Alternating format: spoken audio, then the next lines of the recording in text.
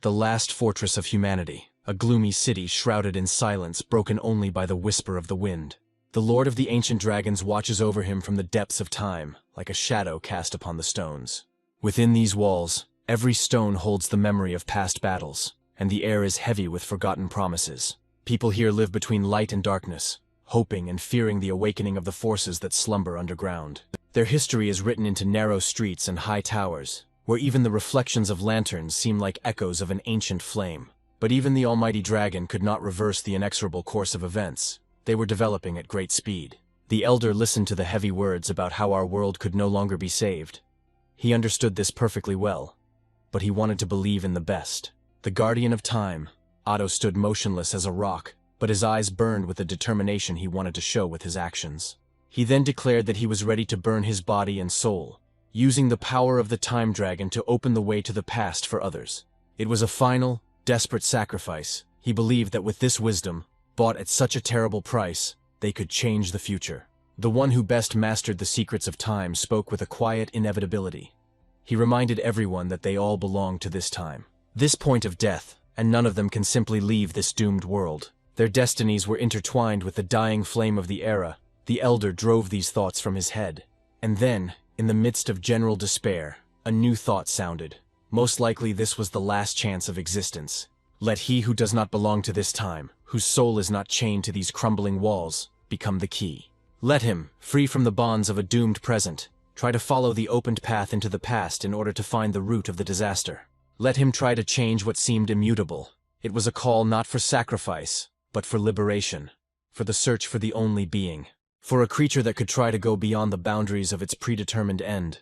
There may still be something waiting for it. And this sentence was pronounced, becoming the last hope. Let the one who does not belong to this time rewrite the fate of humanity. The words echoed like a spell through the very foundations of the gloomy city, rushing through the layers of reality. And then they saw him. Horror gripped their hearts.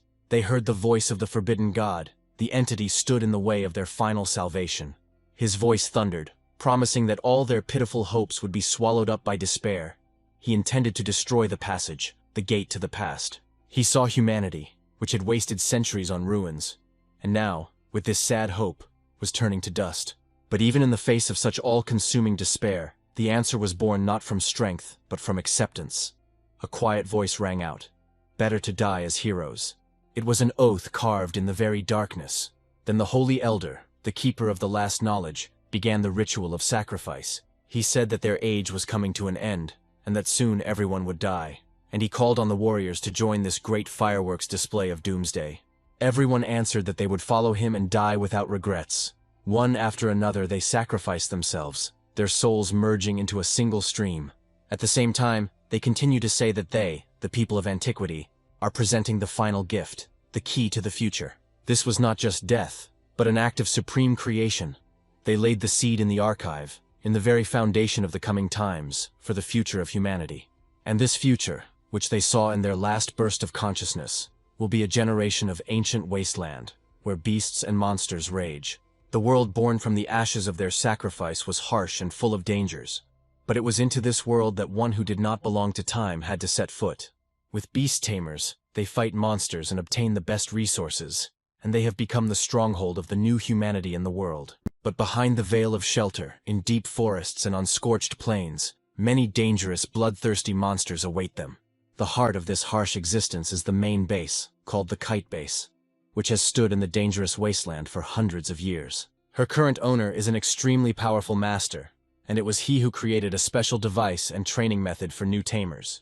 A dire notice was posted for all to see. There was no room for slackers in the training camp, and so one of these students, whose time was coming to an end, stood in deep anxiety. He was thinking about his next steps. Tomorrow is the last day, and he shows absolutely no signs of the egg hatching. He whispered these words, clenching his fists in helplessness. Despair washed over him, turning into a bitter curse, and curses burst from him as the realization of failure washed over him. His soul cried out, and he along with it, that all this was very offensive, feeling how the last opportunity was slipping away. Ahead looms only the hard lot of a collector in the deadly wastelands, where there is almost no chance of survival. And at that very moment when despair reached its limit, something unexpected happened.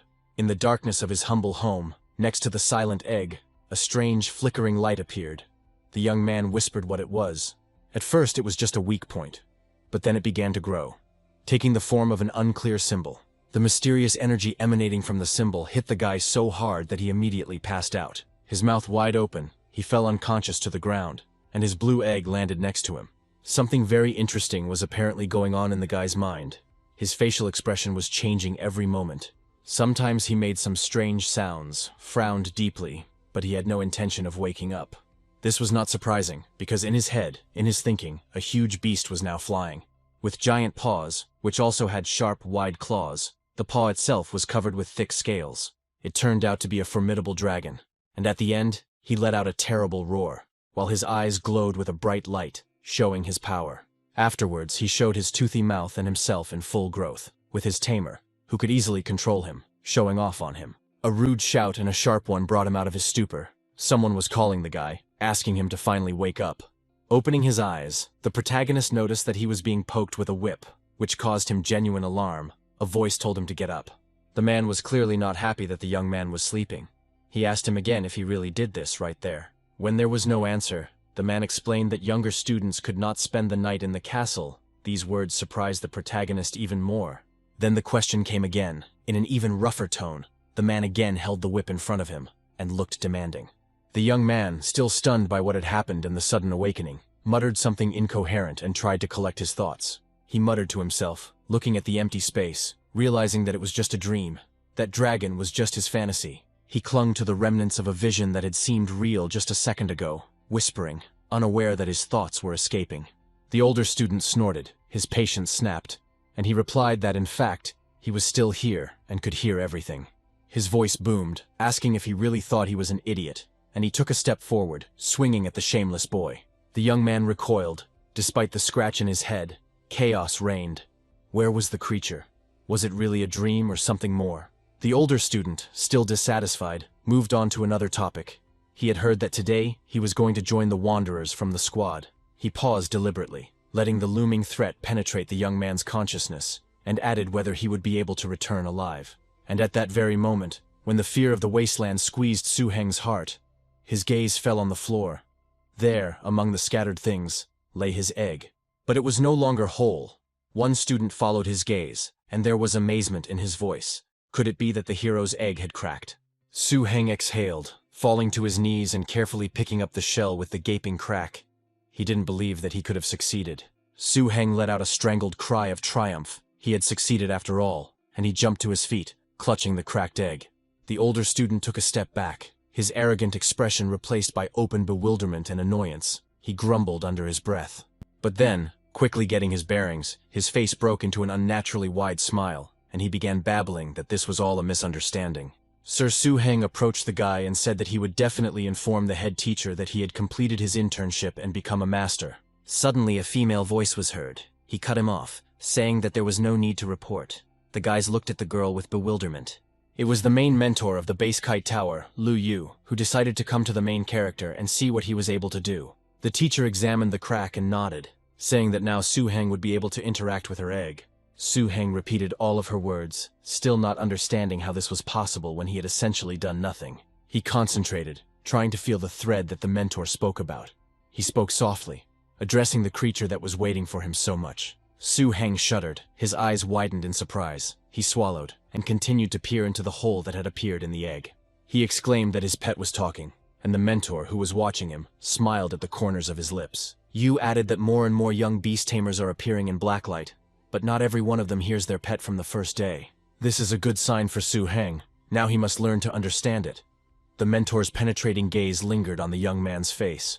She asked, pointing to the fresh bruise and scratch that Su-Heng himself had forgotten in the whirlwind of events. What kind of wound was that on his cheek? He pointed his finger at the offender and said that it was he who hit him, deciding not to hide or cover up for this impudent guy. Immediately, Lu Yu's mentor's voice followed, full of rage and defense, asking how he dared to hit the master. She added that she would reward him with 20 lashes, and then send him into the wasteland to get food, where he would receive his punishment. This outburst was so bright and emotional that Su-Heng even recoiled slightly, and the senior disciple, sensing something was wrong, suddenly fell to his knees. His tone became obsequious and full of horror. He begged Master Su-Heng to spare him, but he no longer listened to the guy. Su Heng and mentor Lu Yu now headed towards the castle, which was illuminated by the shining sunlight. Having looked into the castle, they immediately headed to the office of the base owner, who politely received them without making them wait long. Jogu, sitting at his desk, nodded towards Su Heng, asking if this guy was really the first newcomer this semester.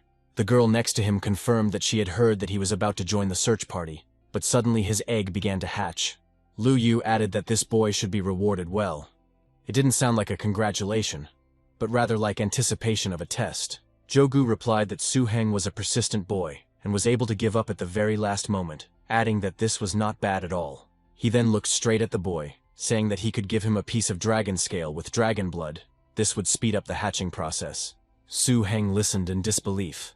Dragon blood was incredibly rare and valuable. After hatching, he would become stronger than other scaled ones. Then the master offered a second option, the opportunity to choose an egg from his collection for a second pet in the future.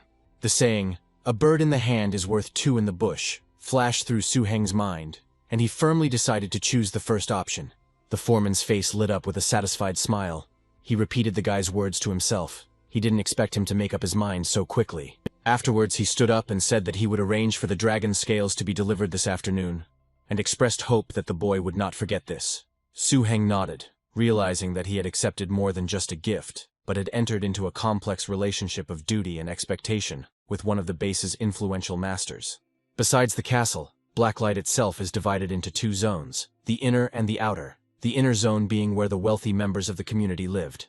The main character's house was located in the outer zone, which was considered bad and dirty, and was where representatives of the lower classes lived. Here stood the main character's house, a plain building made of rough stone and wood, and from inside came the cry of a boy and his sister.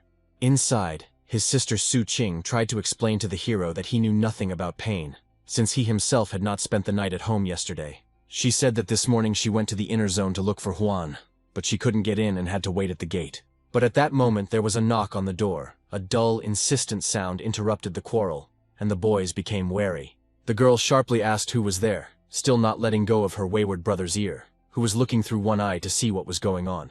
A messenger from the castle stood at the threshold. He greeted the boys.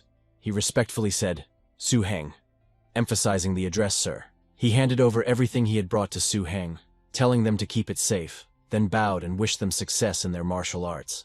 With these words, he left, leaving a deathly silence in the house.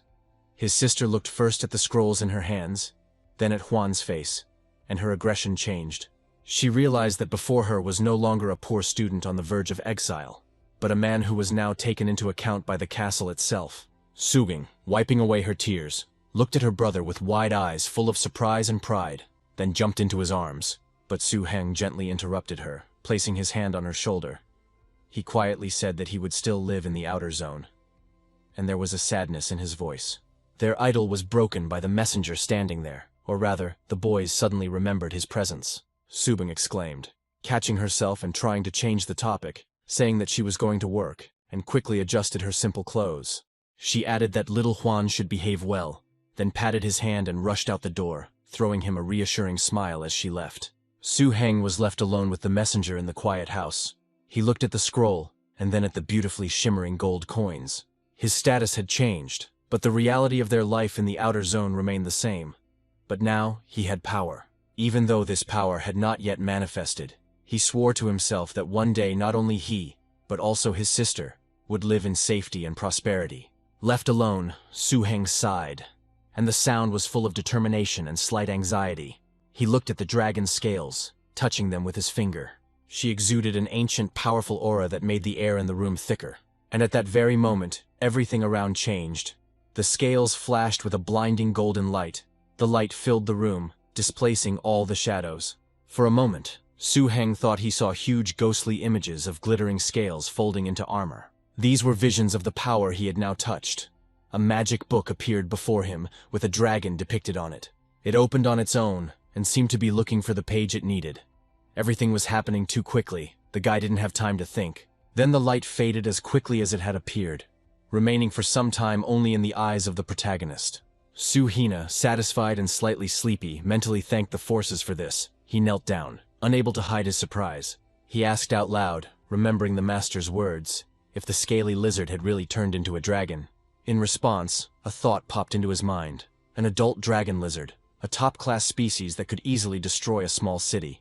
And the one he had, a middle-class scaly lizard species, they were two completely different species. A dragon blood root appeared in the hero's mind. It looked like a brownish-brown root. He became interested in whether the root was useful for himself. His thoughts took him to a story that everyone in Blacklight knew. About a girl who was so talented that she became an elder's apprentice. The first animal she bred was a dangerous, high-class species.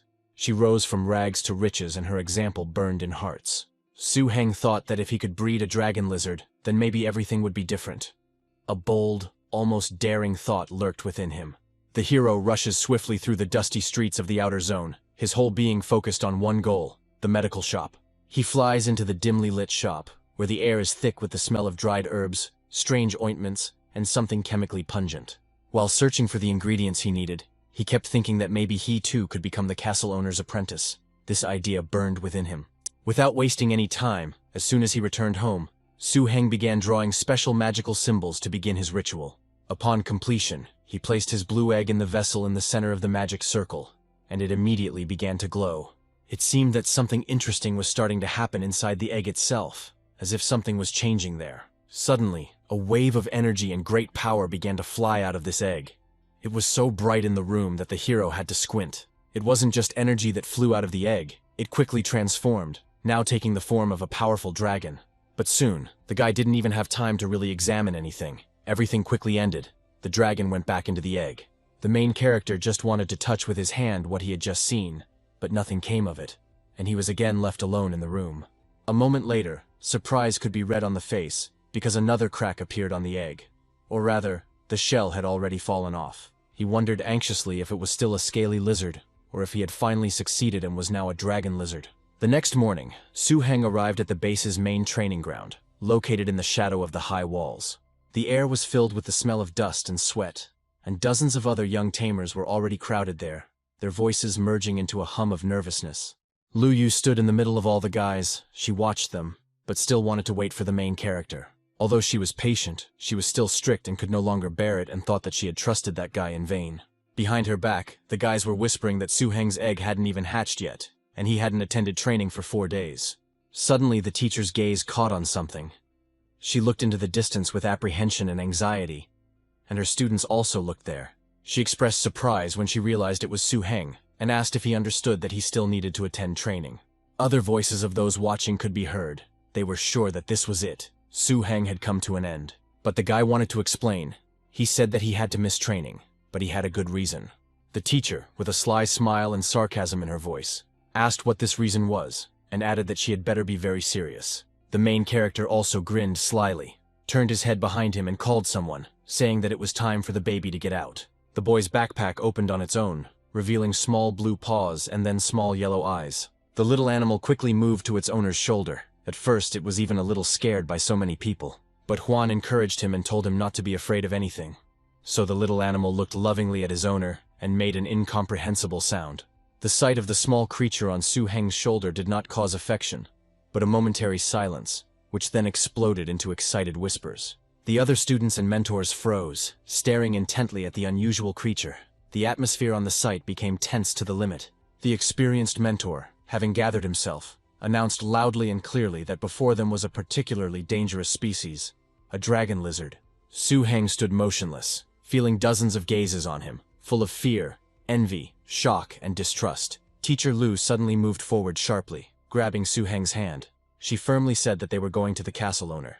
After a long pause, the owner said that it was indeed a dangerous species, and with amazement in his voice, he asked if it was really the boy who hatched it first. Then his face darkened with anger. He turned sharply to one of his assistants, and in a thunderous voice demanded to know what was going on. Who dared to give the hero such an egg? His anger was like thunder rolling through the stone walls of the hall. He ordered that the bureau responsible for egg distribution be notified, so that the culprit could be found and fined 3 months' salary. Then his gaze softened, and he turned to Su Heng, saying that thanks to his hard work all these years, the boy had been able to get through a lot. He assured Su Heng that despite all his past suffering, this was only the beginning of his journey, and expressed confidence that the boy would go far. Su Heng, hearing such words from the castle's owner himself, straightened up to his full height and loudly declared that he would live up to all expectations placed on him. The elder nodded. A shadow of a smile appeared on his face. He was very glad to see such a talented and persistent young man within his walls. Jogu leaned forward a little and asked Su Heng if he wanted what every black-eyed inhabitant dreamed of, the question hanging in the air. And finally, the master spoke words that turned Su Heng's world upside down. He asked directly if the young man wanted to become his disciple. Teacher Lu, who was standing nearby, couldn't help but whisper in surprise, and she addressed the master by his title, expressing her shock. This event was unbelievable. Su Heng, a guy from the very bottom, was just offered the opportunity to rise to the very top. Without a second's hesitation, Su Heng blurted out that of course he really wanted it, his voice trembling and his eyes shining with such a bright light. The master of the castle laughed loudly, and his laughter, full of approval and power, echoed in the stone vaults. He declared that this was good. He also announced that he would be holding a banquet that evening, and explained that all the tamers and their mentors, who would be free from work, would be there. And they celebrated until the evening, until the sounds of music and laughter merged with the approaching twilight. Late that night, Su Heng and his sister Bertha set off for home, accompanied by the mayor's personal guard, in a comfortable carriage. Inside the house, Su Heng, still under the impression, proudly informed his sister that he would now receive 100 gold pieces a month. Su Heng gently patted his head, and with a slight smile noted that she hadn't earned that much even in 3 years, adding that this is what he gives. Then the sister, trying to return to seriousness, but with a smile in her voice, said that it was time to rest, because tomorrow she had to go back to work. The hero learned that the difference between normal creatures and dangerous species is whether they have innate magical abilities. The ability to handle magic was called magical talent, and this talent was a key factor in determining the strength of a beast. The snake dragon lizard, as one of the most dangerous species, naturally had a special predisposition to the use of magic. Besides the most common fire attack, the other 6 skills of the fire dragon were skills such as dragon sleep. Also mentioned were the lower dragon power, common to most lower dragon races, and dragon might. Su Heng continued to study the materials. He read that dragons also use the power of the earth, which is a destructive technique. Then his attention was drawn to the skill natural power, which allowed him to use the energy of nature and its resources for magic. The last skill was a powerful ability called evil, the most powerful technique that possessed destructive power. Su Heng imagined how his dragon, now so small and defenseless, would one day be able to spew streams of purifying flames. Su Heng looked at him as he slept, and quietly whispered to him that he believed that he would become a true beastmaster. Suddenly, Su Heng was stunned. The baby who had fit in his crib just a moment ago could no longer lie on it normally. Su Heng couldn't help but let out a surprised cry when he saw the dangerous species growing so quickly. The next morning, the boy entered the training room specially designated for him. Jogu entered the training room. He carefully examined the dragon, and stated that his dragon was indeed very talented. Then the mentor suggested that Su Heng conduct a test. He explained that it was necessary to determine the dragon's strength in 3 elements and choose one. The mentor sensed the inner preferences and power of the animal, so he confidently declared that his animal's element was fire. Su Heng asked if this was the teacher's animal talisman. He had heard of such things, but had never seen one up close.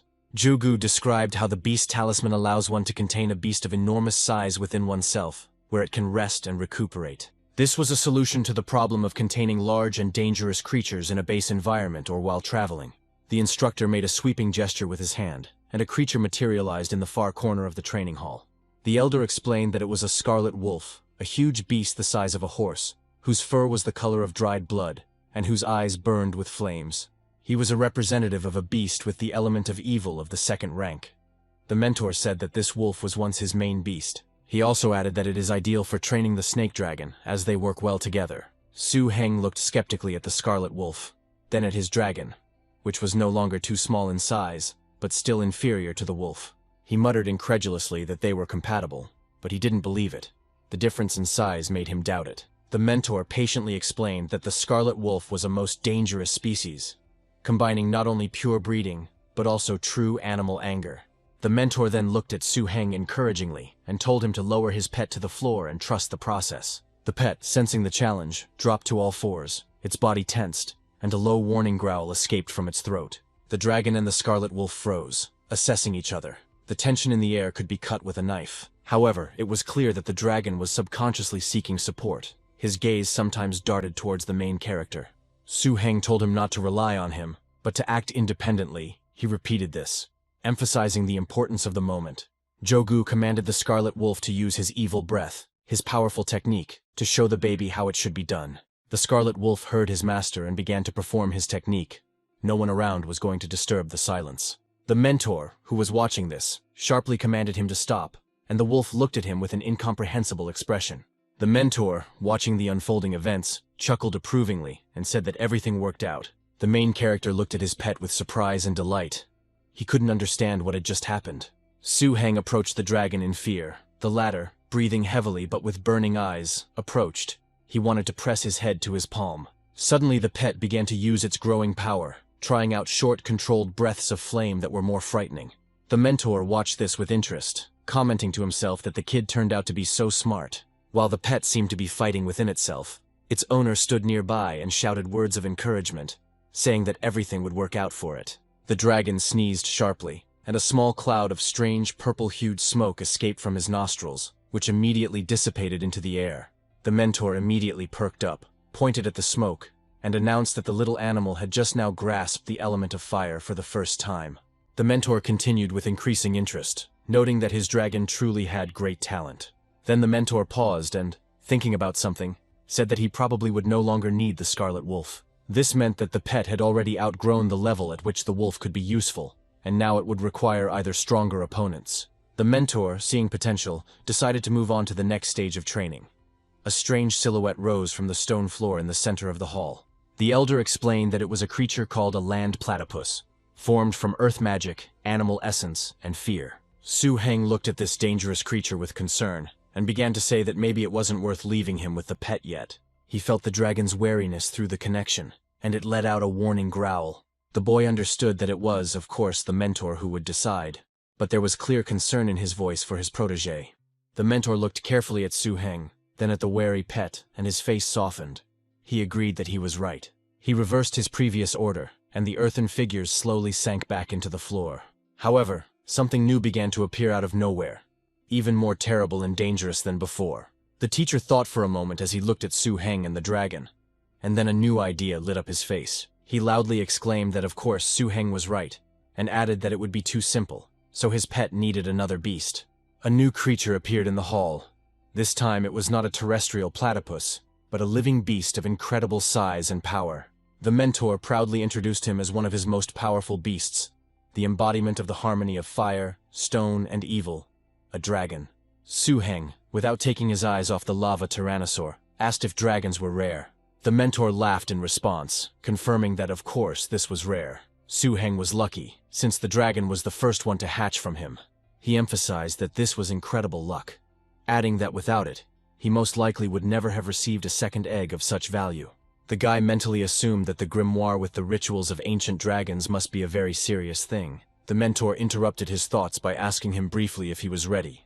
The creature that arrived had eyes that glowed like hot coals with rage. He was ready to take action right now. The baby stood at the feet of his master. He was incredibly scared, but the question of readiness was not being asked of him, so there was no choice. The elder then gave a command to his lava tyrannosaur, ordering it to move forward. He let out a low, menacing roar that was not just a sound, but a physical wave of pressure filled with primal menace. The baby was frightened, his tail frozen in tense readiness, his eyes narrowed to slits, watching every movement of the giant. Even as he stood to the side, Su-heng felt a wave of pure animalistic power from the lava tyrannosaurus crashing down on him. He mentally compared himself to a tiny boat that was about to capsize from this colossus. It was a terrifying feeling. The teacher, noticing the pallor and tension on Su-heng's face, sharply ordered him to move away so as not to get hurt. His voice was firm and did not tolerate objections. He was genuinely worried about the main character. When the first wave of pressure subsided, Su-heng let out a sigh of relief, whispering that it was over, but he still felt his knees trembling. Seeing how the pet, despite its size, steadfastly withstood this pressure, Su-heng whispered how strong it was. The mentor, watching the little dragon's maneuver, nodded approvingly and remarked, turning to Su-heng. He said his baby was holding up well, and there was a professional note in his voice. Then the mentor decided to increase the pressure. He gave a new command to his lava tyrannosaur, ordering him to intensify the attack. The lava tyrannosaurus responded with a powerful low roar that filled the hall with vibrations again. This time he didn't just demonstrate his strength, but began to act more actively, turning his massive head to follow the movements. The dragon, sensing a change in the enemy's tactics, was forced to continue moving, using its agility. Every step the giant took, and every swing of his tail created currents of air and vibrations that were disorienting and threatening. The mentor, seeing that his pet continued to dodge, said that now we'll see if he can withstand this. However, not much time passed, and the mentor smiled broadly and exclaimed with obvious surprise that this was it. He commented that although his pet was still quite weak, he was trying to use the dragon's base strength against the Tyrannosaurus's might. It was an incredibly brave and smart move to use the innate magical protection of dragon blood. He continued, noting that his dragon had a very high level of magical talent, but he didn't know if he could break through his beast's terror. Su Heng watched with bated breath, realizing that it was precisely such trials that tempered a true beastmaster. Suddenly, the mentor seemed to remember something. He looked up from the fight and turned to Su Heng. He asked the young man if he had already used the dragon scales he had sent him, his voice filled with curiosity. Su Heng immediately responded, addressing the master as a teacher, that he had used it as soon as he received it. Jogu looked closely at the pet and noted that it seemed to have absorbed the substance contained in its scales well. He then suggested that perhaps he had even been able to obtain some dragon blood, which would help him increase his talent. The mentor walked over to the shelf and pulled down a thick, tattered leather-bound volume. He handed the book to Su Heng and told him to take it. He began to explain that in this book he had collected the methods and knowledge that Su Heng would now need for his further training. The mentor continued to explain that the book contained techniques that would help him develop his beast. Su Heng bowed with deep gratitude and thanked the teacher for the precious gift. He understood that this was a sign of great trust. After some time, after leaving the castle, Su Heng was finally able to realize his dream by buying his family's old mansion. While his sister Su Qing was at work, Su Huang began cleaning their new, or rather, returned old house. Although he was unable to make the house what it was in his childhood memories, before the ruin, there was a deep sense of relief in his heart. Before telling Su Qing the good news about the house being bought, Su Huang decided to go to her work and pick her up to give her a surprise. He imagined her face lighting up with happiness when she saw their old home return to the family, and told the pet that it was time to go. Suddenly, while still approaching his sister's place of work, his hearing caught a strange sound, a sharp bark or roar of some creature. Then, from around the corner of the nearest building, a desperate, terrified scream came from a woman's voice. Su Huang instantly recognized him. His blood ran cold. That voice belonged to his sister. Without thinking about anything other than her safety, Su Huang rushed towards the source of the sound, shouting her name. Bursting into the narrow, dirty alley behind the workshop, Su Huang saw a scene that made his heart clench. His sister was pinned against the wall. In front of her, blocking the exit, stood 3 rough-looking men, and next to them, 2 huge, skinny dogs with wild eyes growled and grinned. One of the men, with an unpleasant grin on his face, said that they just wanted to play with her, and there was an open threat in his voice. The men continued to mock, interrupting Su Qing, and said that if she played with them that evening, his dogs would not play with her. Their intentions were more than obvious. It was impossible to discern any conscience in their faces or eyes. At this moment, an icy, calm voice came from behind the men. Su Huang stepped forward, his face like a mask made of stone. He repeated their word with a murderous intonation. Then he slowly bent down and picked up a brick from the ground and swung it.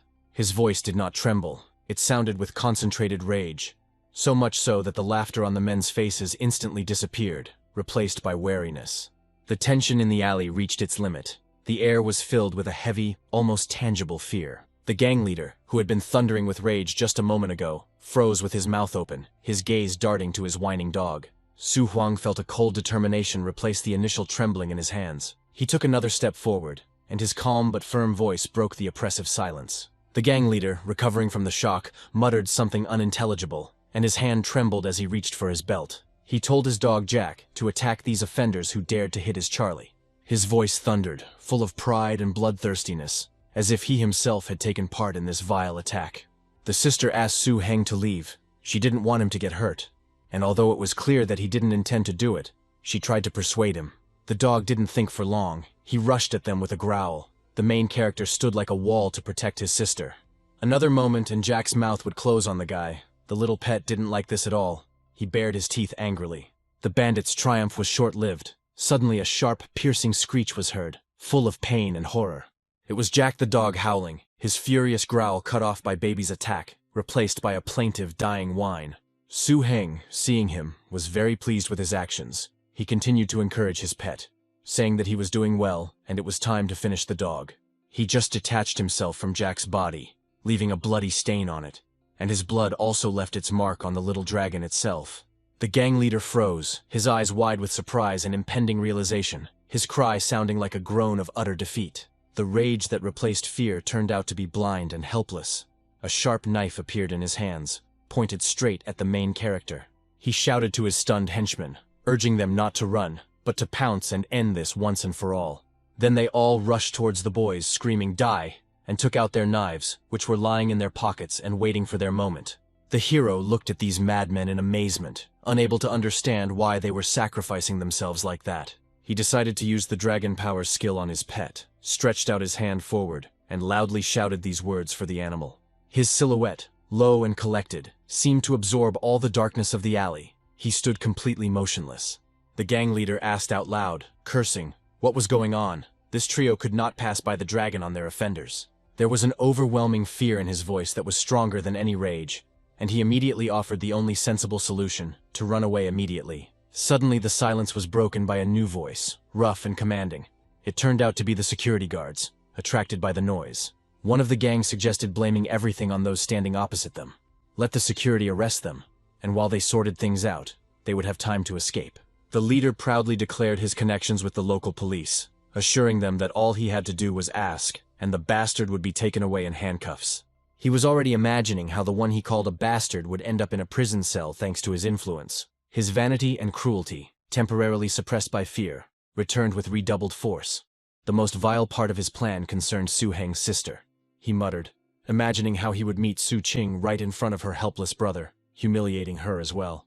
This thought, full of sadism and complete impunity, now seemed to him like a sweet poison, eclipsing all previous fears. He continued his vile thoughts, thinking that his dogs could not have died in vain, and that he should benefit from this. However, one of the guards who approached came out. One man. It was the one who recognized the leader of the gang and called coup. He blocked the road, and his simple question about where he was going sounded not like curiosity, but like a quiet command to stop. Seeing a familiar face, the leader was momentarily confused, but then his face distorted again, now with feigned bitterness and the role of a victim. He began his version of events, full of lies and distortions of facts. The guy called himself a victim whose dogs were cruelly and without reason killed. The chief guard's demand to arrest the culprit sounded loud and brazen. He was confident in the guy's words.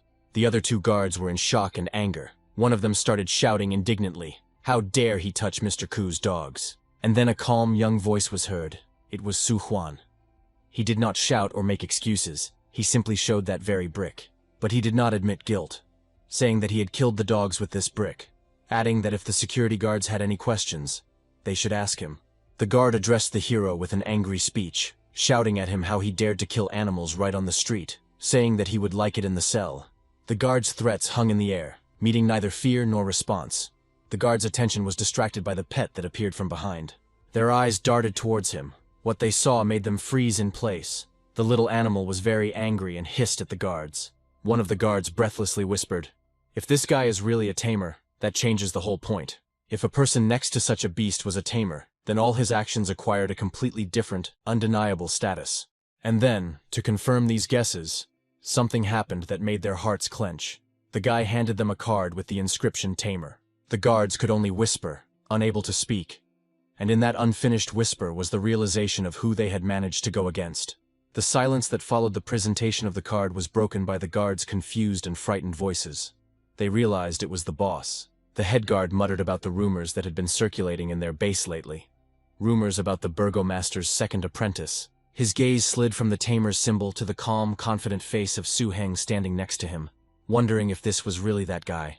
At that very second, he took his pistol and fired into the air, shouting at the same time what kind of impudence was happening here. He turned to Ku Jianyao and asked how he dared to so brazenly and presumptuously arrange this murder of dogs. He shouted at the security to immediately handcuff Ku and his accomplices, and in case of resistance, to shoot them on the spot. This caused the gang leader to suddenly fall silent, his scream cutting off into a short, meaningless cry of surprise and fear. Then he turned to Captain Jianyao and started babbling about how he was a victim, that some terrible mistake had happened. But seeing that this made no impression, he turned to his last trump card, his origin, and shouted out the name of his father. His attempt at pressure failed completely and irrevocably.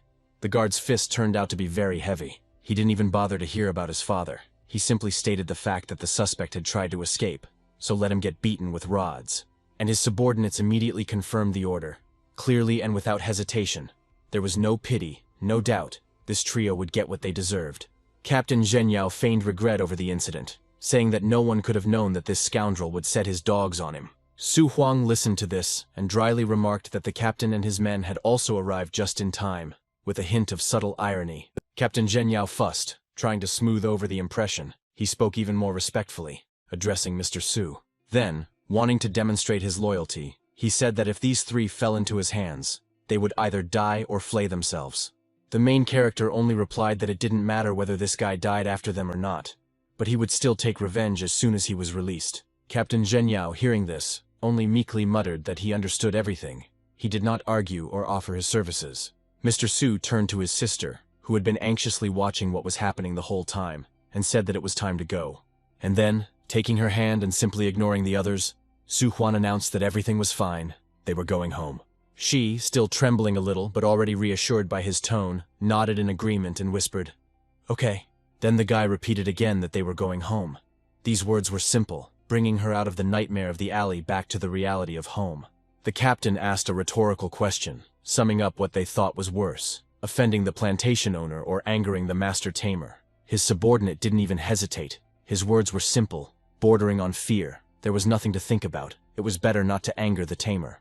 The senior officer gloomily confirmed that he was speaking correctly, calling him a kid and placing his hand on his shoulder. Then another was ordered to find a carriage, while the captain and Lao Dong would wait, and then they would take the three detainees to the cell.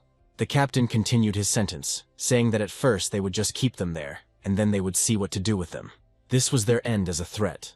A quiet and unknown disappearance at the behest of those they dared to disturb.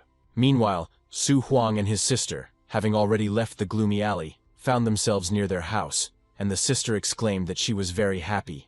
Returning home to familiar safe walls seemed almost unreal to the girl. She said she felt as if she were in a dream.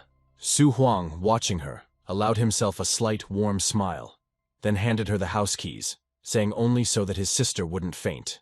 He reminded Su Qing that buying out their old house was just the beginning, and that things would only get better from here on out, and nothing else. Su Bing looked at him, her eyes shining. All fears and doubts seemed to evaporate. She joyfully exclaimed that she believed her brother. She said that only the best awaited them ahead. This phrase did not contain a naive dream, but the confidence of a person who had gone through darkness. The peaceful atmosphere of the house was suddenly broken by a quiet but insistent knock on the door. Su Huang, still alert after the night's events, suddenly opened the door and asked who was there. A calm voice responded, calling the guy forgetful and introducing himself as the deputy director of plantation management, Go. Su Ging asked again, clarifying his position, and asked why he was here now. Her tone was straightforward. The guest, without any embarrassment, got straight to the point. He explained that he had just received news from the police that Q's son had insulted Mr. Su. He then outlined his plan. He was going to transfer the guilty Ku to the 30th plantation to plow the land. He added that he thought Ku Dingquan, who was at least the leader, would be able to adapt to it. Su Huang listened to Deputy Guo's proposal with a cold, assessing gaze. He was glad that it was being taken into account. A little later, Guo noticed that Mr. Su's sister was a senior agronomist in their plantation system, so he offered her a promotion. Su Huang's sister, Su Qing, was stunned, but she sheepishly retorted that she was completely unsuitable for a higher position. But Deputy Guo immediately dismissed her doubts with insistence, saying that she was Mr. Su Heng's sister, so of course she was suitable. Su Xing, seeing her brother's determination, who silently indicated that consent would be correct, replied that she would be happy to help then. Su Huang said thoughtfully, looking into space, about how it seemed like as you became stronger, more and more privileges appeared. Now the main character was left to do his own thing, following his mentor's instructions and cooking for his little animal. Su Huang tried to persuade the pet, saying that it was very good for him. He would eat, grow, and become stronger, trying to motivate him in this way. The dragon made a dissatisfied sound, but was already ready to give in to persuasion. Su Huang, looking at him, thought. He continued that the food the teacher gave was of very good quality, just right for a young animal, and that this recipe was really important. However, the little animal tried the offered food and clearly didn't like it. Su Huang frowned as he watched this. As Su Huang pondered the problem, he considered the possible causes. His gaze fell on the bowl, and it dawned on him that it might be the ingredients. He recalled that he had blindly followed the recipe, but had not taken into account possible individual reactions or the freshness of the ingredients. But then lines from the book came to his mind, and he confidently exclaimed that this was true, that it was said so in the rituals of the ancient dragons. As soon as the dragon lizards hatch, they immediately eat their own shells, and then may not eat for a long time. At the same time, dragons, snakes, and lizards are quite picky about food. They prefer food in the form of living creatures. Su Huang, with a slight smile of relief and new understanding, said that he thought he understood what the problem was. Having decided to take action, Su Huang stroked the animal encouragingly and announced that he would now go and look for a new recipe for it. Turning to his pet with renewed determination, he assured him that he did not need to limit the animal's food intake, so it needed to eat more and grow faster. Over the next few days, Su Huang meticulously followed the new, more suitable recipe he had found in the ancient dragon rituals. The recipe required fresh, live, or rather, extremely fresh ingredients. Su Huang chose the best, sparing no expense. The results were not long in coming. The pet liked the new diet, ate with appetite, and it seemed to do him good. However, this led to an unexpected and big problem, all because of the satisfied appetite and quality nutrition. After only 5 days, Su Huang, looking at his protégé, exclaimed with amazement and slight panic that very little time had passed. A good intention turned into an unexpected challenge, requiring new flexibility and quick adaptation from the young trainer. The problem was not that the animal was sick or refusing to eat, but that it began to grow too quickly, perhaps exceeding all expectations. The beast was no longer a baby, but a full-fledged young dragon. Its size had noticeably increased. Muscles were visible under the skin. The protagonist sighed, saying that although there was no money left, at least his dragon had overcome its childhood stage and entered adulthood. He remembered that night fight in the alley, where his pet had difficulty coping with the dogs, but now it would not have been any trouble for him. The hero began to imagine how his dragon, now full of strength, acts. The beast freezes, its muscles tense, preparing to jump. Then, in an explosion of action, the little beast, or rather now a dragon, jumped and headed off to defeat its enemies. Su Heng confidently stated that his pet would be able to finish off such a fighting dog in a couple of seconds, in one breath. He realized that with such strong scales, an ordinary person without a firearm posed absolutely no threat. And even the numerical advantage lost its meaning. In his imagination, this group did not represent a well-coordinated detachment, but rather just targets. Su Heng exclaimed in fear. He remembered the important task given to him by his mentor. He needed to find him in the castle now. The boy was still amazed at the speed of change. It was surprising that only 5 days had passed since he had stopped being a cub. Having come to his conclusion, he decided that since this was the case, it was very important to be careful and keep it a secret so as not to attract unnecessary attention. 10 days flew by in training and watching the dragon's growth stabilize, after which it was time to move on. Su Heng went to fulfill the mentor's request. He stood in front of the massive wooden door in the castle. A familiar, slightly hoarse voice was heard from behind the door, allowing entry. The elder, seeing the student, raised an eyebrow. He said that he had not seen him here for a long time, calling him a kid, and asked if he was really idle. Su Heng, maintaining his respectful manner, began to explain and began to apologize to the teacher, saying that he had worked hard to cultivate the dragon. Then, with a touch of pride, he moved on to the main news. Thanks to his recipe, the dragon had successfully reached adulthood. The teacher's reaction was immediate and much more emotional than Su Heng expected. The old man stood up abruptly or opened his eyes wide. Su Heng, a little embarrassed by such a violent reaction, tried to downplay the achievement, saying that it was only in 10 days. The teacher reacted to Su Heng's words with even greater astonishment, and told him that it took Bai Su a whole month for her beast to advance. He asked the rhetorical question again, asking how fast it would take for it to be considered really fast. The protagonist looked at his mentor and thought that things would be better without such a wild growth rate. Then the teacher's tone changed, and he suggested that Su Huang's dragon also had unique potential for growth. If the dragon has truly reached adulthood, then it stands to reason that it should already be familiar with its new, more powerful abilities. The hero explained that the pet now has the power of the dragon of the 1st and 2nd degree. The first, the power of the dragon called intimidation. The second was a dragon power called shock and awe, which sounded like a more active attack, of a crushing physical nature. But that was not all, Su Huang continued, saying that there was also a previously existing ability, which he called the breath of evil thought. It also rose to a new level and formed into something greater, a stream of evil thought.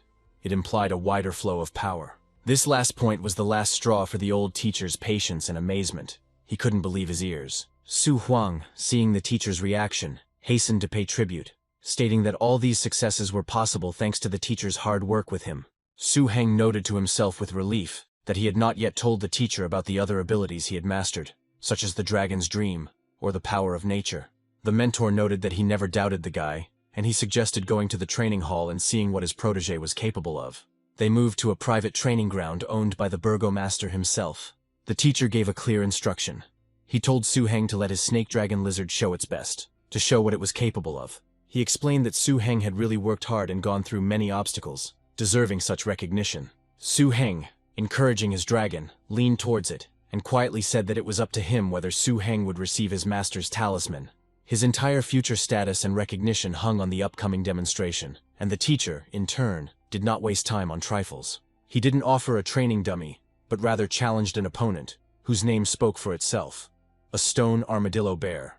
The sight of this new, impressive creature caused genuine amazement in both the pet and Su-heng himself, and he exclaimed in surprise. He asked how many more beasts with the element of evil his mentor had, noting that every time during training the teacher called a new one. He dismissed his student's admiration, claiming that he had only tamed 10 or 20 high-danger class beasts, and among them, only half are at the level of a stone bear or a lava tyrannosaurus. This was where Zhou Gu's skill was felt. After the master described his collection, he challenged Su-heng to prove that he truly wanted to obtain the master's coveted talisman. He then repeated the command, which was both permission and an order to show everything that he and his pet were capable of. The time had come to see the real fruits of all their hard work. Not in words, but in deeds. The bear was already ready for such a fight. His roar sent a blast of air towards his opponents, nearly knocking them off their feet. The fight promised to be interesting. The dragon reacted instantly to this impact, his eyes shining with a bright fire. It was clear that the pet was determined. The teacher, who was watching this with professional attention, instantly recognized the technique. It was the dragon's power-holding barrier.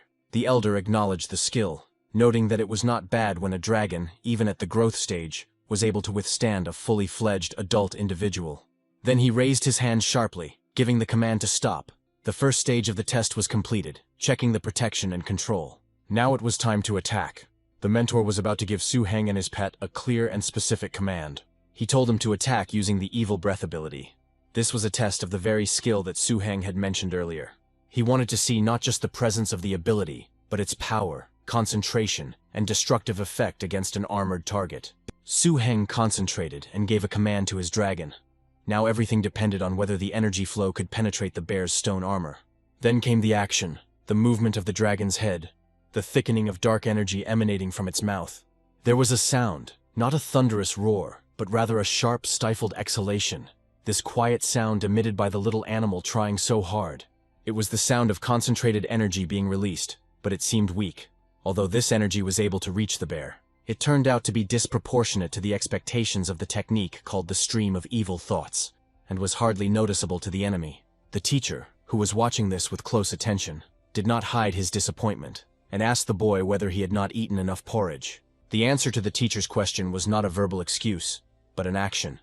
Su-heng realized that a simple technique would not be enough here. He concentrated and gave another command to his dragon, calling out the full and true name of the technique: the stream of evil thoughts. The Pearl of Evil. The snake dragon, having received the command, changed. He understood his past mistake and knew what his master required of him. If earlier he had only exhaled a weak stream, now his body tensed differently. The air was charged with a different, more menacing tension. It looked like shots of dark, clots of energy that rushed at great speed towards the stone bear. Unlike the scattered stream, these pearls were designed to pierce, concentrating destructive force in one point. The silence that followed the teacher's sarcastic remark was now broken by a display of true, crushing power. The teacher told Su-heng directly that he was a good fellow, admitting that he had not expected such deep study and masterful application of the technique. He noted that Su-heng used the accumulation of dark energy to create not just a stream, but a real series of shots, like bullets. Su-heng, accustomed to his teacher's restraint, responded with embarrassment that he was overpraising him, realizing that in fact there was another technique. The teacher, having heard this, finally confirmed his decision. He declared that he was satisfied with Su-heng's attacks, and that the test had been passed. And then he fulfilled his promise. He handed the main character a ring, that very personal talisman of the master. The old tamer explained that although this ring could not hold as many beasts as his own artifact, it could easily hold 5. Zhou Gu added the explanation that there was enough space inside for 5 animals, and if they squeezed a little, there would even be room for 10. And then the teacher announced his decision. He said that real fights are the best way to increase this experience. Therefore, he decided to send Su Heng to the northern defense area, where there would be a great opportunity to fight dangerous beasts. The teacher gave clear instructions. In 3 days, the boy had to report to military headquarters, inform of his arrival, and they would give him an assignment. He also described the structure of the defense. Behind the high walls of the main base, there were 4 defensive lines guarding the entire perimeter. Each section of the defensive lines consisted of military outposts and many beast tamers that formed a wall. He emphasized that the southern and northern borders were the most dangerous, where encounters with dangerous animal species occurred almost every day. This was where he directed Su Heng. Most of the materials in the city related to dangerous species were the results of hunting in these areas. This meant that this place was not only the front line, but also a source of resources for the entire settlement. And this is not the case regardless of what resources they are, be they alchemy ingredients, crafting parts, or just trophies. Within 3 days of preparation, Su Heng, following the instructions, received an advance payment for his next month's stipend as a tamer. And the hero did not hesitate to spend it. He spent most of this amount on buying ingredients for his dragon's food. He needed ready-made, nutritious, and long-lasting rations to keep the dragon strong in the field. The 4 defensive lines around the base were not simply created as a shield against wild animals. They largely protected the plantations. After all, the area of land suitable for harvesting in the safe zone was limited, and risks had to be taken. Working on these outer plantations was also one of the most dangerous professions, which the base's residents tried to avoid.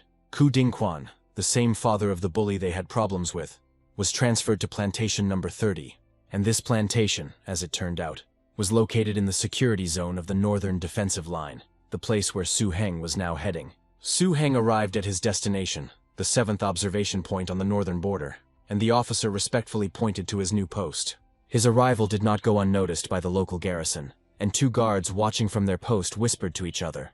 One of them noted with surprise that this newcomer was personally brought by the chief of staff, which already spoke of his special status. Realizing that they were seeing the master Tamer, the other guard exclaimed, "Why are they waiting then?" and offered to go and help immediately. Both soldiers hurried towards the hero, running up. They turned to him out of breath, respectfully calling him Mr. Su Heng.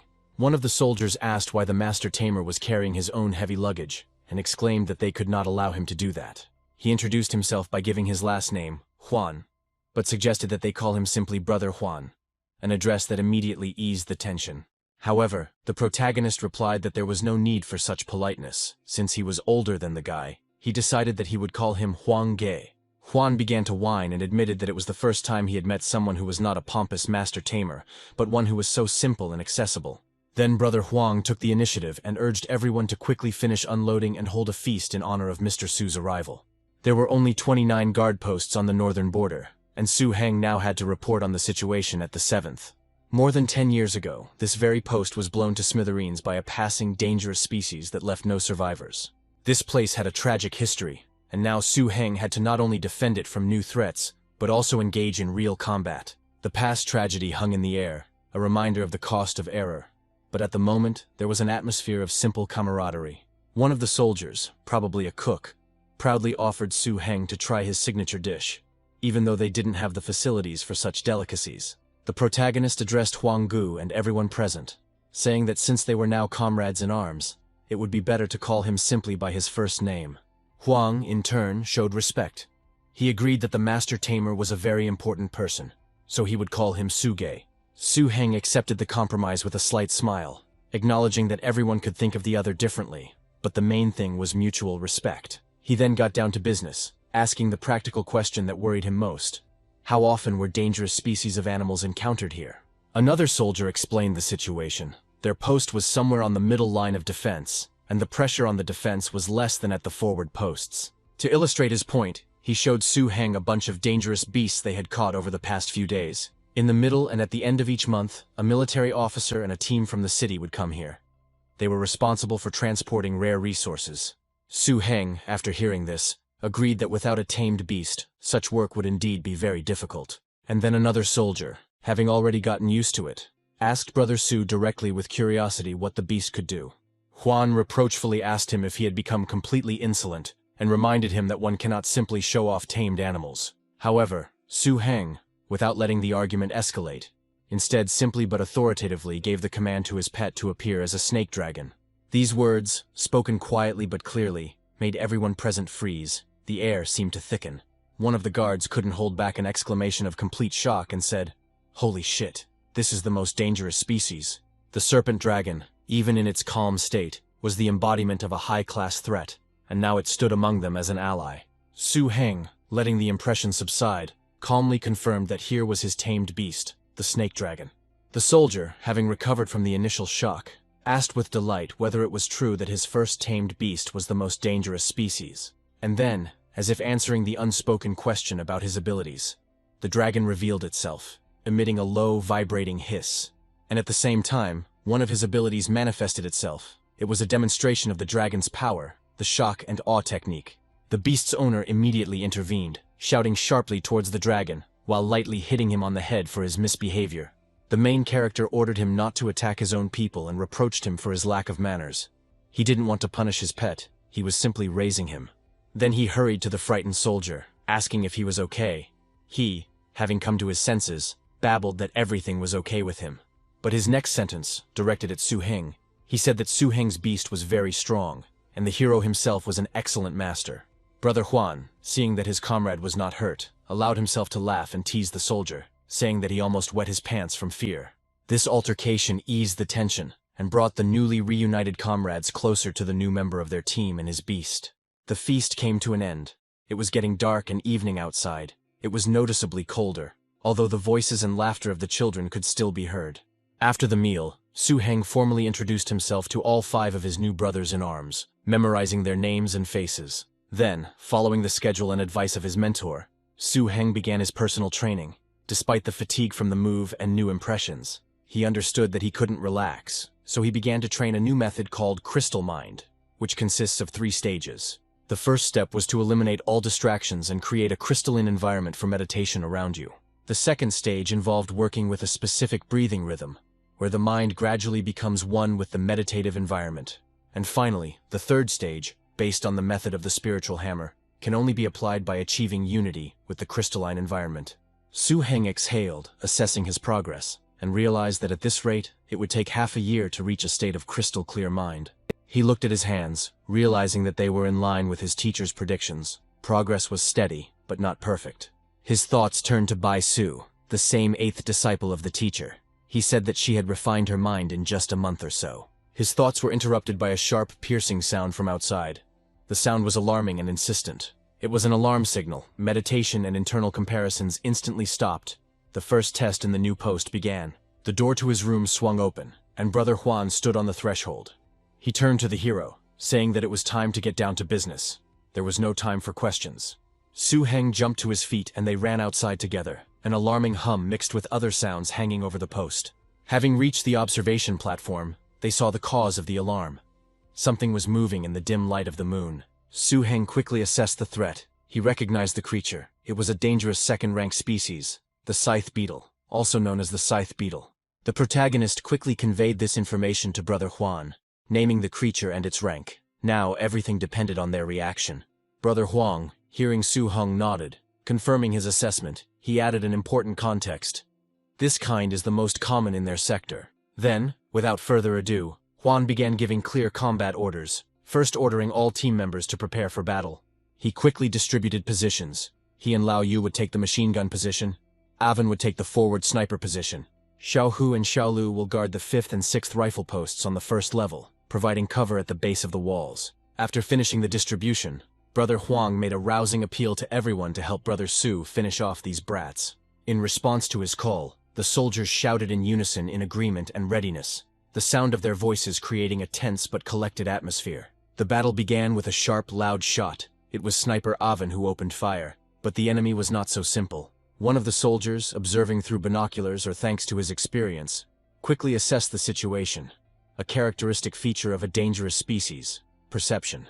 Afterwards, it became clear that these creatures used a special technique, namely, the imposition of armor, with the help of which they could protect themselves. At first glance, it might seem that the intended bullets would not penetrate this armor, but only at first glance. But after a short time, the ammunition was able to pass through their defenses and reach these uninvited pests.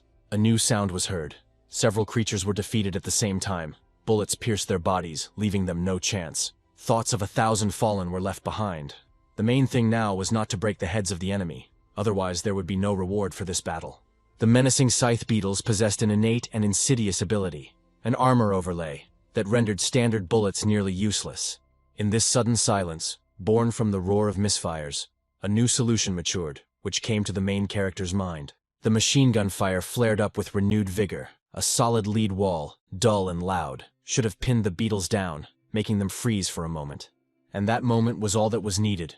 The guy looked at the sniper and tried to control the process. The continuous curtain of fire created by the machine gunner provided an ideal opportunity for the sniper. A flash in the chaos, a single precise shot that must find the weak spot in the armor, that very microscopic crack. Everything froze in anticipation of the result. The air seemed to stop vibrating, holding its breath along with the defenders.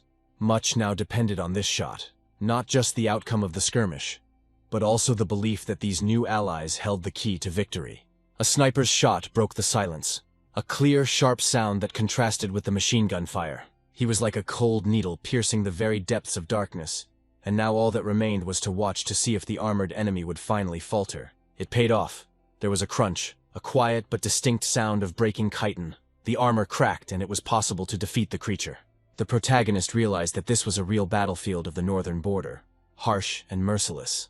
Although the soldiers did not hold the title of Master Tamer, their names were not shrouded in legend. Their strength was born of harsh necessity. But their depth of understanding of the situation and their combat skills, honed in countless battles, were more than enough. This was enough to unite efforts at the right moment and bring down upon the enemy all the necessary coordinated and deadly force. It swept through the ranks of the defenders as one of the creatures turned away from them and began to flee, the instinct for self-preservation overcoming its rage. This moment could not be missed. Huang gave a quick and clear command to Xiaohu and Suge to finish him off together. The answer came immediately, without hesitation. Everyone was ready, and right after that, a decisive voice sounded. "Let's go." Several figures broke from their positions, rushing in pursuit to finish what had been started, and finally turn the tide of this night battle. Huang, Xiaoshu and Suge were already racing, their shadows flickering among the trees, chasing the fleeing enemy to deliver the final, decisive blow. The outcome of the entire battle now depended on the speed, determination, and coordination of this small but courageous group. And this group caught up with the fugitive. He stood up, no longer daring to run further, since he understood that it was useless. Any move he made now could go against him. All he could do was watch the group's actions. Huang Ge gave a short but important warning to his comrade to keep an eye on the inner border. "Everything there is gilded, so you need to be on your guard." The answer was clear and unhesitating. It was already clear that these armored creatures required a special approach and vigilance. The protagonist's attention returned from the chase to their immediate target, the beetle, and he decided to approach it a little closer. A low voice rang out, full of cold curiosity about what would happen to him after the evil attack. The phrase was spoken like a spell. The moment of action had arrived. A decisive cry cut through the silence. The energy condensed. The air around Su Heng seemed to warp. Now all that remained was to see if this dark power, or rather the hero's beast, would be able to finish off the ancient creature. The dragon was always ready and always happy to carry out his master's orders. He flew towards his opponent, and was already using the method of an evil attack. The blow fell, but not on flesh, but on the defense. It was the beetle's last desperate attempt to activate its shield. Resistance arose, and it was clear that the evil attack was struggling with the remnants of the ancient creature's magical armor. The beast threw the beetle forward several meters, but its rage had not yet subsided. It was ready to attack again. And this was necessary, because the repulsed enemy was not yet defeated, and it was necessary to finish this fight. Although the sight was impressive, the creature left behind a trail of dust and earth, so powerful was the dragon's blow. A sharp, dry sound was heard. It was emitted by the opponent who was getting up. Apparently he was ready to defend himself again. After assessing the situation, Su Heng stated to himself that it seemed like this armor really worked so well that it repelled the attack. Then a new force was put into play. A clear command was given to the pet to use the stream of evil thoughts, the Pearl of Evil. It sounded like a call for a technique that would strike at the very core of the enemy, completely immobilizing him. Sharp, lashing sounds were heard, and bubbles of energy burst against the creature's still strong shell. Watching the beetle's persistence, the boy couldn't help but exclaim in surprise and irritation at how thick its skin was. This ancient creature, whose body and spirit seemed to have been forged by the most primordial elements, was ready to endure much more. The silence after the failed attempt was heavy. Everyone understood that the usual methods were not working. The delay could cost them the victory. Then the call came with renewed vigor, urging the beast to use its powerful technique, shock and awe. It was a fierce call to attack. The command echoed, amplifying the message. The dragon's magic thickened in the air, filling it with a chilling, paralyzing aura. The beetle, which had recently been fighting back furiously, suddenly slowed down. Its movements became abrupt and constrained. His body began to go numb. A soft, drawn-out sound was heard. Like a creaking sound, the dragon's magic was working. And at that moment, when the enemy was completely immobilized, the final crushing order sounded, the power of the dragon, to tear him apart. All the pent-up energy, all the anger and determination was put into that final push, into the blow that was supposed to kill. But the ancient creature seemed to be trying to find within itself the last strength for despair. Although the outcome was already known, the beetle lunged forward with unexpected speed, the light staccato sound of its claws on the frozen ground growing quieter with each step. The protagonist let out an astonished cry and asked rhetorically if he had really managed to escape, knowing that he would not succeed. Suge gave another order. The power of the earth, the ground beneath his feet trembled. The dragon did its job perfectly. The earth grabbed the fugitive in a stone embrace, putting an end to this long and furious chase. The creature distorted into a terrifying grimace.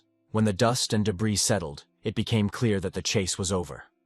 Huang Ge, one of the pursuers, looked at the place where the beetle had been, dumbfounded. It became clear to the soldier that Su Ge did not need anyone else's help. His voice trembled with a mixture of relief and receding horror. Huang Ge said, unable to tear his eyes away from the scene of destruction, that he was now covered in goosebumps. It was a fierce sight. Later, recalling this moment, he would again hear in his memory that commanding, low cry that echoed through the forest. Returning back, the soldier told how Su Ge shouted the power of the earth, and how these spears pierced this beetle right from under the ground, like an ordinary pumpkin. Then Huang came up and put his hand on Su Ge's shoulder, saying that he had previously thought that he had simply decided to strike it rich, but he himself was a real nugget. Su Heng, somewhat embarrassed by such directness, only smiled slightly and modestly waved his hand, saying that everyone had tried their best back then. However, the moment of respite was not destined to last. Someone's voice reached them, warning Huang Ge that someone was coming here. The group's attention instantly shifted. Huang Ge muttered something about looking while peering into the distance. Together with the main character, they moved to a place where the access road to the post was visible. They quickly ran to the place and looked down at the road with interest. Soon everything became clear to both guys. A small column of military vehicles approached along the road, raising a light dust. Huang Ge determined that it was a command convoy. But he immediately noted that this was strange, since usually when counting military reserves the command arrives only at noon. So why were they so early? Silence hung in the air like a heavy cloud as the soldiers watched the approaching convoy, a guess flashing through their minds. The convoy pulled up and stopped, leaving behind clouds of dust and sand, and a man began to get out of the central carriage. His posture and armor unmistakably revealed that he was a high-ranking official. This was the commander-in-chief of the Northern Defensive Line, Lu Ling. His very presence here made the soldiers stand at attention, and a loud, forced greeting rang out from the senior post. The commander's gaze slid over the faces and stopped on one. He called him by name, Huang Chengzhu, and said that they had not seen each other for so many years. Huan seemed momentarily speechless, whining and saying he didn't even think anyone remembered his name, adding that he was so flattered. The commander-in-chief waved his hand, removing the formalities, and said that it was less than 10 minutes' drive from the barrier to here. It didn't matter at all. Then his attention turned to the young tamer. He asked how he was doing here, and whether he was getting used to being here. Su Heng, a little embarrassed by the sudden attention, straightened up, saying that he needed to report to the commander-in-chief. Then he, having blurted out a memorized phrase, he met all his fellow soldiers, and I adapted well to life here. Lu Ling laughed, warmly and approvingly, and patted the boy on the head, telling him that there was no need to speak to him so formally. He admitted that the teacher had already told me a couple of times that he had taken on a new, very talented student, and he nodded, confirming his words. Afterwards his face became more serious. He heard the words of the chief of staff that he did not see him when he came to headquarters. They simply missed each other. A murmur of surprise ran through the soldiers. Could it be that the commander-in-chief had come to this tiny post for Su Heng's sake? Huang Chengzhu thought that Su was an ordinary master, but he didn't know that he was the personal disciple of their burgomaster. It was lucky that he hadn't caused any trouble during this time. Lu Ling, noticing that everyone had frozen in place, clapped his hands, returning everyone to work, and ordered that they sum up the results for the last 2 weeks. When they were alone, The commander turned to the young tamer and asked Suge to summon his snake dragon. Hearing this, Su-heng couldn't help but let out a slight relieved grin. He had already thought that the mentor had forgotten about him as soon as he left the city. Su-heng gathered his courage and clearly uttered a summons. The air in front of him thickened, and the majestic form of a snake spirit materialized. A low, astonished cry rang out from the commander-in-chief, who was unable to contain his admiration. Lu Ling walked closer, carefully examining the protagonist's incredible dragon that had just arrived. He asked in amazement, but hadn't his dragon hatched just under a month ago? The development of a pet in such a short time seemed incredible. Su-heng, a little embarrassed by the attention, replied that his dragon had grown very quickly since it learned to use dragon magic.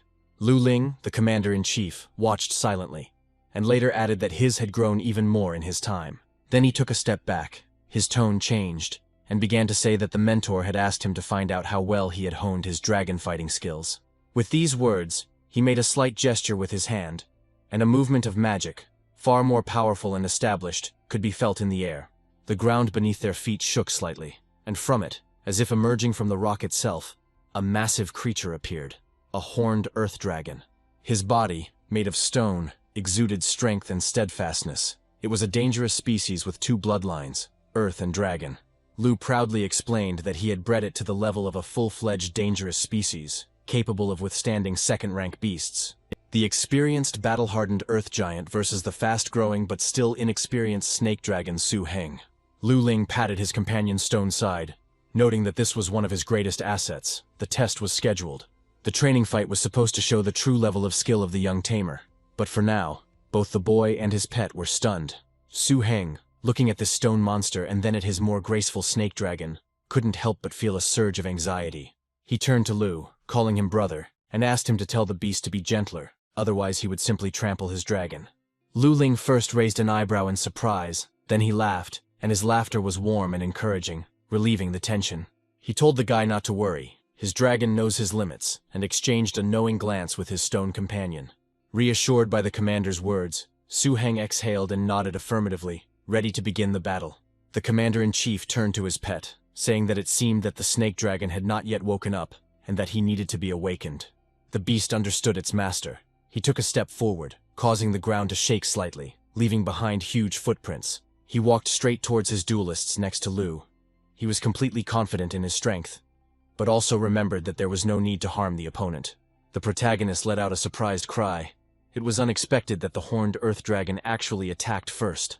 Su-heng, after looking more closely at this dragon and thinking about its technique, suddenly realized how to respond to it. The guy nodded to himself, thinking that this was levitation, the advantage of being able to control spiritual power after training, the power of the mind. However, there was no time to think. Su-heng concentrated, giving the order to now use an evil attack and dodge the blows. He decided to combine evasion with a counterattack, trying to find a gap in the stone defense. The pet stepped onto the shoulder of the owner. The snake dragon darted to the side again, avoiding the tail, and at the same moment released a dark clot of energy, an evil attack. The training battle continued, and the young spirit had to show not only speed, but also strength sufficient to somehow make an impact. Realizing that direct attacks were almost useless, Su-heng decided to use the Ida Pearl against this horned dragon. It was a technique of a different order. The serpentine dragon froze, and a glow thickened around its mouth, taking the form of a shimmering sphere. He released it towards the earth giant. The sphere, like a ghostly ball, rushed towards the target. Su-heng understood the reality of the situation. Expecting my snake dragon to defeat the horned dragon was just a dream. But retreating was not in his nature. All he could do was show off the results of his dragon development that he had achieved over the years. This thought gave him determination. Su-heng's snake dragon, using its speed and levitation, circled around the massive opponent. Several times the snake dragon found himself dangerously close to crushing blows, but thanks to his reactions he dodged them. In response, he tried to attack as quickly, accurately and frequently as possible, but the enemy's strength was very high. Then the snake dragon decided to spend a little time and accumulate more of his magical sphere, which meant that the blow had to be more powerful. It really didn't take long at all, and after that he immediately directed the accumulated energy straight at the earth dragon. However, only a small scratch and barely noticeable redness remained on the opponent's body. Su-heng sensed that his companion's strength was running out, and he knew that exhausting tactics against such an opponent were futile. So he decided to change his approach. He gave a new command, this time aimed not at attack, but at restoration. using the power of the earth. It was a wise tactic. Instead of continuing fruitless attacks, he ordered a temporary retreat to use earthly energy. Su Heng realized that it was time to attack and commanded, gathering all his concentration to use the power of the dragon, the dance of the earth now. It was not just a call to attack, but an announcement of the use of the combination technique they had been practicing. And the earth responded. A low, growing rumble was heard. It was the sound of a rumble. The ground around the horned dragon began to move. The very ground beneath the stone giant's feet began to shake, trying to disrupt his stability. It was a dance of the earth. The earth dragon simply slammed both of its massive front paws onto the ground, and the serpent dragon was thrown back by a wave of powerful energy. Su Heng cried out in worry as he saw his beast struggling to rise, clearly shaken and weakened. Lu Ling laughed. He said that it was a good tactic, but his dragon's strength was already at the 9th level, so his earth dance was no problem for him. Su Heng, still worried about his pet, responded by asking if they hadn't told him to use everything he could. Lu Ling smiled softly again. He didn't mean to offend. It really did look that way. But he just already understood what snake dragons were capable of. His words meant that he saw Su Heng's potential and current level, and his assessment was exactly what the mentor wanted to see. Then he threw his arm in a friendly manner over the hero's shoulder, and said that his snake dragon was developing much faster than his had. Soon after the commander-in-chief's departure, winter arrived, time passed, and the harsh realities of service took over. There was no idol. It was terribly cold at the guard post. The walls were not as high and strong as those at their base, which could provide shelter from the cold. The cold penetrated to the bones. One of the soldiers chattered his teeth. He tried to say that he was very cold, but his words were drowned out by the sound of chattering teeth. Another soldier, watching his torment, replied that he should become a master tamer. He has spiritual cover. He is warm. The silence and cold were broken by a sharp, piercing sound, an alarm bell, immediately followed by a loud, commanding shout. All drowsiness and complaints about the cold instantly evaporated, giving way to a demonstrated readiness. The duty officer reported that guard post number 3 in the northern part had called, and a group of dangerous species had attacked plantation number 25. The commander, Huang Ge, immediately gave orders without wasting a second. Xiao Hu and Su Heng will now go on call from the 3rd post. He appointed 2 of his most effective fighters, including Su Heng, for sorties, while Lao Yu and Awan would remain to guard the house. According to Captain Li, the situation is really serious now, as almost the entire 25th plantation has been completely captured. The situation was worse than expected. Huan continued to report that more than 20 individuals of the dangerous species had entered the territory. All the plantation workers are now locked in the staff quarters, with about a dozen broken guns to fight back with. But it was only a matter of time before the animals got inside. The clock was ticking, and it was a matter of minutes, not hours. The guys were going to gather support for all patrol base posts number 3 and number 4 in the northern sector. The assembly must be completed by 4 o'clock in the morning, since the attack will begin exactly at that time. The commander told Xiao Hu to drive faster. Plantation number 25, post number 3, gate 6. Su Heng's group arrived at the gathering point at the gate. Huang Chengzhu, I request to report that Huang Chengzhu, Zhao Xiaohu, and Su Heng from post number 7 on the northern border have arrived at the designated location. They were met by the coordinator, who told them to come quickly and added that he would transmit information by radio.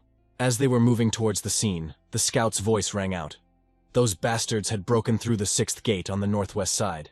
They are now in the grain area, tearing pieces out of dead bodies. All the survivors have been moved to the staff quarters. Then the command order was given. All combat units, all vehicles will line up in the shape of a spear. A warning followed to be careful, dangerous species, poisonous wolves, which are resistant to attacks and can easily bite off a head. A desperate, panicked voice came from the radio. Kill them and free the people. It was time to counterattack. The silence of the night was broken by an intermittent knocking. So desperately were they shooting the uninvited creatures one after another. These wolves were also very frightening in appearance. When they were furious, they bared their teeth, and their eyes lit up with a bright, evil color. One of these wolves climbed onto a high cliff and howled throughout the area, calling on the rest of his relatives to continue the attack. Suddenly, the forward movement slowed down. Heng Ge, who was sitting next to the driver Xiao Hu, asked to move back a little. He turned to Huang Gu and asked if he had also heard that wild howl. He was talking about that very unusual wolf howl. Su Heng remembered hearing from his teacher that a dangerous species like the poisonous wolf could evolve into the final form of an alpha wolf. His voice broke as he noticed something strange in the enemy's behavior. Something was clearly wrong with the wolves' movements. Su Heng gloomily stated that it must be their leader. He is guiding them. No wonder so many individuals broke through. Having a smart leader changed everything. This wasn't just an attack, but a planned operation. His skill was poisonous fog.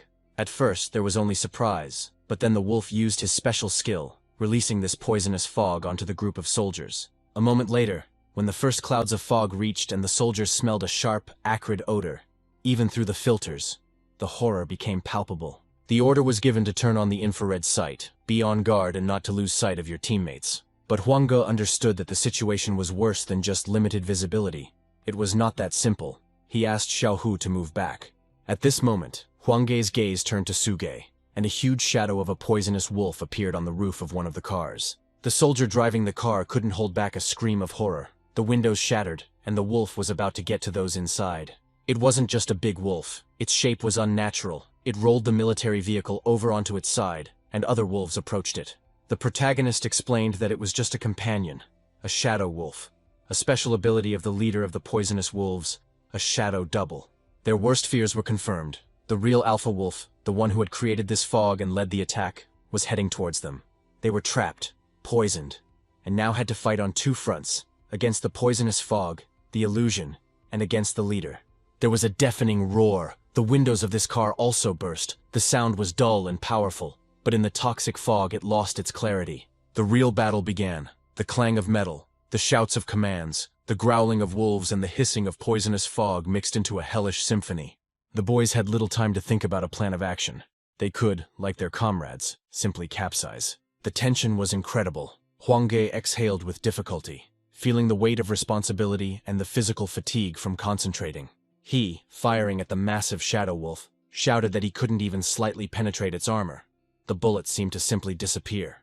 The impotence of standard weapons against such enemies was obvious. The wolf decided to act further. He pushed off the ground. For a second, the soldiers lost sight of the wolf. It appeared above their field of vision and swung its clawed paw. Then he struck the car from above. It did not resist. Its fragments scattered chaotically across the field. At this critical moment, Su Heng realized that there was no time to wait any longer. Something irreparable could soon happen. He called upon his snake dragon. He had to act now before the wolf ate them all. He instantly found himself next to his master, looking straight at the leader of the wolves, and it was not clear that he was even a little afraid. His body emitted concentrated spiritual energy, followed by a command, dragon power, shock, and awe. It was the same technique he had used before, but now it was enhanced with desperation and complete dedication, a wave of paralyzing terror. Without wasting a second, Su Heng gave the next command. A stream of evil thoughts, a pearl of evil. It was the highest manifestation of an attack, a fusion of two techniques. The serpent dragon released not just a sphere, but a whole stream of condensed spiritual energy that took the form of a shimmering, multi-layered pearl. This stream was not directed at the fog or at ordinary wolves, but at the one from whom Su Heng felt the most ominous aura emanated. The stream of frozen thoughts and the pearl of evil reached its attack and was able to kill and behead the poisonous wolf. Su Heng contacted the command via radio, asking for a ceasefire to avoid accidental injuries, saying that he would deal with the leader. On the other end of the line, the commander thought, "It's not surprising. After all, this is the burgomaster's apprentice. He already has such power, although he's still in the training stage." The order was given for everyone to cease fire to support military vehicle number 10 in the northern sector, the leader of the poisonous wolves on Heng. Now Su Heng and his team were left alone with the main threat of this battle. The outcome of the entire battle now depended on them. Visibility was almost zero, Su Heng grumbled, cursing that the fog was very thick. Where could this leader be? Huang Ge suddenly noticed something, told Su Ge to look there, and pointed his finger in the direction of his vision. Su Heng and his dragon turned towards the indicated direction, preparing to meet, and then something appeared from the fog in front of them. At first, just a huge, dark shadow, and then a pair of glowing, angry eyes cutting through the poisonous veil. A new, animal-horrified cry of a soldier was heard. He asked for someone to help him. His cry sounded very close. Su Heng reacted instantly. He gave the order to the snake dragon lizard, an evil attack. He showed him who to use it on. The dragon lunged at the wolf, releasing a concentrated clot of dark energy straight into the attacking creature's throat.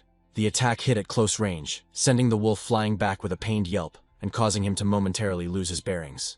This made the wolf even more angry. He looked furiously at his opponent, growled silently, and bared his teeth. In that moment, Su Heng managed to run up to the soldier, who, trembling with fear and relief, grabbed his hand and thanked him for saving him.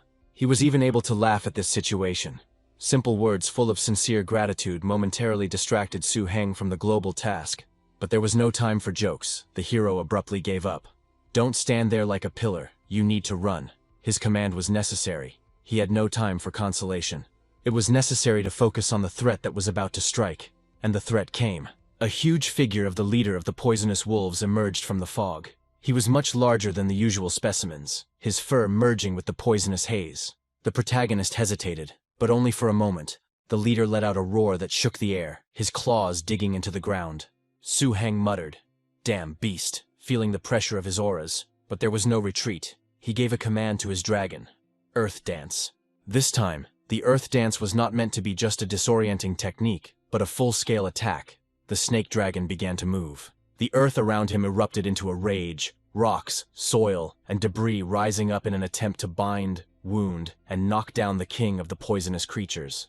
This was the beginning of their duel for life. The snake dragon performed his earth dance. The wolf endured and moved away a short distance. Huang Ge took advantage of this moment, shouted that this was a great opportunity, and ordered Xiao Hu to shoot at him. The answer was immediate, followed by a long, concentrated burst of machine gun fire. Tracer bullets streaked across the ground, heading towards the massive target, a distraction meant to force the leader onto the defensive. He recoiled, his concentration broken, as the serpentine dragon, following an unseen command, rushed towards the wolf. And then Su Heng shouted that he knew he would try to escape. He had anticipated the cunning beast's tactics, telling his pet, shock and awe. The serpentine dragon was already in the perfect position to release a wave of paralyzing terror. He focused directly on the leader at the moment of his uncertainty. This attack was supposed to not just slow down, but completely freeze the wolf's will. Gathering all his spiritual power, his body flared with inner light, and he released a concentrated stream of pure spiritual energy. The fog around the leader swirled and began to dissipate. The huge body fell dead to the ground. The duel was over. It was time to return. Huang Ge turned to Su Heng and asked how he was, why he was in a bad mood. He asked with a hint of concern, seeing his silence. Su Heng slowly shook his head and replied that everything was fine. He was just thinking. He paused, collecting his thoughts. Huan said that in the past, master tamers were not usually brought in for invasions of this scale. But if it weren't for him, there would have been more losses. He added that this time the guy really saved them. Then he pointed to an old scar that remained from when he fought to save the plantations. His voice became quieter, remembering that that battle was much more terrible than this one, in which more than 50 people were killed and wounded. He described a nightmare from the past. An armored car was smashed to scrap metal by a huge steel gorilla in its mature form. Everyone in it died. In the end, it was Lord Cao, the then commander-in-chief of the Northern Front, who personally killed the beast and ended that bloody battle. Huan handed Su Heng a flask, telling him to drink a little. It would make him feel better. It was a gesture of camaraderie and support. Su Heng accepted the flask, nodded and thanked, saying that he understood everything. He took a sip, feeling the alcohol, but also the relief that the battle was over. Huang Ge continued. They, ordinary people, live here like floating leaves, without roots or support. Life is fragile, and every day is a struggle. Su Heng listened, realizing that his journey had only just begun. He looked at his comrade, and when he finished, he turned to him. To lighten the gloomy mood, he put his hand on his shoulder and said there was no need to think about such things. It was better to just go home. Huang Ge laughed, his face lit up with warmth again. He accepted the change of topic, saying that when they arrived, they would eat more delicious things. The battle to save the plantation was the first time Su Heng had come face to face with death, and the lives of dozens of people were at stake. He seemed like a true fighter who, after this nightmare, finally understood that only constant effort could help protect those around him. Over the next month, Su Heng began special training for himself and the dragon, in accordance with the rituals of the ancient dragons. He devoted himself entirely to his development, using the knowledge he received from his teacher and the experience he gained in real combat. It was just that one bright day, when Su Heng was deep in training, an old acquaintance of his arrived at the 7th post. The voice was loud and friendly. He greeted the hero, calling him brother. With him was his pet, a super dangerous species, a fiery magical lion. The creature radiated warmth and power, a stark contrast to the cold aura of the serpentine dragon, and the hero wondered if he would be able to ride his dragon. The acquaintance, smiling broadly, quickly ran up to Su Heng, shouting his name and, without formality, calling him a kid. He heard that last time he took part in the battle for the plantation, performed very well on the battlefield, and the commander even praised you. Su Heng turned to his third brother. He remembered how he said that he had to come here every month. A month had already passed since the last visit. The third brother laughed, slightly embarrassed, and replied that it didn't matter. He just had a couple of free days, so he decided to visit him. And now he wanted the guy to summon his snake dragon lizard so that I could train him and make up for lost time. Su-heng hesitated for a moment as he weighed the offer, but eventually said he agreed, intrigued by the opportunity to fight. Then he nodded and determination flashed in his eyes. He began to summon the snake dragon. He made a gesture, and the ring on his finger glowed. The dragon, now larger and more powerful, materialized next to him, ready for a new challenge. The third brother recoiled, his eyes widening in amazement at how quickly he was growing, and asked if the boy had the perfect formula. Su-heng shrugged. His answer was simple and honest. He said that he always used the formula that the teacher gave him. The third brother froze for a moment, then, holding his hand out in front of him, said to put the pet away, because he didn't need to test it anymore. He then conveyed that according to the teacher, once the snake dragon reached the middle stage of growth, its training on the northern front would end. This meant that Su-heng was close to the end of his time on the front lines. His comrades cried, "Could it really be so soon?" They told Brother Su that they couldn't let him go so quickly. They wouldn't be able to sleep anymore if he left now. The protagonist responded with disbelief, pointing his finger behind his back. Maybe he should ask the dragon to sit with them. Then Huangge said that he didn't mean anything by it, and that it was Avon who said it. He decided to shift all the responsibility onto him. Avon said, "So what if he couldn't sleep?" Su-heng laughed, saying that now they wouldn't be able to get away or run away. The next day, an important meeting took place in the Blacklight Training Hall, where the main character, Su-heng, was in such a hurry. Having reached the place, he exhaled, literally falling off his feet from exhaustion. In front of him stood Zhou He's chief manager, Lin Fu, waiting for him. He told Su-heng that he was a good guy. If he could hold out for so long, it meant that he really hadn't been lazy this month. The manager turned to the burgomaster and congratulated him on taking on a good student, although he was not as talented as his first sister. He, in turn, turned to his student. He didn't think that the internship would end so quickly, in just a month. Su-heng, after listening, nodded slowly. He replied simply but sincerely that he had worked hard, using a formal address to address his mentor. The growth and spiritual development of his beast was so vividly felt through cultivation and training. The boy thought about it with excitement. But it's much better than when I sat for 3 years waiting for even the slightest progress from my vein, experiencing failure after failure. He remembered the times of stagnation and disappointment before he met his current teacher. Could such an experience be called difficult? The teacher, after listening to Su-heng, replied that the fact that his snake dragon lizard had been trained to such a high level exceeded expectations. The burgomaster's praise was high and encouraging, and the hero asked if they had already agreed to transfer him to another military post. The answer was unexpected. No. The teacher wants him to take part in the Six Lands tournament next month. He began to explain that the tournament was held once a year, and was a dueling tournament. It was held for the opportunity to get into the ruins of the Bloody Forest. Su-heng, hearing this, asked if he really needed these ruins, and if there weren't any other bases near this one.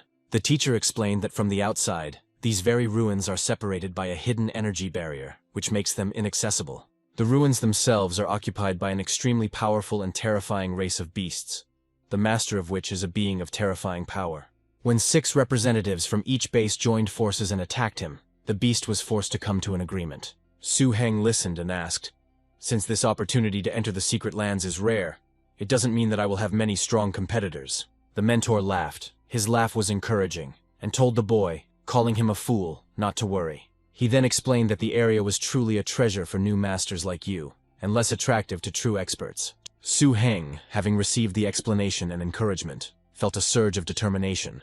Since the teacher said so, he would definitely try. The teacher added that besides him, 4 more would be competing this time. The tournament would be serious among the 5 selected candidates. Su-heng asked about the place where he would undergo the training that his teacher had just informed him about. The mentor answered simply but meaningfully. In the forest, he winked at the main character, watching his reaction. On the southern section of the defense line, south of the wilderness, there is a large black forest that covers a vast area, the grizzly forest.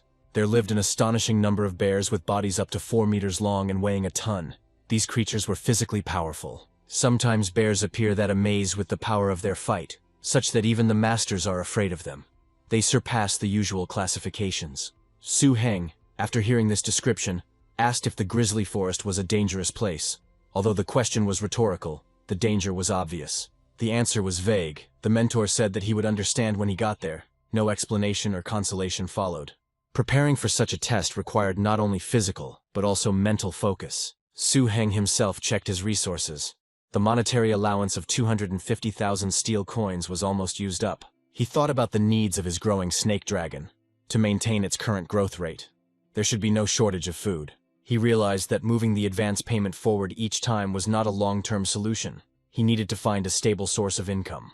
The protagonist began to think that in fact, tamers have many ways to make money. Pet healer tamers are capable of healing illnesses and wounds, and they earn a good income. It was a path of service that brought in a stable income. Pets associated with vegetation can increase crop yields, also good pay. This was the agricultural path.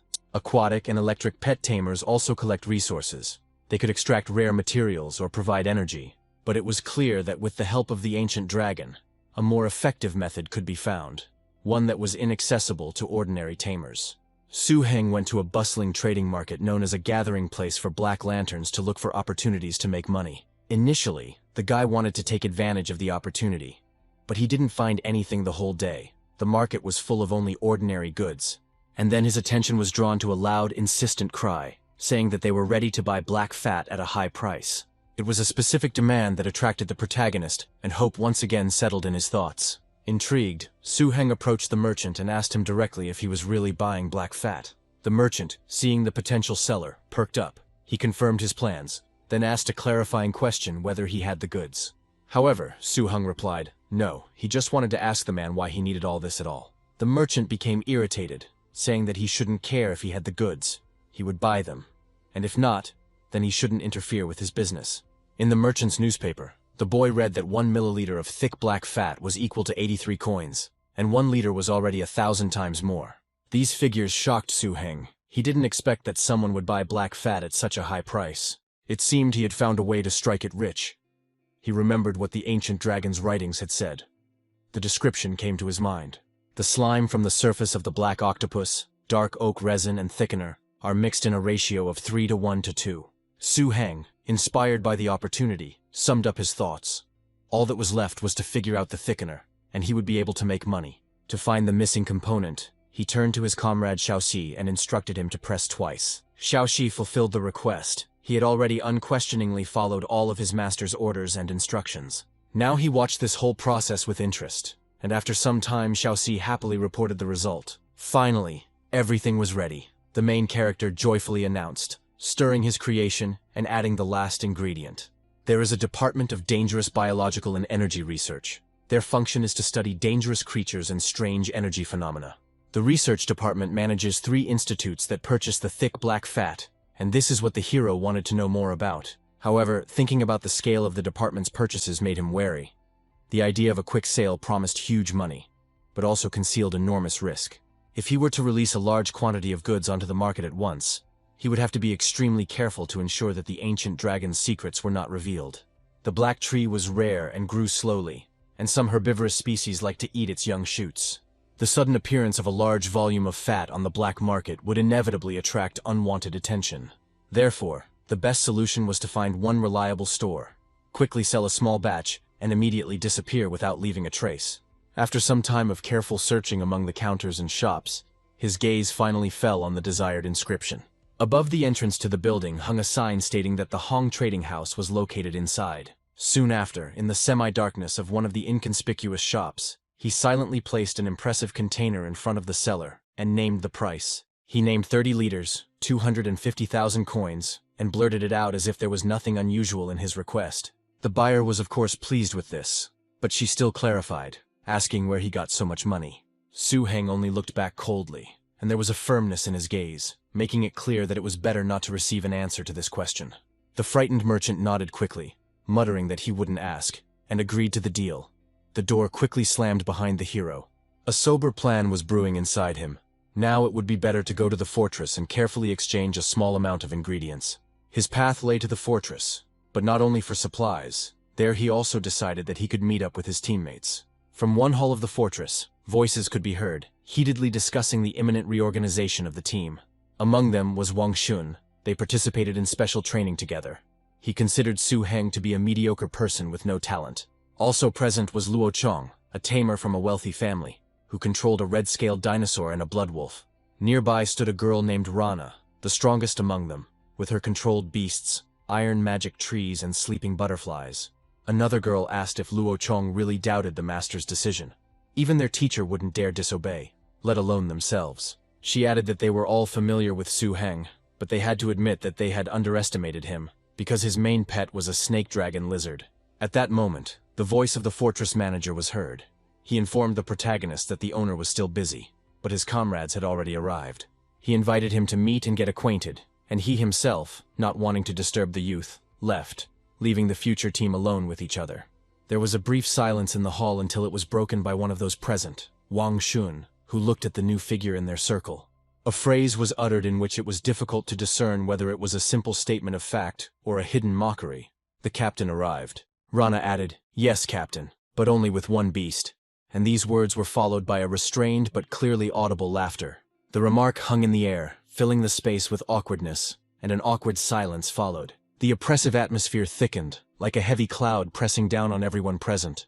No one knew what to say next. The first to break the awkward silence was Lin Yuxin, who took a step forward and addressed Su Heng, who had become a tamer just over a year ago. Lin Yuxin introduced herself politely, explaining that she had only recently become an official tamer and currently only had 2 pets. In response to this, Su Heng calmly stated his name. He explained that he had become a tamer only 2 months ago and now also held this status. Luo Chong involuntarily let out a sigh, admitting to himself that it was cool to achieve this in 2 months and immediately obtain a powerful creature. Su Heng, addressing the guy directly, said simply, but with unshakable confidence, he declared that he was much better than him. Luo Chong exploded at such impudence. How dare he say such a thing? If he thinks he is stronger, then let him prove it right now. Without wasting a second, he immediately summoned his first battle beast, and a massive figure materialized in the hall with a menacing roar. A massive red-scaled dinosaur stood in the way, filling the space with its imposing bulk. Su Heng thought that if you can't crush your opponent, it's better to run into a wall than show weakness. He noted that the dinosaur's development was indeed quite good, but it seemed to be a species that was not of the highest danger level. At this point, Rana intervened, reminding the guy that the meeting was organized by the owner of the castle, and he should think about the consequences of his actions. The protagonist pointed out a much more serious offense. He summoned a beast right in the castle, and he doesn't know what the garrison will do to him for it. Caving into the pressure of logic and the possible consequences, Luo Chong called his dinosaur back in frustration.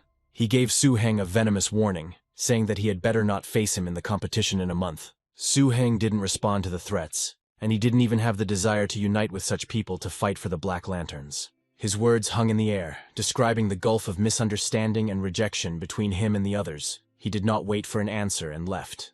The door slammed behind him, leaving the group to listen to a ringing silence bordering on an echo from a closed door. The silence that followed his departure was broken by Luo Chong's angry cry, cursing in frustration.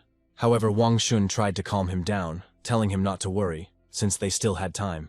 The thought of a future confrontation calmed his wounded pride a little, while Su Heng himself, having retired, was thinking about something else. The teacher informed him that they were going into the grizzly forest tomorrow, and this news made him see the situation in a different light. These disgruntled teammates were probably also part of the test prepared for him by the teacher, part of the training plan. So he decided to make full use of this special training in the grizzly forest. As soon as he returned, he would become a worthy captain. The next morning, the soft chirping of birds could be heard outside his house, heralding the beginning of a new day and a dangerous journey. The next morning, an unexpected guest appeared at Su Heng's house, as if he was awkwardly knocking on the wooden door. He introduced himself as the head of the Black Lantern Guard, Zhang Cheng, and said that he would accompany Su Heng to a special training session. An invitation came from the second-floor window of the main character's house. The chief of the guard, along with his escort, looked up. Zhang Cheng entered and laid out a map of the area on the table. Su Heng looked at it carefully and listened to the boss. He showed him the place where their black fire was, then began to explain the geography, running his hand over the map. A small settlement near the grizzly forest was called the Iron Settlement, and there was also a tree settlement nearby. The distance to the Iron Settlement was quite short, making it a convenient point for preparing to enter the danger zone. However, as Zhang Cheng explained, only half of the route was on the repaired road. The rest was quite winding and difficult. In addition, along the way they could encounter various troubles, be it wild animals or unfavorable weather. Su Heng just nodded in response. Accepting this information, he did not delay for long preparations. His answer was, "Let's go straight away." A low rumble was heard. The boys set off. They were, to begin with, heading into the Grey Desert, a vast and lifeless territory. The protagonist understood that the Blackfire was located in the Grey Desert, just like the Iron Village and the Grizzly Forest. Jung Chung explained that the Grey Desert refers to a vast area containing dozens of large settlements. Upon reaching the outskirts of one such place, the chief of the Black Lantern Guard asked Su Heng to wait a bit. He was going to report their arrival to the tea house and arrange for lodging for the evening. Su Heng gave his consent. Soon, Jung Chung contacted a representative, and the person on the other end of the line was the deputy mayor of the tea house, named Andrew. Jung Chung introduced himself as the commander of the tactical group of bodyguards from the 1st and 3rd squads. To confirm the legitimacy of Andrew's request, Jung Chung began to dictate the last password. There was a distinctive sound, indicating that the verification system had accepted the code, and the gates began to open. Andrew's voice praised Commander Jang for his good work, confirming the successful identification. Jung Chung was acquainted with the deputy mayor, and he addressed him in a friendly tone and introduced Su Heng as an honored guest. He asked to arrange a good place for them to live. Andrew responded readily, assuring that he could rely on him. Later he invited them to come in. The tea house enchanted them with its beauty and tranquility. Entering the apartments reserved for them in the tea house, Jung Chung handed Su Heng a special set of items for taming beasts. Jung Chung then introduced another man named Chen Han, who was to become their private on the upcoming expedition. Left alone in the designated room, Su Heng decided to check his new tools and the condition of his main partner. He summoned the snake dragon. The creature appeared in the room, and Su Heng, speaking to it, remarked that it must be hungry. He began to pat him on the face and offered him something to eat, continuing to coo at him sweetly. This sight amazed Private Chen Han and Jiang Cheng. They tried to figure out if this was the animal that Master Su had tamed. Jiang Cheng noticed that Su Heng hadn't even opened the canned food for the beast. Was this monster really going to eat it along with the box? The dragon lizard only lazily glanced at the offered food, and then at the people around him. The boxes, along with their contents, immediately flew up under the influence of the protagonist's pet. He began to swallow them with greedy appetite, despite the stunned faces of the others. Something flashed in his eyes that Chen Han interpreted with horror as obvious contempt. He whispered to himself. But his partner heard it too. It despises us, doesn't it? Feeling both humiliated and frightened. To ease the tension, Jung Chung approached Su Heng, and several of his acquaintances from the local guards invited them to have fun together at a bar. Su Heng politely declined the offer of fun, asking his comrades to have a good time without him, and asking them to find a guide for himself. At that moment, a girl appeared. The guys didn't even immediately notice that someone had entered the room. She came into them and asked again, turning to the main character, if he really needed a guide. She apologized for the intrusion, explaining that she had not meant to eavesdrop, but had been sent by Grandpa Andrew to deliver souvenirs. Jiang Han, recognizing her, confirmed that she was indeed Mayor Andrew's granddaughter, and if Su Heng needed a guide, she would be the best choice. Su Heng, seeing this as an opportunity, thanked him for his help and agreed. A girl named Reina enthusiastically took on the role of guide and began to talk about the unique architecture of the tea monastery. It was something you wouldn't see anywhere else, and it was very different from the austere style of the Black Lantern. She explained that most of the roofs of the houses here are triangular in shape. The buildings themselves can be square or rectangular, which creates an interesting three-dimensional impression. Traditionally, residents paint the walls of their houses black and brown. The entire city, including residential buildings and shops, was located on the slopes of the mountain. A little higher up in the mountains, there was a tiny fortification made of stones and earth. Then, as if remembering the main entertainment, Reina announced that there would be animal fights in the city that evening, and asked if he would like to watch. When he asked her to clarify what animal fights were, she readily began to explain to the guy. Soldiers and civilians sometimes catch wild animals and then hold combat competitions, where they fight each other. These fighting competitions are held in a special arena and attract a lot of spectators. What was of particular interest was that today, a special beast was supposed to appear. It was to fight an adult tiger, and a lot of people were expected to attend this fight. Su Heng thought, even though the tiger was an ordinary beast, it was incredibly ferocious. Watching it fight could be useful for his little lizard. In the end, Su Heng agreed to go and take a look, and Reina was very happy about his decision, clenching her fists in anticipation. As they approached the arena, they went to buy tickets, and the seller immediately started asking Reina if this was her boyfriend, who this cute boy was, and if he was a local. Reina blushed from such direct questions from her familiar aunt. She shyly brushed off her words, calling them nonsense. Still angry and terribly embarrassed, the girl hurriedly led Su Heng further, away from prying eyes. They headed towards the arena, where someone had already called out to Reina. The man offered them good seats. He offered her to sit in one seat, and he was going to sit next to her. Reina politely thanked him for the offer, but declined, citing the fact that it was inconvenient for her today, and promised to do it next time for sure. Then she pulled Su-heng aside again. Su-heng, watching this scene, couldn't help but notice to himself that this little girl seemed to be a real celebrity here. They soon ran into another acquaintance of Reina's, Red, who asked with a grin if she had finally found time to visit him. Reina replied that she had come only to accompany her dear guest, and hinted that he would be better off finding a better place for them. Uncle Red looked closely at Su-heng and noticed something. He recognized him as the same young man that rumors had probably already been circulating about. His gaze fell on the ring on Su-heng's finger, and he whispered to himself, "The ring of the Overlord." This symbol, judging by the reaction, evoked great respect and fear. Uncle Red immediately changed his tone, deciding that it was better not to quarrel with such a person. He greeted Su-heng with a bow and more respect. Offering him the best seats in the arena, Su-heng silently accepted this offer. The ringmaster appeared in the arena, and his loud voice announced the beginning of the show. She announced, to the approving roar of the crowd, that the animal fights were beginning right now. From the arena, the roar of a lively crowd could already be heard, expressing its impatience and excitement, and the growling of animals preparing for battle. The host continued, introducing the first fighter. As everyone expected, the city guard brought them a tiger from the jungle. She described a beast more than 3 meters tall and weighing more than 600 kilograms. A huge tiger was released into the arena, which came out with a menacing roar. Spectators in the stands commented that the tiger seemed to be in excellent shape and was eager to begin the fight, and they also praised the traps created by the top hunter. The crowd began to chant, demanding the start of the main action. They shouted, "When will it start already?" And then their shouts merged into a single roar. The little guide, Reina, also took part in this. She shouted out good luck several times, encouraging the fighters and the animals themselves. The host asked the audience to be patient as she finally decided to introduce today's contestant. At that moment, the girl pointed with her hand towards the open doors from which someone was supposed to come out soon. A cage with something inside, or perhaps someone inside, was rolled out or brought into the arena. It was possible to tell by the way the cage moved.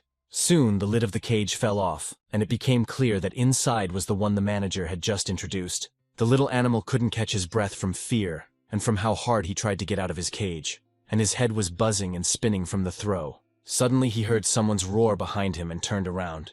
And from the fact that he saw a tiger, tears of fear flowed from his small eyes. He instantly jumped out of the cage and rushed away from his opponent like a bullet, squealing and crying. He understood that he had no chance against the tiger, but he didn't have the strength to run far. He tripped and fell, lying on the cold floor. He was crying not only from fear and helplessness, but also from shame. All the stands burst into loud laughter.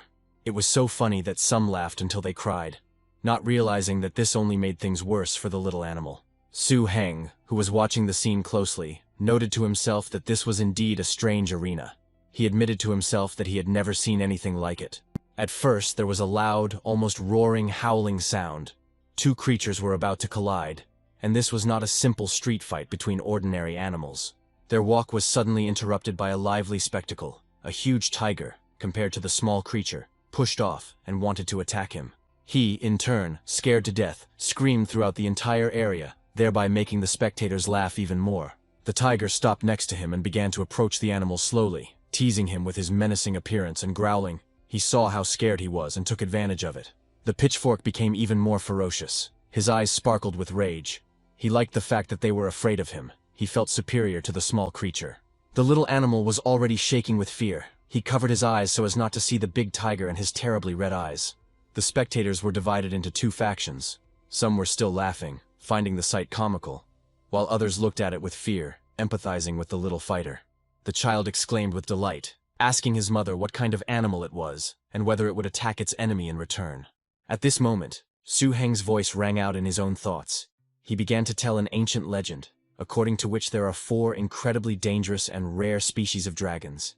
These include the mysterious, fabulous, wonderful, and mythical species. He listed them, and his words sounded like deep respect for these legendary creatures. Su-heng continued his thoughts as he watched the fight. He noted that such speed and reaction were definitely not typical of an ordinary beast. His gaze slid analytically over the small creature, noting the golden mark on its forehead and the rounded shape of its body. This beast belonged to a mysterious species. He knew that they had a rare ability that was unique to their species. These creatures were quite rare, and were born to search for treasures, which they feed on, and not to fight. Their tracks can usually only be seen in very dangerous places, so unexpectedly encountering him here was a great rarity, and such an opportunity could not be missed. He then turned to his companion and asked her if he could have this little animal, pointing to the small creature. Reina, a little embarrassed, confirmed that yes, the rare beast was acquired by her grandfather, Mayor Andrew, from the chief winemaker of the tea monastery named Ku-man. Su-heng politely but firmly asked Reina to take him to her grandfather, the owner of the beast. They went to his office but were refused even though Su-heng was his granddaughter's guest and friend. Mayor Andrew could not agree to this request. He firmly explained that the rules of the fight could not be violated. The girl looked at her grandfather with pitiful eyes, holding his hand, not understanding why he couldn't do this for her. But he didn't care. The fight can only be stopped when one of the opponents is defeated. Reina tried to plead with her grandfather, but he was adamant, saying that it was not about money at all. He laughed it off and didn't speak rudely to his granddaughter so that she wouldn't be offended. But she still pouted her little lips in resentment. Then Su-heng addressed him directly. He said that he knew that the mayor bought the animal from Ku-man for 1,000 steel coins and offered 4,000 for it. Mayor Andrew, impressed by the generous offer, still tried to maintain his principles, saying that his family had never violated the rules of the fighting arena. Su-heng, understanding the true reason for the hesitation, assumed that the mayor was worried about the bets already made and the tickets sold, and asked not to misunderstand him. At that moment, discontent could be heard from behind the door in the office. One of the irritated spectators, apparently having learned about the possible cancellation of the fight, began to get indignant. They shouted that they had bought tickets and came to enjoy the spectacle, and if the fight was cancelled, they would not come next time at all. To calm the angry crowd, Mayor Andrew came out to the audience and asked everyone to calm down and listen to him. He promised that the cost of tickets would be refunded threefold to all those present, and that bets made would be returned in full. This statement immediately lowered the level of discontent a little. Then he announced that an incredible battle would take place in the arena today. He introduced a new participant, Su-heng. This announcement caused a real storm. The audience could not believe their ears. A man would fight a beast. How many years had passed since the last such fight? Shouts of surprise and approval mingled in the air, along with the roar of an angry tiger who did not like the change in circumstances. He immediately rushed into battle, but the main character stood still, not a shadow of doubt in his victory over this striped beast. Opinions in the stands were divided, with someone shouting that he would be killed, expressing doubt about a man's abilities against a specially trained fighting beast. But Reina, his new acquaintance, loudly encouraged him, assuring him that he would definitely win. Although she also looked at all this with anxiety. Ignoring the shouts, Su-heng calmly stepped into the arena. Before releasing his opponent, he called for his partner. His command rang out, "Come out, serpent dragon!" And the next moment a powerful creature materialized above the arena. His appearance caused shock and awe among the audience and the tiger. He involuntarily retreated back, and his burning eyes instantly went out. The stands were shouting that this was a dangerous guy, a real ruler. The last time they saw the ruler was in the tea house 3 months ago. Everyone agreed that they had come well today, having witnessed a truly rare spectacle, and Mayor Andrew, among the spectators, watched the proceedings with a new appreciation. He whispered to himself, amazed that such a young tamer was already controlling the most dangerous creatures. Andrew noted with relief to himself that it was a good thing he had been polite enough to him, wiping the beads of sweat from his face. Then he looked at his excited granddaughter with a slight smile, and thought that it seemed that little Reina had a new friend this time, and a very unusual friend. Meanwhile, in the arena, Su-heng, without taking his eyes off his opponent, was about to give a command to his beast. He gave a short and clear command to the dragon. "Dragon, attack." Faith in his pet was visible in his eyes. He knew that the dragon would easily defeat the tiger. A loud roar erupted from the protagonist's beast, and magical shadows began to appear around it, indicating that the dragon had decided to accumulate its power. The tiger, seeing his power, could not hide his animal fear. He did not expect that instead of that small animal, this huge dragon would stand against him. He began to shake with fear, showed an imaginary piece of paper where he laid out his thoughts. The tiger wanted to show that he was mistaken and very guilty, if only he would not be killed. The battle beast, which had recently been the terror of the arena, now pressed itself to the ground, making pitiful sounds, apologizing and begging for mercy. Meanwhile, the little animal, which had recently been silent, suddenly jumped up and began to run away, screaming throughout the arena. He experienced strong emotions, and the sight of the new animal frightened him even more. As Su-heng watched the fight, He mentally analyzed that this incredible speed and reaction speed were undoubtedly due to his unique physical form. Satisfied with the little creature's display, he gave the next command, ordering the dragon to attack the now small treasure hunter, who had been scurrying around the arena all this time. Having received the order, the dragon rushed after the small nimble creature with lightning speed. The audience gasped, amazed by the sharply increased speed. Then Su Heng ordered his pet to use the second stage of power, acceleration. The protagonist was in anticipation of something incredible. The dragon seemed to concentrate for a moment, a faint glow enveloping his body, his eyes sparkling even more in the presence of the surge of power.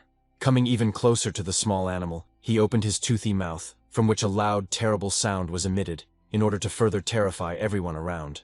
His clawed paws were already ready to grab the running and whining baby, but he ran very briskly, so it was not possible to catch him as quickly as he would have liked. When the dragon's paw was right above the little animal, he slapped it hard and with a dull sound, but he didn't manage to attack it. The little animal anticipated his action and was able to jump away. Having fully displayed its power, the dragon decided to unleash a second-level attack, known as Dragon Might, on the small enemy. The power was overwhelming, visible even beyond the arena itself, and the spectators stood still, holding their breath, watching as the magic slowly settled in the arena. Someone from the audience whispered, still not believing his eyes, and asked if this was really the power of the ruler. What would happen if such a beast clashed with a squad of soldiers? The little treasure hunter, trapped, made pitiful sounds, desperately trying to beg to be left alone and not touched. But unfortunately, no one understood him. And even if they had, the dragon was still not going to stop. He had once again gotten close to the little animal. In the end, the snake dragon caught the creature and brought it to its master, Su Heng, standing next to him, asked him with a slight grin, "Why can't the little guy run away?" To this question the treasure hunter could only answer in the same vague and incomprehensible way, in a language only he understood, sadly lowering his eyes, from which small tears continued to drip. After the fight, in the arena owner's office, Mayor Andrew did not hide his admiration. He said that it was amazing, and admitted that he had never seen anything like it. The protagonist apologized for any possible tactlessness, but couldn't help but ask how the mayor managed to catch such a fast animal, which he was now keeping in a cage. Andrew only laughed in response, as if the question about the capture was funny. He did not hide his secrets. He only asked again. After all, he was talking about the treasure hunter. He began to tell the story, explaining that for the Black Lantern, the tea house was not just an important supply point, but also the main supplier of wine products. The one who caught this little animal was named Kuman, an old winemaker from the monastery. The mayor told a story about how the little one got into the wine cellar and ruined several barrels. For a week, old man Kuman and his apprentices could do nothing about it. But one morning, he had already lost all hope that everything would resolve itself. Kuman found a drunk, peacefully sleeping animal in a barrel, after which Kuman sold it to the mayor. Su Heng, after hearing this funny story, remarked that despite its mysterious power, the little animal was so stupid that it got drunk, so it was no wonder it was caught. Later, already at the threshold of the house where they were staying, Su Heng thanked Reina for her help, calling himself her debtor. The girl modestly replied that it was all nonsense. She was very glad to spend time with him, and, hearing that they would continue their journey tomorrow, she wished him a good rest. He promised that next time he would bring her something interesting from the Black Lantern, and they said a warm goodbye. Left alone with his new, sleepy pet, Su Heng thought, looking at him. The room was dark, only a single lamp on the table was burning. He wondered what all this meant. The little animal was still very scared. He was afraid to just look at the guy. Tears immediately began to flow. The protagonist's thoughts concerned not only the nature of this strange animal, but also the entire chain of events that led him here. This little animal would have already been dead if Su Heng hadn't saved him back then in the arena. But this didn't console the little one. He pitifully clung to his cage. The hero poked the little animal in the nose. He saw that the bars of its cage were as thick as a little finger. If a snake dragon were in it, it would easily break the cage and escape. The boy understood that now he had to take care of the little one. But he didn't know what to do. The ancient books about dragons didn't contain any information about what they ate. Then the idea came to him that he could leave him to starve for a few days, since it was still unclear what to feed him. And after that he won't care what exactly he eats. This thought made the guy smile. He thought that this was the perfect plan. His thoughts were interrupted by a low, disgruntled hum, coming not from the cage, but from another part of the room, and his ring also began to glow. Su Heng suddenly realized his mistake, and exclaimed in annoyance that he had been so busy with his new pet that he had completely forgotten to feed his snake dragon. The thought that he might neglect his powerful and loyal beast for the sake of a new, not yet tamed creature troubled him, and he hastened to rectify the situation. He took out a heavy box with ingredients for preparing food for the pet. There were a lot of them, since his beast had already grown quite large. The boy began to gradually pour the contents into one large container, a feeder for his dragon. As a result, a whole trough of food had accumulated, which the hero was now stirring, still thinking about his next plans. He told the snake dragon that if he ate 3 times more than usual, they would be able to reach the Iron Village by tomorrow evening. The baby watched the full bowl of food the whole time and was drooling. He would clearly like this kind of food. When everything was ready, Su-heng looked at his ring. It was time to call his pet to eat. The snake dragon didn't keep us waiting long. As soon as he appeared in the room, he immediately looked at his feeding trough with a hungry gaze. While the dragon was greedily devouring its increased portion, Su-heng looked at it lovingly, not noticing how the little creature was looking at all of this. And he looked at them very pitifully and began to cry again because they had left him hungry. However, the main character still noticed how the new pet in the cage watched the meal with interest. He asked him if he wanted to eat too, and in response he received an angry nod of agreement. Then he took a spoon and scooped up some of his dragon's food, which clearly surprised the owner of the huge portion of this food. Su-heng handed him some of the food in surprise, and the little treasure hunter sniffed it carefully before starting to eat it with obvious pleasure. He decided not to gobble it all up at once, but to slowly enjoy the food and this joyful moment, which was not given to him as often as he would have liked. Su-heng noted to himself with some surprise that he never thought that a treasure hunter would like the same food as a snake dragon, and the dragon didn't expect this either. This discovery greatly simplified the task. Now he was sure that the little animal would definitely not go hungry on the way, and it could be fed from the general supply of provisions for the dragon. Seeing that the baby had finished eating, Su-heng asked if he wanted more, and suggested that he wait a little to get it, a careful step towards establishing rapport and trust. But as soon as the boy turned around, he realized that he had nothing more to offer the baby, since the dragon had already eaten everything. He then turned to his dragon, who was jealous of his food being shared with another, and explained to him that if necessary, he would have to eat less. But then he saw the dragon's violent negative reaction. He smiled and corrected himself. The hero struck the beast on the forehead, calling the dragon his elder brother, saying that he must now behave appropriately, and reassured him, saying that today they both would not go hungry. The next morning, Su-heng said goodbye to Reina and prepared to set off for the Iron Village. She came to see off the detachment consisting of him, Jiang Cheng, and the guide Chen Han. They set off on their journey. The detachment left the Tea Hermitage and headed towards the Iron Settlement and the Grizzly Forest. This settlement was much larger than the Tea Hermitage and housed a metallurgical plant. Su-heng remembered that there was talk about the village being dependent on the Grizzly Forest. However, due to the law, Jiang Cheng couldn't say it directly, so he could only wait for Su-heng to arrive and understand everything himself. And indeed, as soon as they entered the Iron Village, one could immediately feel the difference. That's why Su-heng felt the air was thick with smog, and there was a pungent smell of burning steel smelted from coal in it. Jiang Cheng took Su-heng to the center of the village for a management meeting, and it was there that Su-heng finally realized what his companion had been silent about. It turned out that the Iron Settlement, despite its industrial appearance, was a rundown town with a civilian population of 1,000 people and only 150 soldiers. And the reason why the Iron Village could freely extract resources from the neighboring Grizzly Forest shocked Su-heng.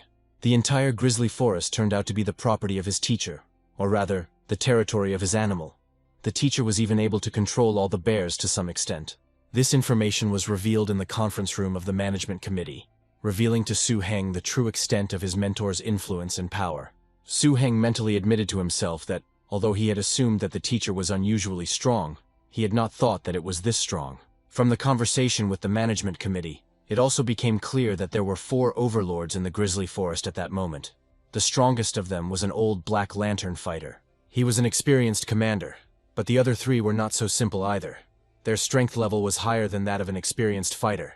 As the committee noted, pets are no less important to them than money and power. And the guy continued to think about this in his room. Realizing all this, Su-heng realized that it would be foolish to simply go into the forest and ask these powerful overlords to recognize his treasure hunter. He turned to the little animal in the cage and asked it if it would like to become his companion. And in response, a joyful and agreeable malu was heard. That was how the pet's words sounded. It sounded like complete approval. The little animal was so happy with this news that it took his breath away, and his heart literally jumped out of his chest. But the baby turned out to be very hungry. Su Heng laughed and told him to forget about it, suggesting that they eat first and then chat some more, his words sounding caring and the beginning of forming a friendly bond. But suddenly, two of his own pets made sounds at the same time, but the baby was happy, and the dragon was surprised and touchy. A sudden cry that these two must stop all this right now, especially their conversations, they must eat properly together, was heard even outside the walls of the building. Thus, having obtained an interesting and rare beast, Su Heng, who had planned to immediately head to the grizzly forest, ended up deciding to stay for another 3 days. The reason was simple. He needed to find a way to establish a mental connection with the treasure-seeking beast so that it would become his completely. However, the task was not as simple as it seemed at first glance. Every time Su Heng tried to establish a mental connection, he was repelled by the treasure hunter's consciousness. Even after digging through the old Dragon Codex, he couldn't find any relevant records about this species. So Su Heng came up with one, perhaps stupid but direct way. He approached the little animal, promising to take it with him on a treasure hunt, hoping to interest it.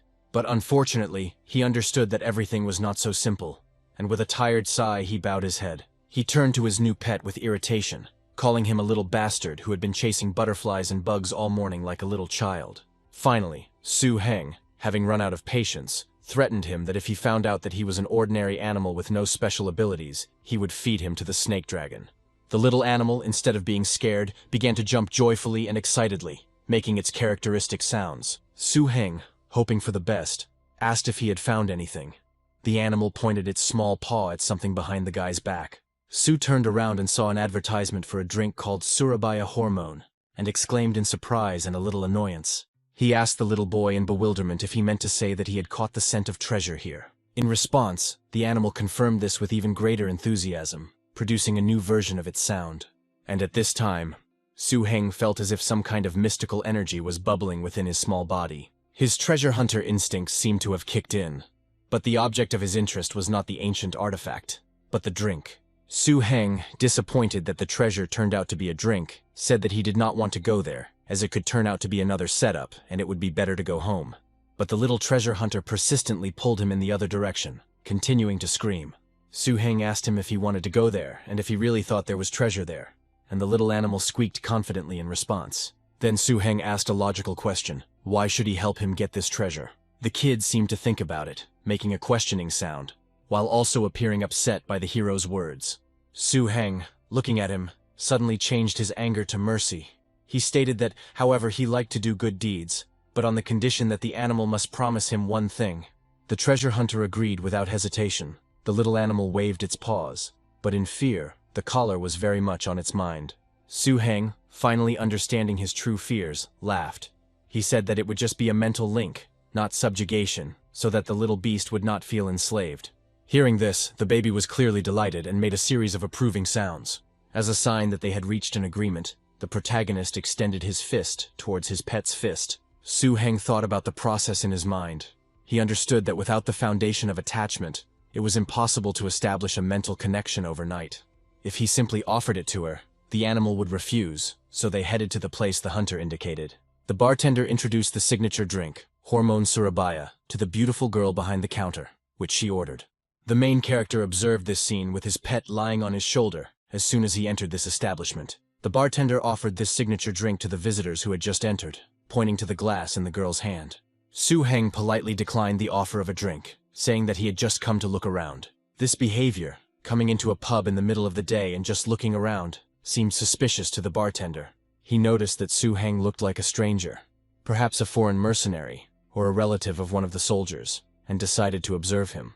Apparently, in this village, under the control of the Black Lantern, strangers were treated with suspicion. Meanwhile, the little treasure hunter was pointing at his find. Su Heng still skeptically asked who he really was, a treasure hunter or just a trash collector. After all, he was pointing to an old and completely dirty toilet, which did not look like an expensive treasure at all. However, after taking a closer look and thinking about it, the main character came up with the idea that this could be something very interesting and necessary for him. Su Heng gasped, realizing that he was seeing something described in the old Dragon Codex, a shape-shifting stone, a legendary artifact. Su Heng's thoughts were racing, recalling the records from the ancient books. The path of transformation of the dragon beast is full of difficulties and targets, and the demand for valuable materials is even higher. Transformation stones are the main material needed for transformation. He never thought that he would ever encounter something he had never even dreamed of. Turning to his little companion, he warmly thanked him, admitting that he was a real treasure-hunting magician. However, their conversation was interrupted by the bartender's rude voice, who asked what he was doing there, only disturbing the peace of the customers. Su-heng quickly got his bearings and pointed to the stone, asking how much it cost, expressing his desire to buy it. The bartender was surprised that someone wanted to buy this item. He confirmed that the boss found the stone in the ruins of the wilderness. But even after several experts looked at it, they all found it useless except for the curvature. So here it is used as a decoration. The bartender hesitated, saying that if he simply sold it, other buyers might think that their bar lacked style and that it was a very expensive stone. He tried to get rid of it by offering to buy Su-heng something to drink, but Su-heng insistently demanded to know the price. The irritated bartender finally blurted out a huge sum, 10,000 steel coins, saying that if he paid, he could take the stone right away. However, Su-heng, without further ado, took out his wallet, glanced into it with a nonchalant air, and counted his savings. He counted out the required amount, throwing coins on the table, saying that this should be quite enough. The bartender swallowed, shocked to see such a large sum of cash, and could only exhale as he looked at the coins. He turned to look at the suspicious visitors who, like him, thought it was too much. Su-heng coldly reminded the bartender that he had paid even more than the stated price, and now he had to provide the stone. Su-heng's behavior and generosity finally opened the bartender's eyes. He suddenly realized that he was dealing not with a simpleton, but with someone important, which was confirmed by the ring on the guy's finger. He respectfully addressed Su-heng as the master tamer, apologizing for not realizing it earlier. He stated that he was confident the stone would be delivered. Su-heng replied that the masters were making every effort to protect it, and expressed the hope that they would not deceive him or anyone else again. The frightened bartender assured that this would never happen again, and the guys kneeling next to him quickly nodded their heads, agreeing with his words. After taking his gem, Su-heng left, slamming the door loudly. Thinking about his luck, he now had the transformation stone. He thought that there were two ways in which a master could tame a beast in a short time, and one of them was connected with this very stone. Another type is when the animal itself agrees or even wants to be tamed by the master. And at this point, the beast-seeking treasure falls into the second category. It clearly did not resist the guy's presence. For 3 days, Su-heng puzzled over how to tame the new beast. They went on a treasure hunt in the tea house and tried all sorts of delicacies. Su-heng even acted as the mother and told the treasure-seeking beast a bedtime story in an attempt to establish an emotional connection. Of course, it's not that simple, but Su-heng used a trick. He deceived the beast, saying that after finding these treasures, he could collect them in one place. Now the little animal treats Su-heng like an angel and can't wait for him to take it in. However, Su-heng trains him like a dog in the training ground in his backyard, combining affection with discipline. To speed up the baby's dependence on him, Su-heng also trained the treasure hunter's speed, setting aside time every day to train the beast. All so that the snake dragon could train him, instilling fear in him and forcing him to move at maximum speed. When the beast was treated too cruelly, Su-heng, like an angel, would intervene and stop the snake dragon's violence, because he could easily order his pet to stop training him so hard. He scolded his dragon, asking why it was making fun of the treasure hunter again, and if it could calm down. The dragon, in response, only asked himself in bewilderment, wasn't it he himself who told him to chase the little animal? But for the little treasure hunter, this performance worked perfectly. The rescue from the clutches of the snake dragon caused the child to develop a rapid growth in trust and gratitude towards Su-heng. The little animal joyfully rushed to him, seeking protection, and Su-heng consoled him, telling him not to cry, to calm down. He would accept him and listen to him. Thus, Su-heng's plan to establish emotional dependence and strengthen the bond worked like clockwork, and soon they reached the edge of the grizzly forest. Guide Zhangcheng pointed to the river, explaining that if they crossed it, they would pass the outer boundary of the forest and reach the inner one, where someone would be waiting to pick them up. Su-heng thanked him and was ready to set off. He was determined to take further action. They left behind the relative safety of the village and entered the realm of his teacher and dangerous bears, where a real test awaited him. Soon Su-heng met his first guide in the forest. She arrived on her formidable beast, which seemed to appear out of nowhere. It was a woman named Heiju who introduced herself as the master of the grizzly forest, but she suggested calling her sister Chu, calmly descending from her pet, a red fire tiger, which belongs to a particularly dangerous species. The guys greeted her politely and, like soldiers, calling her Ms. Tishu. It was clear how much they respected her. The protagonist simply waved his hand in greeting, addressing her with a slight smile as Miss Tishu. She reported that the burgomaster had already notified them via communicator about his arrival in the forest for a month-long training, and admitted that she had not expected him to show up until today. Su-heng apologized for the forced delay, without going into detail about his adventures in the village and with the treasure hunter. Sister Jiu let the two boys go, saying they could go back, and when asked about their luggage, she simply decided to call on her second pet. She commanded her monkey to come out, touching her magic pendant with her hand, and it instantly lit up. A powerful figure of a silver-backed gibbon appeared in the clearing, and Su-heng immediately realized that it was a very dangerous species. This beast was at least in its full development stage, and from its appearance it was difficult to tell whether its power had broken free from the shackles of the race, and whether it had advanced even further. Sister Joe ordered the silver-backed gibbon to deliver the items to the base, demonstrating the efficiency and order that reigned in her domain. She turned to the gibbon and pointed at the load. He looked fierce, as if he had not listened to her at all, but soon his expression softened.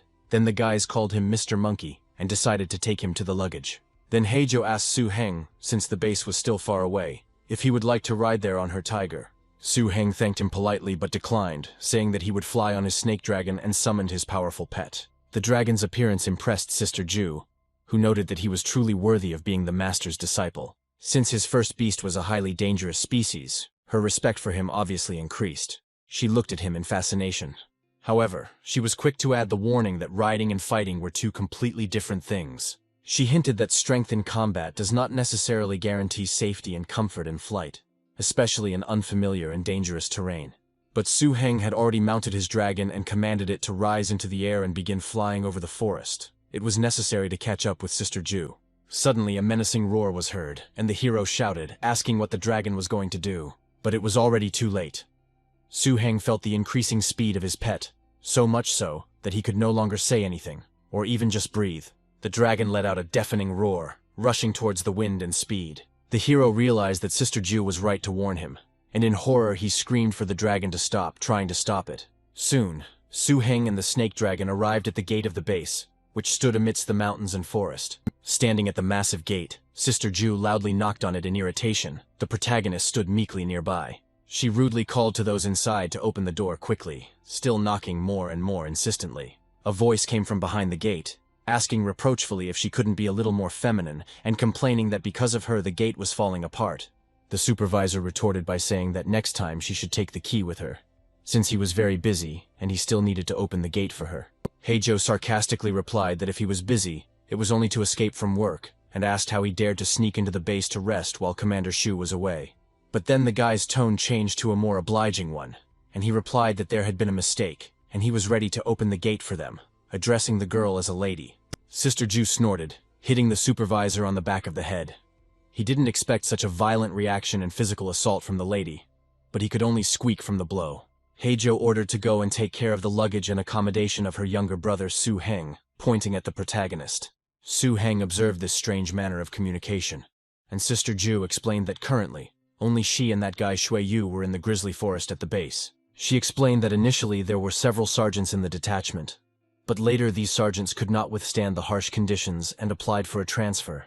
Sister Ju added that the head of the grizzly forest base and the main base master, Lord Shu Kui, went to hunt down a dangerous creature in the Grey Wasteland and left a few days ago. Another master, Lin Jianyao, was waiting for him to arrive at the base, intending to take him with him to undergo part of the special training for masters, but he started on his own. Su-heng sighed and admitted that he himself hadn't expected to be late, considering his adventures with the treasure hunter. Sister Jiu waved her hand, saying that everything was fine, and suggested that they go to her room first. She led him into her room and Su-heng gasped when he saw the interior decoration, which was quite unusual and impressive. The girl sat down on her bed and just watched the guy with satisfaction while he looked around. She noticed his reaction and asked with a grin if he was really that stupid, and asked the guy to turn around in her direction. Su-heng replied sheepishly that the decor was just a bit unusual, pointing to the wall behind him where animal heads were hanging. Sister Ju retorted by asking if he thought she was a local maid who did nothing but clean. After she invited him to sit down, patting the spot on the bed next to her with her palm, the hero was shocked and stood in a stupor. Sister Ju laughed at his reaction and said that she wouldn't tease him, understanding that the decor of her room might be too eccentric for a newcomer. Sister Taju got down to business, suggesting that before coming here he had not known about the special training program for masters in the grizzly forest. She emphasized that special training is not only about honing combat experience, but also the associated benefits, hinting at awards. She then asked him if he knew about energy fruits, to which Su Heng was surprised, and asked if there were energy fruits in this forest. Sister Ju confirmed that the grizzly forest is rich in bear fruits, which are energy fruits, and Blacklight Castle uses them very often. She added that they increase the strength and endurance of dangerous creatures, and are useful for evil beasts and attacking pets. Walked over to the curtains and pulled them apart. She continued her explanation further, saying that everything was not as simple as it might seem, pointing with her hand to a map of the area that had been covered up before. She immediately warned that all the trees with this fruit in the grizzly forest were occupied by warrior bears who were fiercely defending their territory. But there was a legal way with the help of a token received from the owner of the grizzly forest, the grizzly chief. The master tamer can challenge. After defeating them, you can get the fruit. However, she sternly warned that if anyone not connected with Blacklight Castle dared to steal the fruit, all the grizzlies in the forest would surely attack them.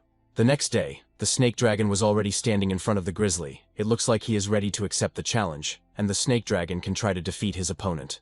Lin Zhen explained that if he succeeded, the bear fruit from the fruit tree, which was more than 30 years old, would end up in his hands. But Su Heng continued his words. He doesn't think that everything is so simple. With an exhalation and some sympathy looking at his pet. The guy confirmed this. Each grizzly only accepts a challenge from an opponent whose aura, in his opinion, is weaker than his own, and he has to face risks. This made every fight dangerous and unpredictable. At that moment, a powerful bear roar was heard from the depths of the forest. Su Heng and his dragon stood frozen in place, listening to the call, ready for the test ahead. However, there was something strange in the dragon's behavior. He could barely contain his laughter, although the situation did not look funny, but only frightening. The hero noted with surprise, he did not expect that the snake dragon had the talent to mock. Sweat was already running down his face from the tension. He asked his companion whether the grizzly had accepted the challenge, as everything seemed rather ambiguous. The guy confirmed that the snake dragon had no dealings with this dangerous species of animal, so it might be very hard for him. But his dragon seemed determined and let out a menacing cry, demonstrating its strength and readiness for battle. The fight began with lightning speed. The dragon and the grizzly clashed in a fierce battle. The forces were almost equal. The outcome of the fight was unclear. The movements were so fast that only shadows flickered and blows were heard. The protagonist's beast itself decided that it was time to use the power of the dragon against its powerful opponent. However, everything did not go as he expected. He received a powerful blow from a furious grizzly, who was furious, because how dare they mock him. After this blow, the snake dragon was thrown to the opposite side, fell to the ground with a crash, unable to get up immediately. The grizzly, seeing his condition, decided not to wait long and attack a second time. Suddenly, the boy watching the fight screamed, realizing the sudden turn of events, seeing how the grizzly, using a technique, managed to capture the dragon in a disadvantageous position. Su Heng turned to him, telling him to wait a bit, understanding that his dragon needed to handle this fight on its own. The hero explained that his pet really needed to gain experience in combat with such an unusual opponent. The situation on the battlefield changed. The picture was tense. The dragon did not give up. He applied his internal energy, and, through suppression, was able to rise and continue the fight. The grizzly clearly didn't like this. He went towards his opponent with a wild roar, but expected him to weaken in the moment. He didn't immediately understand how he had managed to miss his intended target. The next blow simply hit the ground. At this time, the dragon standing behind had managed to accumulate enough energy for a counterattack during this pause. His body was enveloped in a glow as he activated his hidden ability, Dragon Strength Enhancement. His muscles tensed, his scales glistened, and with a furious roar he managed to inflict damage. This attack only fueled the enemy's animalistic interest. His eyes lit up in a special way, and he wanted to respond to the dragon as quickly as possible. Lin Zhen commented on this, saying with approval that it seemed like the hero had trained the snake dragon well, and it had already developed the instinct to strike after strike. However, he added that the desire to break through the grizzly's defense was not enough. Strength was needed. Su Heng admitted that she was right, agreeing that their defense was incredible. The guy explained that there was a bear fruit effect that made them so resilient, and added that if he won, he would get it. The fruit could be used to benefit the pet, so Su Heng encouraged his dragon. In response, the dragon seemed to concentrate, but suddenly a glow appeared around the enemy, and its special ability, Beast Healing, manifested. The dragon rushed at the grizzly again, but this time his attacks were more precise and accurate, thanks to the breath of evil thoughts. The fight became even more fierce. The snake dragon also began to use the evil thought bomb, directing energy at the opponent. The grizzly, enraged by this tactic, growled loudly, sending up clouds of dust and fallen trees around him. He took one of them as his weapon against the dragon, and with a furious cry he was about to pounce on it. The bear's roar mingled with the dragon's hiss, filling the forest with the roar of battle. It seemed that the forces had become equal, and the outcome of the duel now depended on endurance, tactics, and the will to win. The grizzly tried to catch the nimble opponent, but the dragon constantly eluded him, not allowing him to attack it anymore. He managed to anticipate the bear's movements and attacks, and therefore deftly avoided its attacks. But the grizzly was no slouch either. He could throw fallen trees he had taken at his opponent with incredible speed. It was clear from the dragon that he was already quite tired. While the bear stopped for a while, he decided to take advantage of this and catch his breath. Suddenly the enemy's body began to rapidly increase in size, its power growing right before our eyes. It turned out to be not just a hidden reserve of strength, but an innate berserker rage, which the cunning grizzly had skillfully concealed all this time, which caused panic among the observers. The boys figured out that this special skill was only available to select bears, granting an instant boost in power and invincible protection. However, deep down, Su-heng felt no call for help coming from their spiritual connection, and this belief made him believe in his dragon. Although it was not really obvious that the dragon did not need help, he hesitated, not understanding what to do now. But he couldn't give up just like that, especially looking at the enraged grizzly, his opponent today. Then, gathering his courage, the dragon activated his attack at second speed, and the bear again failed to reach its goal. The clap of its paw landed near the tail of the snake dragon. The pet's technique was like a sudden flash of lightning tearing through the darkness, a swift and unexpected maneuver that changed the dynamics of the entire battle. But the observer said that at such a speed, the snake dragon would no longer be able to simply dodge, and a powerful blow would be inevitable. The grizzly used his signature move, the bear rush, a monstrous force capable of knocking down any creature.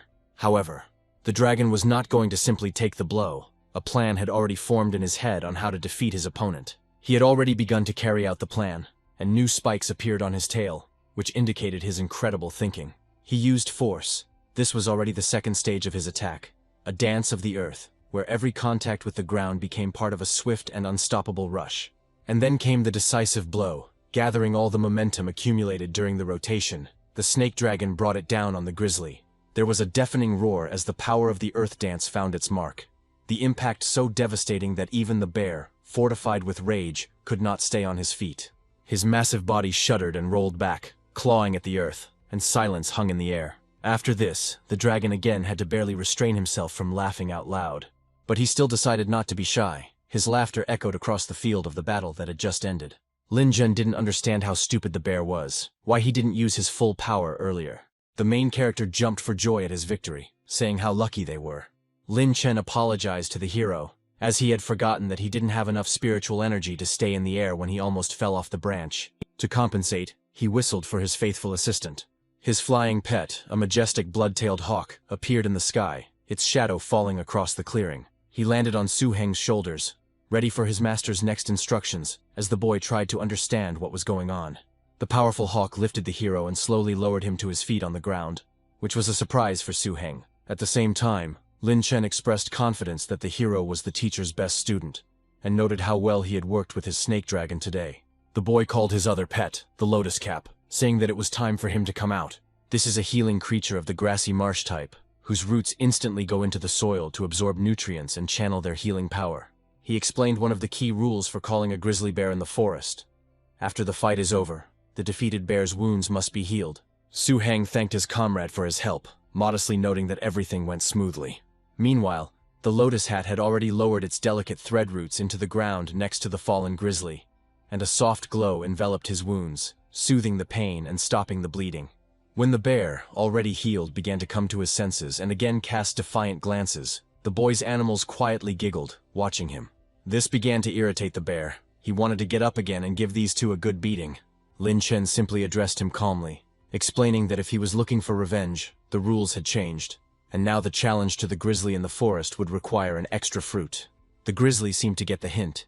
He merely snorted, turned around, and, without asking for any additional payment, simply walked deeper into the thicket, leaving behind only crushed bushes.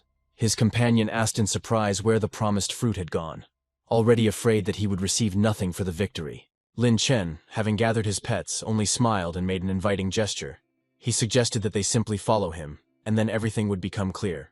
The small group followed the young tamer, leaving behind a clearing bathed in the last rays of the sun and bearing the marks of a recent, fierce battle.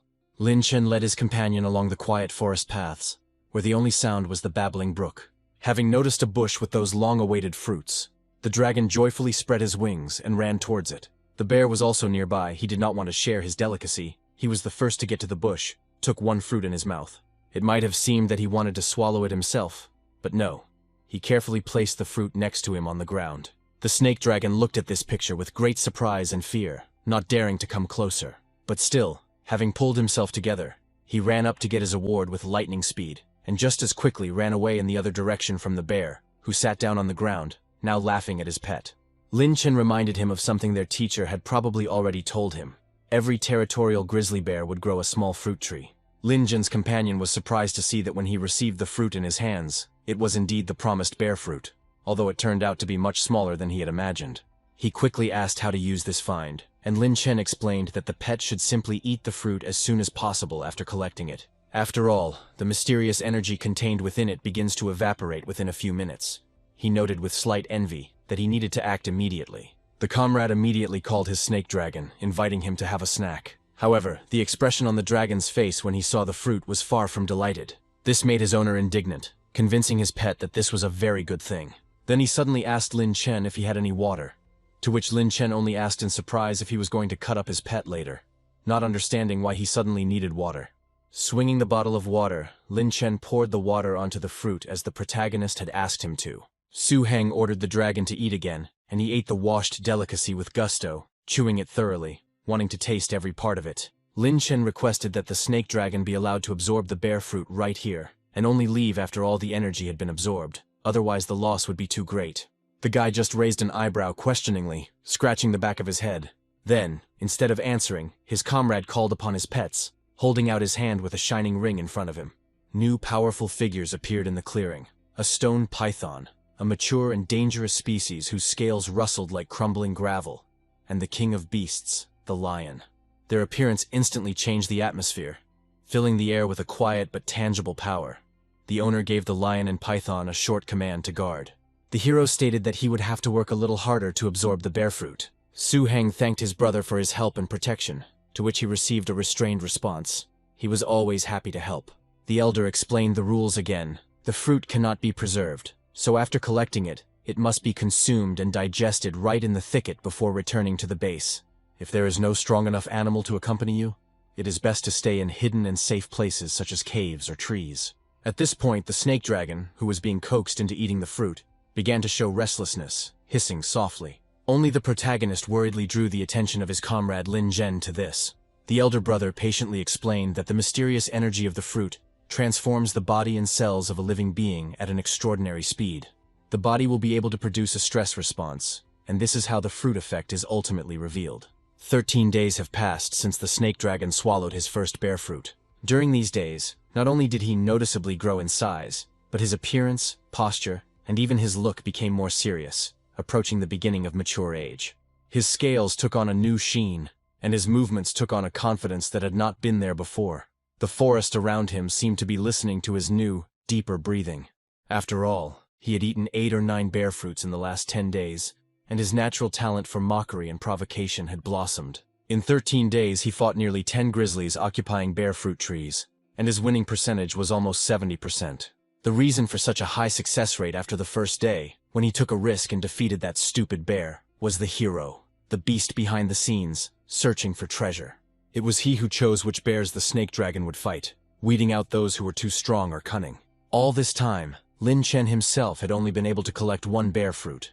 The treasure-seeking beast was the real reason why the snake dragon was able to collect so many fruits. Lin Chen hadn't yet guessed about this little secret to success. The boy's thoughts were interrupted by the dragon's quiet hiss. He reported that he again felt the presence of that same bear from the first day, the one who possessed the berserker attack technique. There was no time to think. It was time to go to the meeting.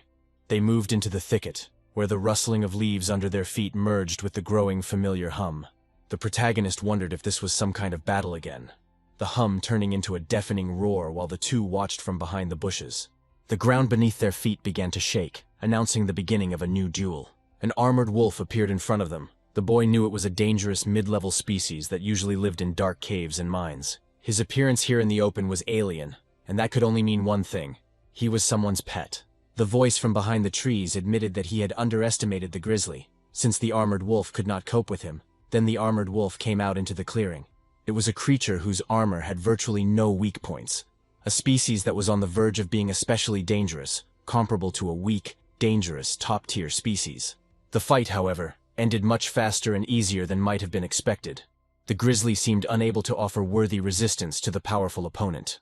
He fell into the pond, and the splashes from his plunge flew in all directions. Su Heng remembered Huangge's words that the Blacklight clan was created hundreds of years ago. In the process of their development, they fought and made enemies.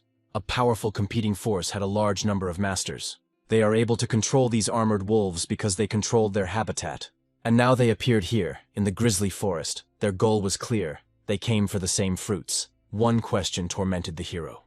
How to save that very bear now?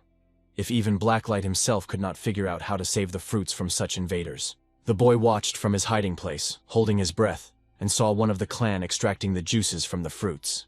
But then his gaze caught a barely noticeable movement among the trees, and he was quietly surprised to himself. Taking a closer look, he realized, cursing mentally, that it was a scout. There was a sharp, abrupt sound, like a click or a chirp. And now the hero and his pet watched the creature with their mouths open. The stranger who controlled the wolves clearly did not expect that someone was hiding in ambush. But as soon as he heard strange sounds, he turned around, realizing that there was someone there after all. His curse, full of fury and surprise, broke through the silence of the forest, betraying his confusion and anger at the fact that his plans were revealed. Following these words, a new, colder command was given. The stranger ordered his wolf to check who dared to eavesdrop. He climbed onto the wolf, and they quickly rushed off to search, not yet knowing who exactly. A few tense minutes later, the forest was once again plunged into relative silence, the dragon trying to escape as quietly and unnoticed as possible. Su Heng realized with relief that it was still possible to escape from the heavy armored wolf if he acted carefully. He needed to get deeper into the forest, hide his identity, and set all the local grizzlies on this poacher. He took out his communication device and quickly typed out a message, saying that a poacher had been spotted and asking for reinforcements to be sent as soon as possible. But in response there was only dead silence and a flashing indicator. The device was discharged. Indeed, he had lived peacefully for so long that he had forgotten to charge the device, especially since there were always people nearby who were ready to help. He cursed silently. No matter how hard and dangerous it was, he had to convey the news about this intruder to his own people himself. He made a soft, encouraging sound to his serpentine dragon, and they rushed deeper into the forest, trying to blend into the shadows. However, their escape did not go unnoticed, as a sparkling energy illuminated their path. The stranger's voice, full of cold fury, rolled behind them. He was perplexed by the power that had appeared. He ordered his heavily armored wolf to use its skills to catch up and kill this little rat and its poisonous pet. A new sound echoed through the forest, not a roar, but a low, vibrating howl, after which the body of the massive wolf suddenly became covered in a dull metallic sheen. It rushed forward with a terrifying speed. Unexpected for its size, he used the 5th stage of the evil attack, Shadow Tread. The pursuit began. At this critical moment, the protagonist noticed the approaching enemies in time. Su Heng's mind raced with thoughts, trying to decide what to do now. He gave the command, ordered the snake dragon to use an evil attack, the 2nd speed, but with a specific goal, to head towards the giant trees, the ancient giants. He responded with a sharp, determined hiss and lunged to the side, his body blurring in midair for a moment as he activated his skill. Mentally analyzing the situation, Su Heng realized that although the acceleration was inferior to the wolf's shadow's gait, it allowed him to change direction abruptly. And since the heavy wolf probably couldn't maneuver as easily at full speed, there was a chance of it crashing into the trees.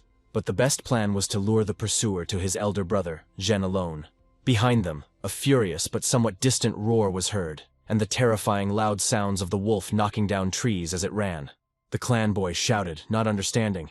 So this rat really knows how to run away. His voice, full of irritation, confirmed that their tactics had begun to work. Then the stranger raised his hand with a ring on his finger, calling for another of his pets. His powerful pet, a thunder tiger with 3 attributes, a creature of a particularly dangerous species. Its presence immediately changed the balance of power. The powerful beast with sparkling fur and a piercing gaze seemed like the living embodiment of a storm, ready to crash down on any enemy. The guy moved onto it. Now, with such support, the chase could continue. until a heavy armored wolf, having broken out of the thicket, froze at the edge of the clearing. However, after a few days, the whole thing also set off on a journey for its owner. He could not abandon him. The air was electrified again, but now with the anticipation of a fight between equals, the tiger was on their tail, activating its attack, the claw. He was able to touch the skin of the protagonist's beast, and a bright light of the most powerful energy flashed over it. The attack left an open wound on the snake dragon, which itched and ached unpleasantly. Su Heng couldn't hide the shock in his voice when he saw the thunder tiger. It was a particularly dangerous species in its prime. His tone changed from pursuing to assessing and clearly concerned. At this rate, even if he doesn't catch up with us, he'll kill us. Then came a new, desperate command to his pet hunter to lead them to the nearest territory of the bear leader. Apparently, he had decided that a direct fight with the thunder tiger was not the best idea. And now his goal was to pit the two powerful creatures against each other in order to escape in the confusion. The hero, realizing the danger of this plan, shouted to his pet that they needed help, and all three of them rushed forward with even greater speed in order to break away from their pursuers. At that moment, he gave a command to his dragon, ordering it not to simply run away, but to use the earth dance to try to stop or at least slow them down. The serpentine dragon responded with a sharp hiss and darted to the side, its body momentarily merging with the uneven ground. Before he emerged in the path of the enemies, he tried to create chaotic vibrations and obstacles under his feet. It worked. The road was barricaded and was able to slow down the violators at least for a while. In response, the stranger desperately commanded his heavily armored wolf to clear the way and break through to the target at any cost. The fight in the open clearing threatened to escalate into a chaotic pursuit throughout the forest, the enemy using the ring enhancement. With the power of this, the wolf was able to break through the rocks and boulders raised from the ground. Now it was possible to chase further. The road was clear. The guy from the clan hoped that he would still be able to catch up with the guys. Catching the protagonist's gaze, he asked him sarcastically if he really thought he could escape. Using the commotion caused by the dance of the earth and one of his hidden skills, Su Heng and his pets managed to escape and hide in the thick of the forest. Only the rustling of leaves remained near the enemies. The boy stated that the hero had disappeared, and immediately ordered the thunder tiger to find them. The mighty beast let out a low, booming roar and began sniffing the air, trying to pick up a scent. But after a few moments, his demeanor changed. He froze, became wary, and made an indistinct growl, turning his head to the side. The boy asked the thunder tiger with concern what was going on, watching as his pet seemed to have picked up on something much more important. From the cave, fierce eyes glowing brightly red were visible. This someone was clearly not happy with the uninvited guests. The stranger blurted out that it was the leader of the grizzly, and there was alarm in his voice. The leader suddenly jumped out at the violators of his peace with a wild roar, intending to tear them apart right here and now. The guy from the clan still couldn't believe that they could have bumped into him like that. Without thinking, he shouted the only sensible word in this situation, which sounded like an order: run. The protagonist understood perfectly well the reason for the panic. The leader could have called upon the entire pack to attack the intruders. Even if the stranger and his armored wolves were strong, they would not have been able to cope with the combined fury of all the bears in the area. After some thought, Su Heng ordered them to return to base, saying that if they were late, there was no telling how much fruit would be stolen from the grizzly forest. Realizing the scale of the threat, they could no longer afford to waste time chasing one poacher. They had to warn everyone. And without further ado, they rushed back to the clan's stronghold, but suddenly the boy told the dragon to jump faster. His voice even broke a little. He screamed so loudly from surprise. But everything worked out for now. The dragon had very quick reactions, and carried out its master's order. After a high jump, the boys landed softly on one of the branches of a tall tree. The stranger's voice, full of annoyance, came from behind the trees as he noticed that they were still alive. He regretted that the little bastard had been lucky enough to escape. Su Heng's tone changed from surprise to fury as he asked how they found him. The enemy responded with disdain, calling him a bastard and explaining that his thunder tiger had a skill, Star Mantle, that allowed it to locate its target. The protagonist cursed, calling this skill fucking. But then he immediately began to think about what he should do. The stranger praised their tactics of holding him back with the help of the bear leader, and then trying to escape and report what happened. But it was easy for the masters to escape from the bear. He stated that he could use a scaly lizard as a pet, showing his advantage in survival. After his words, he gave a short and harsh command to his thunder tiger to kill them. The mighty beast rushed forward, seeing no obstacles in front of him, in order to finally destroy these fugitives. But suddenly something happened that shocked the beast so much that he did not dare to move further towards the main character. Su Heng used his beast's mystical gift, the snake dragon, the evil attack, the second stage of enlightenment. He thought that by using the treasure hunter's mystical gift of illusion, the poacher could mistake the snake dragon for an ordinary scaly lizard. And fortunately, he had managed to prepare a smokescreen in advance from the waste from the release of black fat, which now came in very handy. Thick, acrid smoke instantly enveloped part of the clearing, obscuring them from direct view and disrupting the enemy's aim. The enemy and his beast began to cough from the smoke, and they were briefly lost in space. They only managed to notice that the main character was flying upward on a dragon, but they couldn't do anything right away. Taking advantage of the momentary confusion, Su Heng shouted to his dragon that this was their last chance, and they should leave. But the stranger, having already recovered from the smoke, sarcastically noted that they wanted to escape again, and asked how they would manage it this time. He immediately gave the command to his Thunder Tiger to intercept them and use the technique to strengthen them.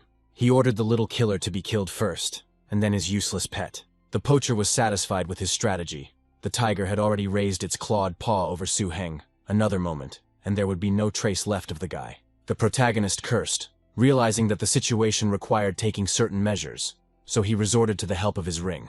He shouted out his 6th rank technique, Fire Shield, and with those words, a clot formed above the boy and his pets, protecting them.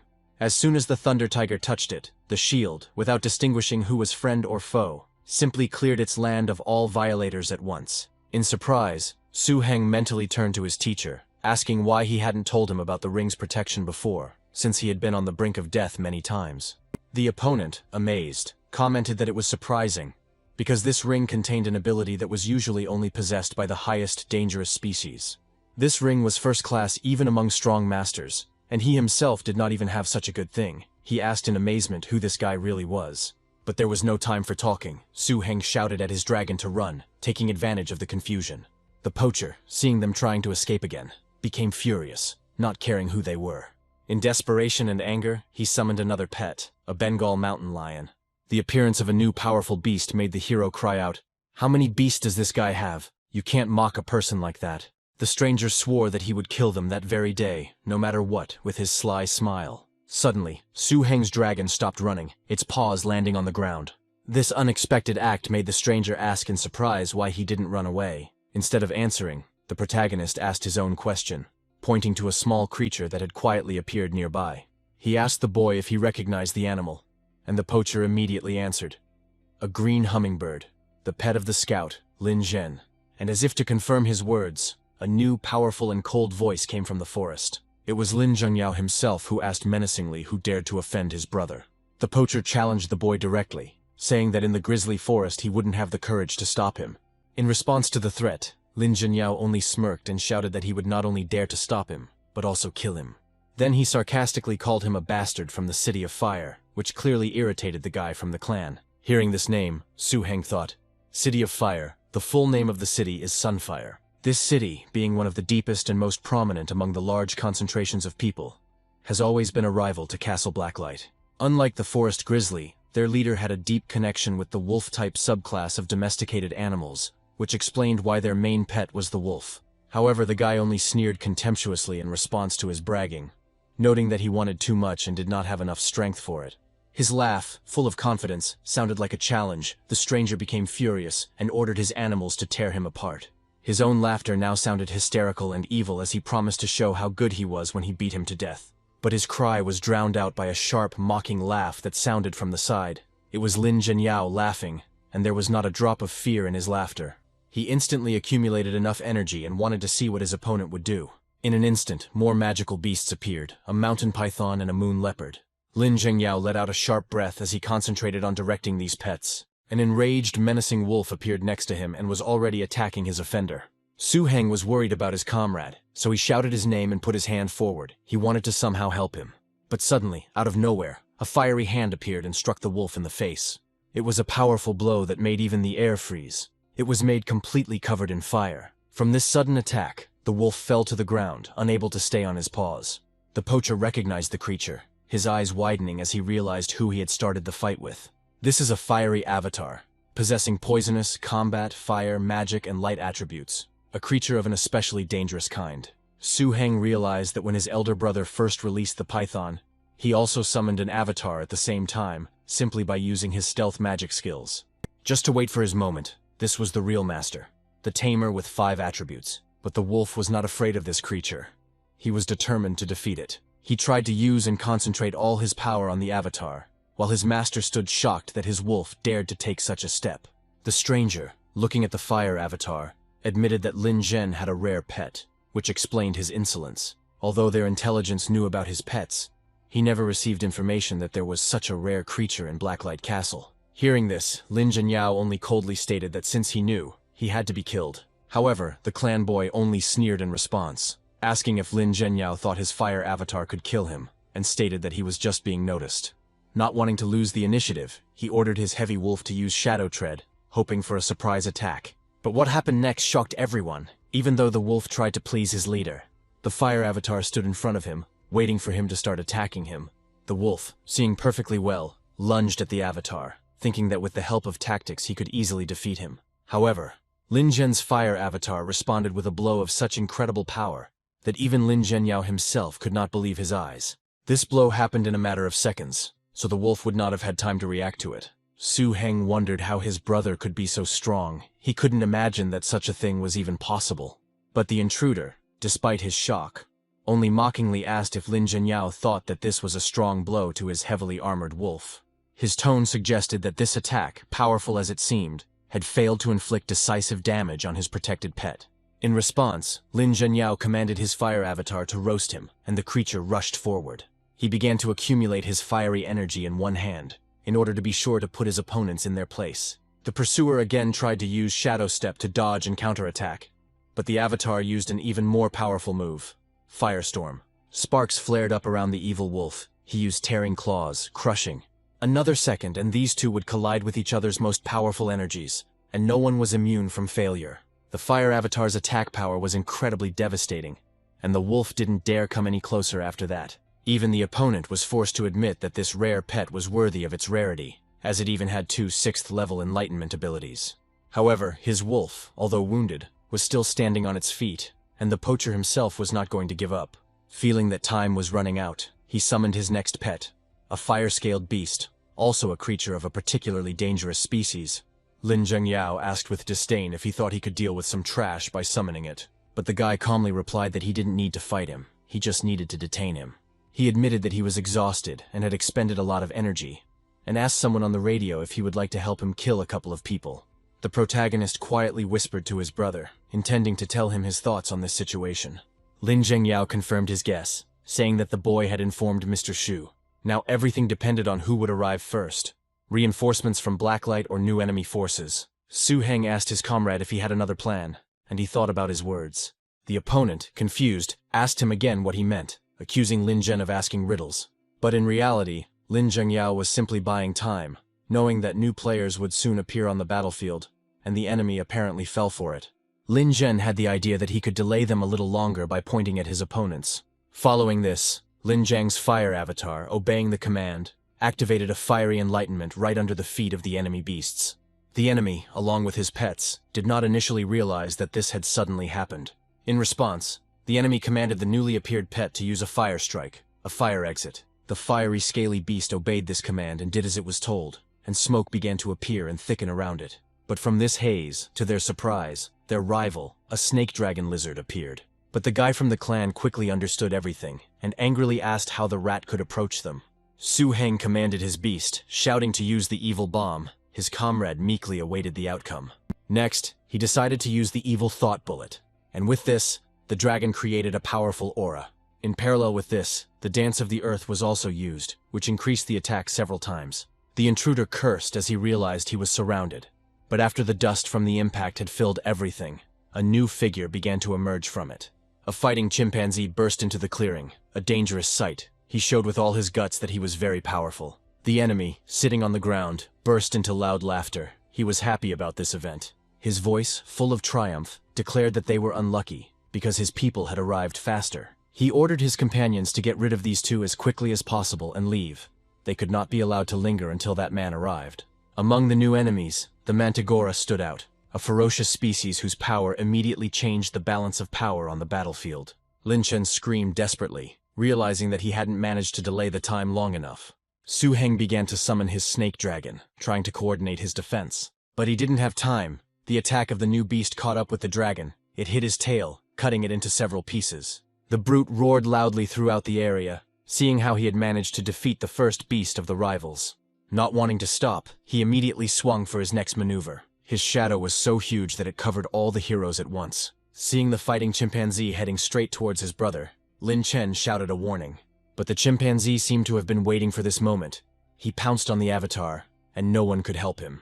He met him with his own combat technique, the giant leg. At the critical moment, a red fire tiger appeared in the clearing, and behind it, it instantly threw back the brute. Then the boys saw Zhu Yi and Shui Yu, and the main character exclaimed with relief that they were saved. Zhu Yu, full of rage, shouted at the poachers, "Fools! Do they really think that there is no one in Blacklight?" The poacher leader, seeing Shui Yu, was surprised how he had gotten here from the city so quickly. Zhu Yu coldly replied that if he weren't here, those bastards from the City of Fire would have gotten their way, and he declared that they were finished today. The poacher just chuckled in response, calling Shui Yu an idiot and stating that if he was here, it meant they were prepared. He threatened that it would be better for them not to come, because this secret weapon was intended against Master Xu, but this time, it would bury all four of them. He boasted that many masters had died because of him, and even Blacklight's master would be shocked to see him. With these words, he called his most formidable pet, the steel-armed monkey, whose appearance made even the most experienced fighters shudder. The steel-handed monkey turned out to be not just a dangerous species, but a mature individual of a very dangerous species. The situation had become critical again, but there was no panic on Lin Zhen and Zhui Yu's faces, only concentration. It was not in vain, because the counterattack turned out to be stronger than their monkey, and threw it back in one go. She flew so far that her opponents couldn't even react to it. Realizing that there was no point in competing with them any longer, everyone turned around at once and began to run away quickly. The protagonist, Su Heng, cursed when he saw their reaction, and he didn't immediately understand what had happened to them. And then Zhu Yi explained that this was one of Master Shu's strongest pets. And as if to confirm his words, the earth behind them heaved, and a new beast appeared on the battlefield, a nightmarish earth dragon. Zhu Yu explained that it was the strongest mature super dangerous species, belonging to the terrorist species. The iron monkey, the poacher's pride and secret weapon, was destroyed by just 2 blows from this monster. Su Heng and the others watched in silent shock, not believing their eyes and wondering if this was really a power of an extremely dangerous kind. The hero was still in shock when he began to fully realize the full power of this force. The poacher leader cried out in horror, realizing that Shu Kai was already here. He recognized that he was the Grandmaster.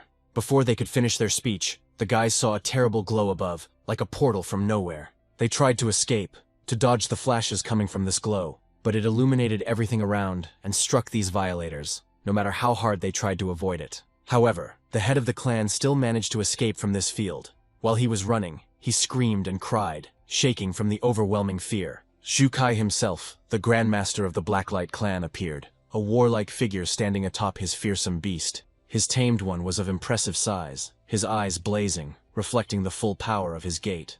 Shu Kai calmly surveyed the battlefield and admitted that he didn't expect those guys to infiltrate the grizzly forest while he was gone. He then praised Su Heng and the others, noting that they had done a good job of holding off the enemy and calling for help. Then his gaze fell on the fallen creature, and his voice became cold and commanding. Lin Zhengyao and Zhui Yu were standing over his severed body, no longer able to help him in any way. It was clear that Lin Chen was deeply grieving for him, and he was wondering what to do now. The Grandmaster asked only one question: who did it? He demanded to know who exactly dealt the decisive blow that led to this result. Su Heng pointed to the Mantigora, explaining that it was the pet of that vile poacher from Sinfire. Shu Kai nodded and then told Ju and the others to return to the base and rest. Sister Chu meekly replied that she understood everything. The guys stood humbly, watching the Grandmaster.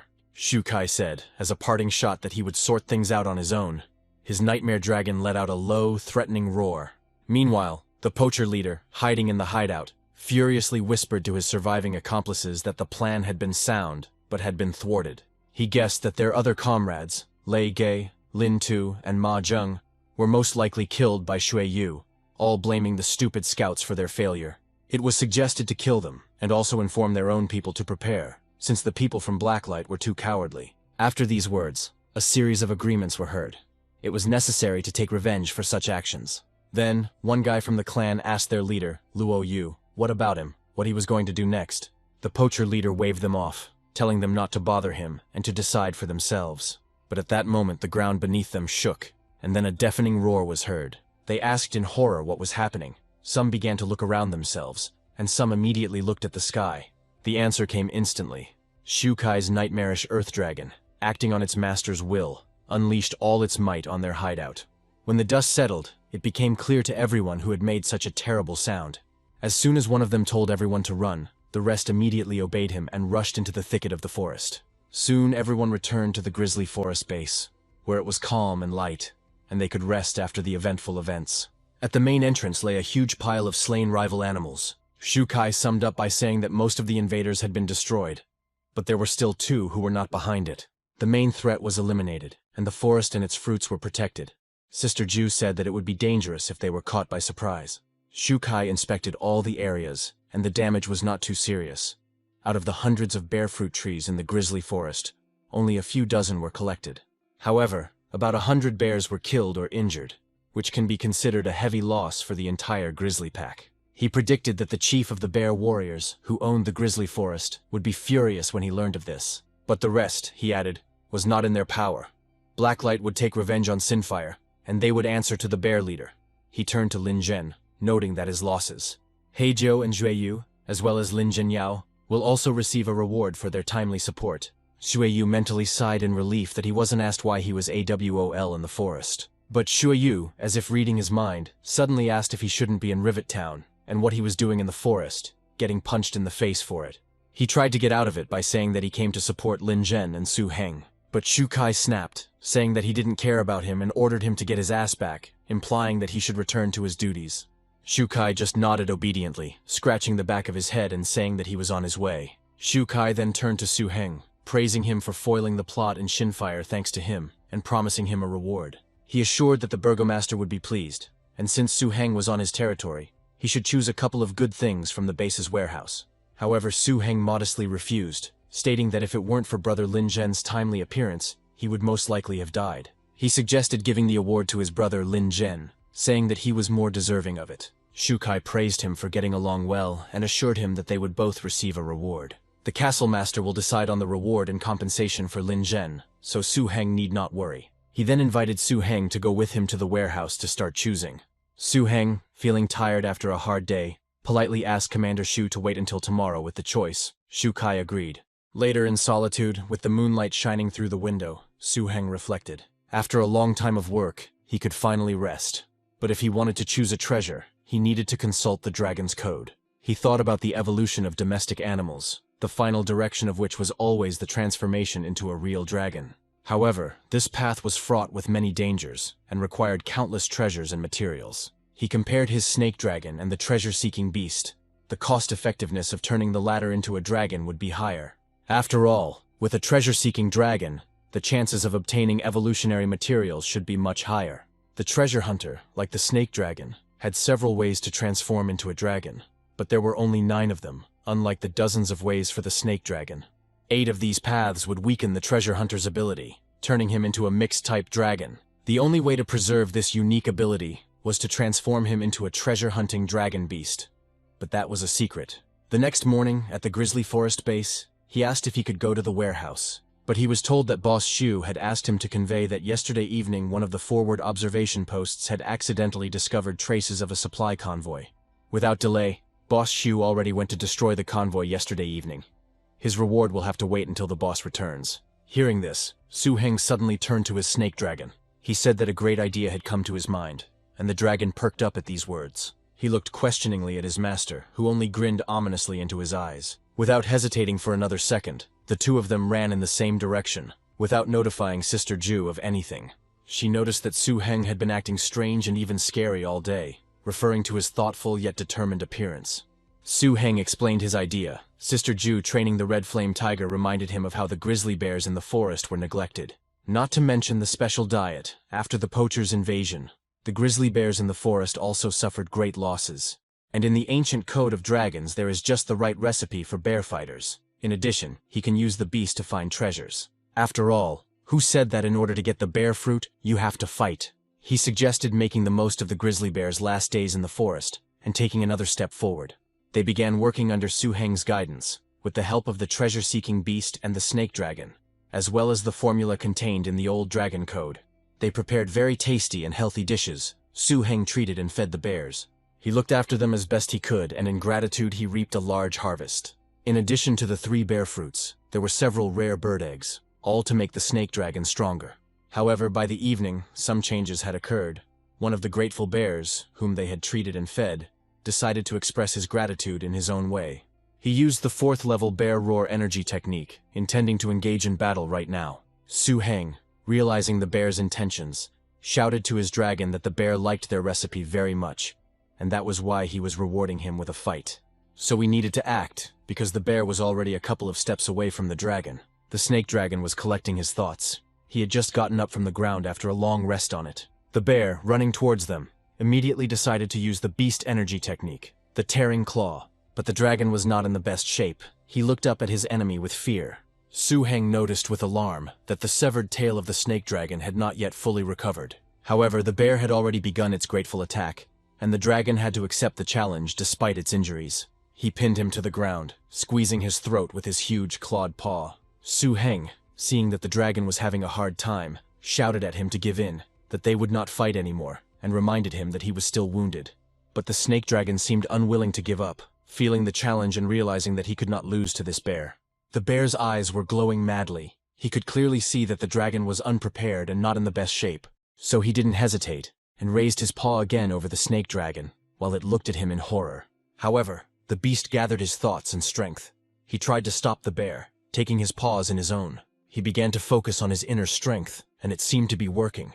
Despite his wound and fatigue, the dragon gathered his remaining strength, and then he used his most powerful, perhaps not yet fully mastered technique, the dragon cry. A sound wave of incredible power burst out from his mouth, colliding with the energy of the bear's roar. Su Heng exclaimed in amazement, not believing his eyes.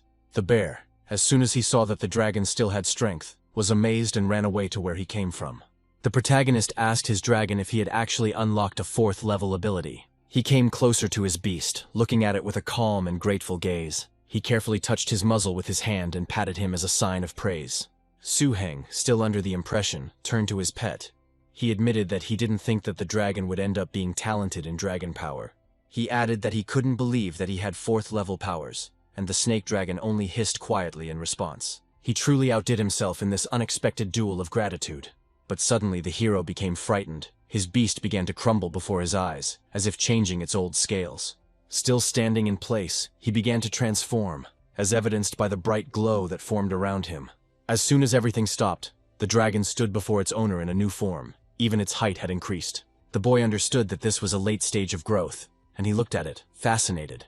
Su Heng was amazed to see that his snake dragon had grown so big, and he began to hug it with joy. The news quickly spread throughout the base, and by evening the grizzlies in the forest knew about it. Shukai asked Heijo in surprise if it was true that Su Heng's snake dragon had already grown to the late stage of growth. The girl confirmed this, saying that she couldn't believe it herself, but Lin Zhenyao had already checked it. They agreed to meet at the training ground to see this miracle with their own eyes. Voices calling for Su Heng were heard from the grizzly forest base, and Boss Shu had returned. Lin Zhengyao, holding a tape measure in his hand, politely greeted the Grandmaster. He began to say that taking care of the supply convoy took a little time, but he had already heard the news about Su Heng's snake dragon reaching the late stage of growth. Lin Zhengyao confirmed that the pet fully meets the standards for late stage growth. Shu Kai, surprised, admitted that he had simply hoped that Su Heng would become a little stronger, and thought it would be great if his pet entered the late growth stage. But he didn't expect such incredible progress in a month. He praised Su Heng for exceeding the plan. Shu Kai then ordered Lin Zhen to arrange for Su Heng to be sent to Rivet Town in the morning, and ordered someone to send him back to Blacklight Castle. Despite being tired from the long journey, Shu Kai suggested that they immediately take Su Heng to the warehouse to choose his reward. Su Heng, showing concern, noticed that the boss had just returned and suggested that he take a rest and take care of business tomorrow. Shu Kai, however, insisted, stating that any delay until now would be considered a breach of his promise. Since he had promised Su Heng 2 things and was late, he now let him choose one more, and he led him to the Grizzly Forest Base warehouse. The protagonist asked again, just in case, whether he could really choose what he wanted. Inside the vast storage room, Shu Kai said that he would wait for Su Heng to make a choice. He, satisfied with this answer, quickly ran on, saying that this was incredible. He stopped near a pile of gold coins and glittering chests. Su Heng, amazed by the size of the warehouse, wondered if this was really the Grizzly Timber Warehouse. He knew that the grizzly forests were extremely vast, and encompassed not only forests, but also lakes, rivers, valleys, and even mountainous areas. There was a wide range of materials from different regions on display. The choice would not be easy. Then he scratched his pet, asking it to wake up. Su Heng asked him to remember what they talked about last night, and the hunter strained himself. He reminded his pet that if there were such things in this warehouse, they needed to be found. Then he would help him transform into a treasure-seeking dragon beast. The treasure-seeking beast responded with a determined sound, understanding the importance of the task. Afterwards, he quickly jumped out of the protagonist's arms and rushed off to search for the necessary thing. Su Heng mentally added that it all depends on luck, but if they can find them, then everything will change. For some reason, the little animal climbed up to the top of the statue, which stood in the middle of the jewels. The hero threatened the pet that if he didn't behave well, he would make the snake dragon eat him, but then seriously asked him to just find them. The treasure-seeking beast responded again, full of determination, angry that its owner had not taken it seriously. Finally, after a long search, Su Heng chose a large piece of evil fibrous root and a dried magical flower. Shu Kai suggested choosing one more thing. Su Heng thanked Commander Shu for the reward, and added that he remembered his sister mentioning the fertilizer that improved the soil on plantations that was made right here. Shu Kai interrupted him. The item he asked for had already appeared in the guy's hands. Shu Kai found that the warehouse door was closed, so he congratulated Su Heng for getting his hands on the root, the magic flower, and the drilling mud. But the protagonist did not pay attention to the Grandmaster's sarcasm, because this thing is the main material of the essence of the dragon treasure. The next morning, Su Heng and his entourage arrived in Rivet Town. They were greeted by warning cries to be careful with the master's treasures. The guys helping were smiling and trying to handle the boxes they were moving carefully. Lin Zhengyao, seeing them off, warned his younger brother that Boss Shu had recently destroyed many of Sinfire's gathering points, so they needed to be careful on the way. Shuyu came over and asked Lin Zhen what he meant by this and who he looked down on. He stated that when Su Heng arrived at Rivet Town, he entered their territory, but promised to bring Su Heng back safely. Lin Zhengyao agreed, saying that he would return then since Boss Shu had business for him to attend to. He said a warm goodbye to Su Heng, saying that they were always waiting for him in the grisly forest.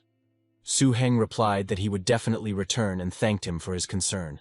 Zuyu, impatient, interrupted their cooing, saying that it was time to go. He ordered that the fire extinguishing systems be checked again, as they would be leaving soon. He added that they needed to be prepared for this trip to get to the meeting point in Blakelat. Everyone humbly responded that they understood everything and were ready to begin implementation. Meanwhile, in the enemy hideout, confirmation came from their informant in Rivet Town. Today, a group of city guards from Rivet Town will escort a big shot to Blacklight Castle. According to the information received, it was this big shot who most likely interfered with their operation. They identified him as the guy with the Firekeeper's ring. The poacher leader said with satisfaction that this was very good, and added that he had also received news that Lin Zhenyao had left the base. This meant that their target would be less protected en route, and the poacher leader gave the order to wait for the convoy. He accompanied that bastard to that valley where they were supposed to set up an ambush. He declared that he would hunt Su Heng down so that he would taste death while watching the approaching cars. He vowed to make Su Heng pay for his brother's death by avenging the one who died in the previous clash. Meanwhile, the leader of the poachers sensed something was wrong. It was as if something had exploded behind him. He looked around suspiciously, wondering out loud what had happened, not realizing that anyone might be nearby. That someone turned out to be Lin Zhenyao. He shouted to him that he could see him in the tree, and that he didn't need to hide. He stated that his two companions were killed by Commander Shu, and he would deal with him himself. The guy who was sitting in the tree screamed in fear that this couldn't be happening. However, Lin Heng reported to him to take a look at Su Heng's team, as they had already stopped at the entrance of the valley. The poacher leader was furious, realizing he had been tricked and the information used as bait, and vowed to take matters into his own hands. Lin Zhengyao mockingly remarked that the poacher leader was not as brave as he had been in the forest. Shu Kai appeared and explained that he was here solely to protect their master from Blacklight. Otherwise, why would this scumbag be in the crosshairs when the Grandmaster gave the command to attack Lin Zhen? He pointed at the offender and said that he simply had to avenge his pet. While the battle was beginning, the convoy was calmly heading towards its destination. The protagonist was driving and thinking that judging by the level of damage, it must be a particularly dangerous species. His elder brother Lin Zhenyao told him to leave half an hour later. Meanwhile, Su Heng, hearing the shouts and familiar figures, hurried towards the sound. The door creaked open as the car stopped and the guy started calling for Boss Shu. He thanked him for his protection and promised to repay him if Mr. Su returned to Blacklight Castle in the future. In response, he only turned his head and decided to move on so as not to keep the burgomaster waiting. 2 days later, they finally reached the gloomy walls of Castle Blacklight. Now it was necessary to assess what had changed during their absence, which is what the teacher intended to do. Su Heng firmly stated that he would not allow anyone to gain the upper hand against them, adding that he would not let the elder down. In the center of the hall, under the gloomy vaults of Blacklight Castle, the ominous figure of a serpentine dragon lizard appeared. As soon as the dragon stood on its paws, the teacher rose from his chair and walked towards him. He opened the mouth of the snake dragon, examining it from the inside and also from the outside. A quiet warning came from the protagonist. It was better not to move from the spot. If he gets upset, both will suffer. The teacher began to talk about the enormous losses of his subordinates in the city, destroyed even in places where armored and heavily armored wolves were trained. Even Lin Zhengyao's elder brother was affected by these actions, and the boy asked anxiously whether they would take revenge on the Grizzly Forest again. The answer brought relief. The master of the Grizzly Forest had secretly returned, and now anyone who dared to go there, except for the highest ranks of Sinfire himself, would die.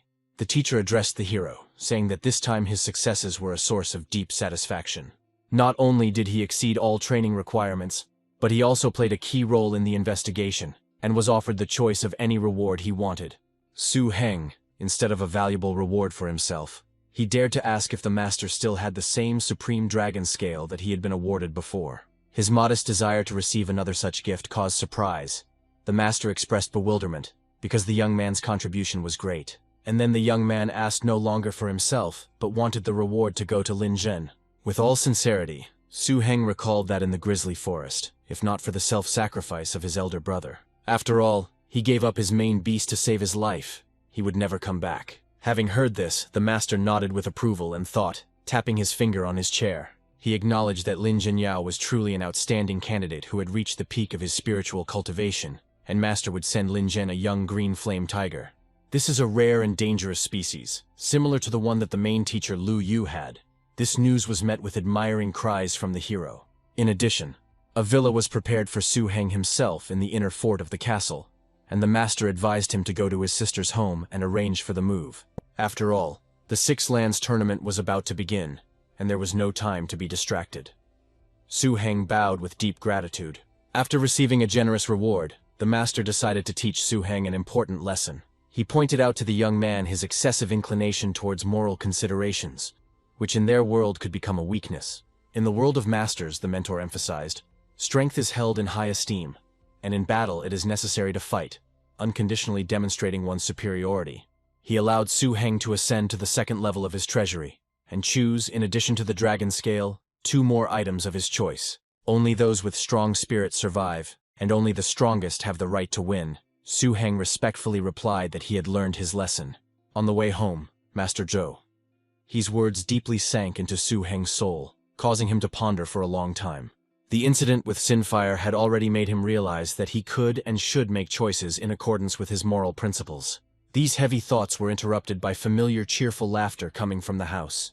My sister was again talking animatedly with someone. Su Heng couldn't help but wonder who his sister was talking to this time, and a slight smile touched his lips, briefly dispelling the gloom of his thoughts. Su Heng's reverie disappeared as soon as he stepped over the threshold of his home. His younger sister rushed towards him, her face lit up with a joyful smile and relief. She cried out, happy that her brother had returned, and in her voice one could hear the anxiety that she had been suppressing for a long time. She immediately confessed, lying on the ground and hugging the guy, that she heard from the guards about the attack on him on the road. Su Heng hastened to calm her down, gently assuring her that everything was fine and that the incident was already behind her. Then his gaze moved to the guests sitting in the room. He did not know them. Sister introduced them. These are colleagues who came to while away the evening. Lin Meng Wang from the General Services Department of the Plantation Administration. Also, Jin Mei Li from the Materials Processing Department of the Resource Management Bureau. Both guests seemed to have come to make acquaintance, and their visit promised a new development of events. However, the young man had already begun to suspect where this was all heading, and with slight annoyance he tried to object to his sister as to what she wanted. But his sister, Su Qin, interrupted him, her words suddenly harsh, reminding him of their late parents and that he had to fight for his life. To build a family, create a business, strive for a better life. She declared that she had selected for him the very best, with curvaceous figures, who knew how to cook and run a household. In her opinion, a hard worker like him, always on the go, is probably looking for someone who could take on all the household chores. Su Heng, feeling tired and internally rebellious, tried to gently refuse, citing a desire to rest in his room, even skipping dinner. Despite his rejection of the idea with the bride, Su Heng was unable to completely resist his sister's persistence. The entire dinner passed in an awkward, tense atmosphere. The situation only changed when Su Heng, in order to somehow diffuse the situation, he pulled out his treasure-seeking beast. The funny and diligent creature instantly attracted the attention of all three women. He amused them for a while, which distracted them from the awkward topic, allowing everyone to relax a little. But as the evening drew to a close, the sister asked her brother to escort the guests home, and Su Heng obediently agreed. However, Lin Mengwang and Jin Meili politely refused, insisting that they did not need an escort since they lived very close by. They literally just need to cross the road and they will already be home. They thanked Su Heng for his hospitality, remarking that they had a good time, and lightly joked about his excessive formality. Su Heng didn't insist for long, and they went outside. But suddenly the protagonist noticed something. Just as the group was about to cross the road, the silence of the night was suddenly pierced by a sharp cry full of alarm. The guy stopped the girls. The creature that suddenly appeared caused surprise and disgust. It resembled a rat, but it was of enormous, unnatural size. The question arose as to how such a monster could have entered here. Su Heng instantly assessed the threat. It was an adult specimen of a low-level but dangerous species, the ferocious storm rats. Lin Mengwan asked in amazement, how could a rat really grow that big? Su Heng speculated that perhaps she had mutated after accidentally eating the corpse of some powerful beast. He then warned the others that these creatures lived in packs, and told them not to come closer. His fears were confirmed when several more of the same huge rats jumped out of the shadows. The main character stood in front of the girls, covering them with his body, while they, frightened, did not know what to do. Su Heng, seeing what was in Jin Meili's basket, noted that chicken was their favorite food, and this was clearly bait. Without wasting any time, Su Heng released his pet, a beast already in its final stage. A snake dragon, poisonous and fast, appeared before him, ready to attack. His eyes glittered coldly in the night, directed at the giant rats, who no longer thought the idea of attacking was right. The situation escalated in an instant, and they decided that the best solution now was to run away. Su Heng gave a command to his pet. Before his question sounded rhetorical. Do they really think they can escape from the snake dragon? A short, furious storm set in the darkness of the night, and the dragon took off above the ground. He was nimble and deadly, operating with ruthless efficiency. The rats, seeing that they were being chased, turned around in horror, hoping that it would not affect them. But their hopes were killed, as were they themselves. Insanely quickly, less than a minute passed. A fully grown, low-level, dangerous storm rat, which would have given his pet a hard time just a couple of months ago, was now dispatched with astonishing ease. The main character said that today he killed her as easily as he would kill an ordinary chicken. This was a clear indication of the growth of strength of both Su Heng himself and his tamed beast. While he was thinking about this, the guards ran up to them. Stopping, they watched what had happened with amazement. One hesitantly asked if they were already dead. 4 ferocious rats were killed in a matter of seconds, which is worthy of a true master tamer. One of those present assessed the situation. Su Heng, having already analyzed the incident, explained that at this time of year the rats do not have enough food, and recommended asking the security bureau for a blood-tailed cat. The guards who arrived at the scene respectfully confirmed that they would follow his instructions. Then Su Heng added another order. He wanted the carcasses of these 4 rats to be delivered to the chambers of the inner fort. Let them just say that Villa 73 is taking them, Su Heng. The guy hoped that the guards understood him correctly. These villas, located next to Blacklight Fortress, were a wealthy and famous area, mostly a complex of residences for craftsmen. Villa 73, which Zhou He gave to Su Heng, was originally Zhou He's personal residence. Such a generous gift naturally caused a wave of envy among the neighbors. Lu Ling, who lived in the house opposite, was the one who made the most noise, but he thought it was unfair. However, his grumbling suddenly died down when he saw Su Heng's sister, Su Qing.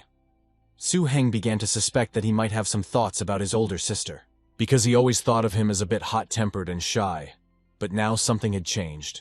Meanwhile, the servants carefully delivered the rat carcasses, having been warned to be careful not to dirty Master Su's courtyard. As a master with 2 pets, Su Heng had his own plans for these carcasses, especially considering his snake dragon's enormous appetite. The black, thick liquid was a strategic material, and selling it in large quantities that could be traced was unwise. The encounter with the mutated ferocious rats made Su Heng remember another item from the ancient Dragon Codex, the bloodline incense. This was a special type of spirit. the principle of which was the ability to imitate the illusion of a blood connection between the owner and his pet. Even for those who have not yet become full-fledged master tamers, as well as with young animals in the egg. Su Heng realized that the bloodline incense would become a hot commodity that could bring in more money. According to the recipe from the old Dragon Codex, after extracting the necessary components from the corpses of ferocious rats, bladderwort poison had to be added. Also, hairs from the back of the lower leaves of the moon orchid. All of this was combined with a binding agent, and then distilled and purified. He wondered if it worked, and if it really does work, it would be a great way to make money, as the cost is quite low. True, it remained to be seen whether the recipe worked in practice. I decided to test the experiment on my own animal. Under the influence of the bloodline incense, Su Heng and his treasure-seeking beast simultaneously fell into a strange illusion. Exclamations of surprise and confusion escaped from both of them. In this illusory space, Su Heng seemed to have become an old father to his pet. Su Heng, like the old beast father, took the young treasure-seeking beast with him every day to search, and eventually found a huge mountain of treasure. The beast seeking treasure was touched to the depths of its soul, filled with feelings it had never experienced in reality. As the incense's effect began to wear off, Su Heng let out a breath of astonishment, his head feeling a little dizzy. He muttered to himself what a strange thing it was as he looked around the room. Now he was in a hurry to complete the next task, to transform the treasure-seeking beast into a dragon so that he could go to the teacher's treasury tomorrow. However, his pet, still under the strong impression of the illusion he had experienced, jumped on him, making pitiful sounds, clearly mistaking him for his father. The next day, Su Heng arrived at the burgomaster's treasury. He was met by the guardian, who told Su Heng that if he didn't come next time, he would find him himself, making it clear that being late was unacceptable. Su Heng quickly apologized to the Grandmaster, explaining that he had been too busy moving in recent days and had simply forgotten. The senior master only laughed, nodding in understanding. He knew there was work to be done, and motioned for the young man to follow him. They stopped at the entrance to the treasury, and Su Heng immediately saw something impressive. It was guarded by a parasitic guardian beast of a particularly dangerous species. A squid crocodile slave, a mystic, a guardian of the double line. Whoever opened the door had to receive verbal consent from the owner, otherwise they risked being eaten in an instant. Compared to this, Chief Shu's treasury was nothing compared to the teacher's treasury. As he walked, the custodian noted that the second floor of the treasury was considered a reserve. He saw for the first time how a boss promised a low-ranking master to take 3 items at once, looked at Su Heng and added that he should not let the burgomaster down. Su Heng responded with a respectful bow and a firm promise, thanking him for such concern. Unlike Chief Shu's chaotic storage, Blacklight's second-floor treasury was a vast and complexly organized space. All the valuables were carefully arranged, and each treasure was kept under a glass cover, which also glowed. Su Heng noted to himself that the guardian's words were more of a hint not to take too much than a sincere wish. His attention was drawn to the dangerous appearance of the extra security monitor, the evil eye, which had an energy skill, a flash of light and shadow. It allowed him to see through objects even more clearly than an X-ray, and Su Heng realized that there were probably many more security measures hidden in the treasury. Turning to his pet, he gave him a task. This time he would have to look for treasures through the seals. He ordered him to lead him to the dragon scales and the 2 materials needed to transform into a dragon, while keeping the beast in a special ring to control its enthusiasm. With the help of his faithful treasure-seeking beast, Su Heng managed to find the hidden scales and 100 grams of spiritual essence. However, strangely enough, the floating secret stone was nowhere to be found. The pet expressed its bewilderment and zeal with characteristic sounds. Su Heng stated that it was not there. There was definitely no floating dark stone there when the beast pointed to one place. Coming out of the treasury, the guardian pointed to the high-grade dragon scale and spirit essence. He, watching the hero, asked why he needed this stone. Su Heng jokingly replied that he was missing 1 brick at home. The keeper just grinned, having figured out the trick. This brick contained a secret levitation stone. The secret floating stone could only be found on the 3rd floor. Su Heng, not wanting to reveal all his cards, thought that he was simply very good at searching for treasures, and could even find them in the ceiling. Now all the materials needed to perform the dragon transformation ceremonies have been collected. Su Heng turned to ancient records that describe the transformation method. However, what he saw left him completely perplexed. On the page, over and over again, only one thing was written. He expected complex rituals like those performed for the serpent dragon, but the reality was shockingly simple and crude. Putting aside his confusion about the strange recipe, Su Heng focused on the task at hand. He took his pet, the treasure hunter, and carried him to another part of the room. He announced to his pet that they would now begin the ceremony of turning him into a dragon. Castle Lord Zhou he had only 9 disciples, and Su Heng was the youngest of them. His 8 older brothers and sisters held important positions in the castle. One could say they were its core and foundation. All of them were very strong masters, true experts in their field. The meeting that was originally planned between Bai Su Su and elder sister Q Na. They are going to meet to discuss the hunting guard with Lu Ling. This meeting was used by the third brother as an opportunity to introduce Su Heng to the 2 older sisters. This is precisely where all that thoughtlessness stemmed from right from the start. There was a conversation going on in the senior disciples' quarters. The girl heard that the master had destined Su Su to create the 8th hunting guard. Su Su replied that almost everything was already there, but she was still selecting the last member. Intrigued, the protagonist thought about it, saying these words to himself, "Hunting guard." Then the elder asked her younger brother if he didn't know about them. Then they explained to him that the hunting guard was a special detachment of Blacklight Castle, existing not only in their settlement, but in others as well. Their task is to track down the young of all kinds of dangerous creatures in the vast wild lands, as well as to search for various materials and treasures. The Hunter's Guard consists of 4 warriors and 10 attendants, and there were 7 such guards within the Blacklight Assembly. They were extremely important, since the selection of masters in Blacklight was done using the beast eggs brought by the guards. During the conversation, the girl suggested that Su Su introduce her to a good newcomer, a girl named Reina, who became a master 2 years ago. She has a mature ironwood and a mature sleeping butterfly, both of which are mid-level dangerous and have combat power. In addition, she recently acquired a young, especially dangerous species of bloodlion. She concluded that this girl had great potential and could possibly become the last member of the team. Su Heng, hearing this description, recognized the familiar details in his mind. Weren't these his teammates from the Six Lands tournament? However, Su Su seemed to hesitate. She admitted that she still couldn't figure out who was worth taking, and it would be a burden to her to distract the newcomer. But then Lu Ling insistently suggested that Su Su allow him to intervene in his thoughts. He wanted to introduce her to a newcomer with great potential, an older brother. He definitely meets your needs. When approval was heard, the guy's smile blossomed before our eyes. He pointed to the main character sitting in front of him. Su Su said that she thought it was his younger brother, and then demanded an explanation, to tell her who his newcomer was. Su Heng didn't expect this turn of events and had no answer. The 7th sister asked her brother to stop. He had only been a master for a couple of months, and he didn't want to send someone else to a dangerous place. Su Su asked Lu Ling again, and he said that the newcomer was his older brother. The 3rd brother confirmed that he was the one recommending their super rookie, younger brother Su Heng.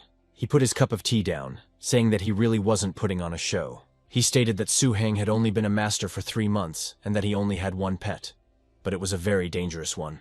The 3rd brother reminded him of the snake dragon that the younger brother had a month or so ago. By the time he had dealt with the northern section of the defense, he was already of average height. Lu Ling asked a reasonable question, so, isn't a person with a very dangerous appearance in the middle stage of growth a super rookie? The 7th sister, still in disbelief, turned directly to Su Heng, asking if his snake dragon would really grow up soon, and simply asked him to show it to her. Su Heng obeyed, saying, "Okay," and ordered the snake dragon to come out. The appearance of the pet caused shock, even for its owner. His size and aura were impressive. He didn't realize that he had grown too big. The 3rd brother confirmed this, body and aura. He had no doubt about his talent. The dragon is in the late stage of growth. He became like this just recently. Now the 7th sister abruptly changed her point of view. She thought that now he needed practice. She told him to come to her. However, the 3rd sister, Su Su, quickly intervened. She had all the hunting guards in full force. She was the only one missing. The 7th sister, admitting defeat, gave in, saying that I would not tease her anymore. He would be hers in the future.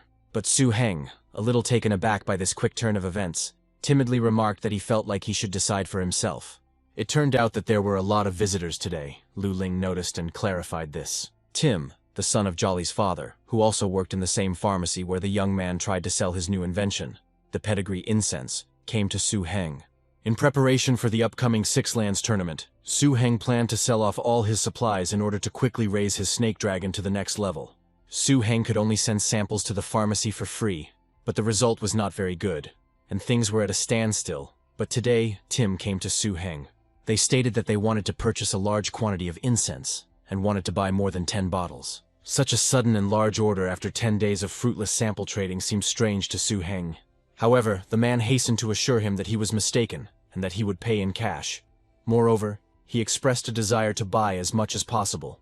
As proof of his intentions, Tim produced several cards, claiming that each of them contained 1 million. prepared by his father to pay for the vials. Su Heng couldn't help but wonder why everything had turned out so well now. The man, having confirmed the availability of payment and goods, offered to clearly define the terms of the transaction. He also added that the next time Su Heng had something new, he shouldn't hesitate to contact him. Su Heng thanked him, agreed, and headed towards the exit. The deal was completed, but a small dispute broke out at the pharmacy owned by Tim's father.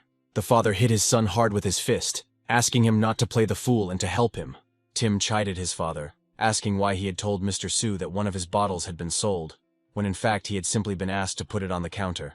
The young man believed that if they were unable to sell such a rare product, given their many opportunities, they would find themselves in a remote village in the commercial sense. To which the father, an experienced merchant, replied that his son was still too young to understand all the intricacies of business and creating demand. The father began to explain the strategy to his son, pointing out that not only novice masters but even veterans would use this incense to tame new pets.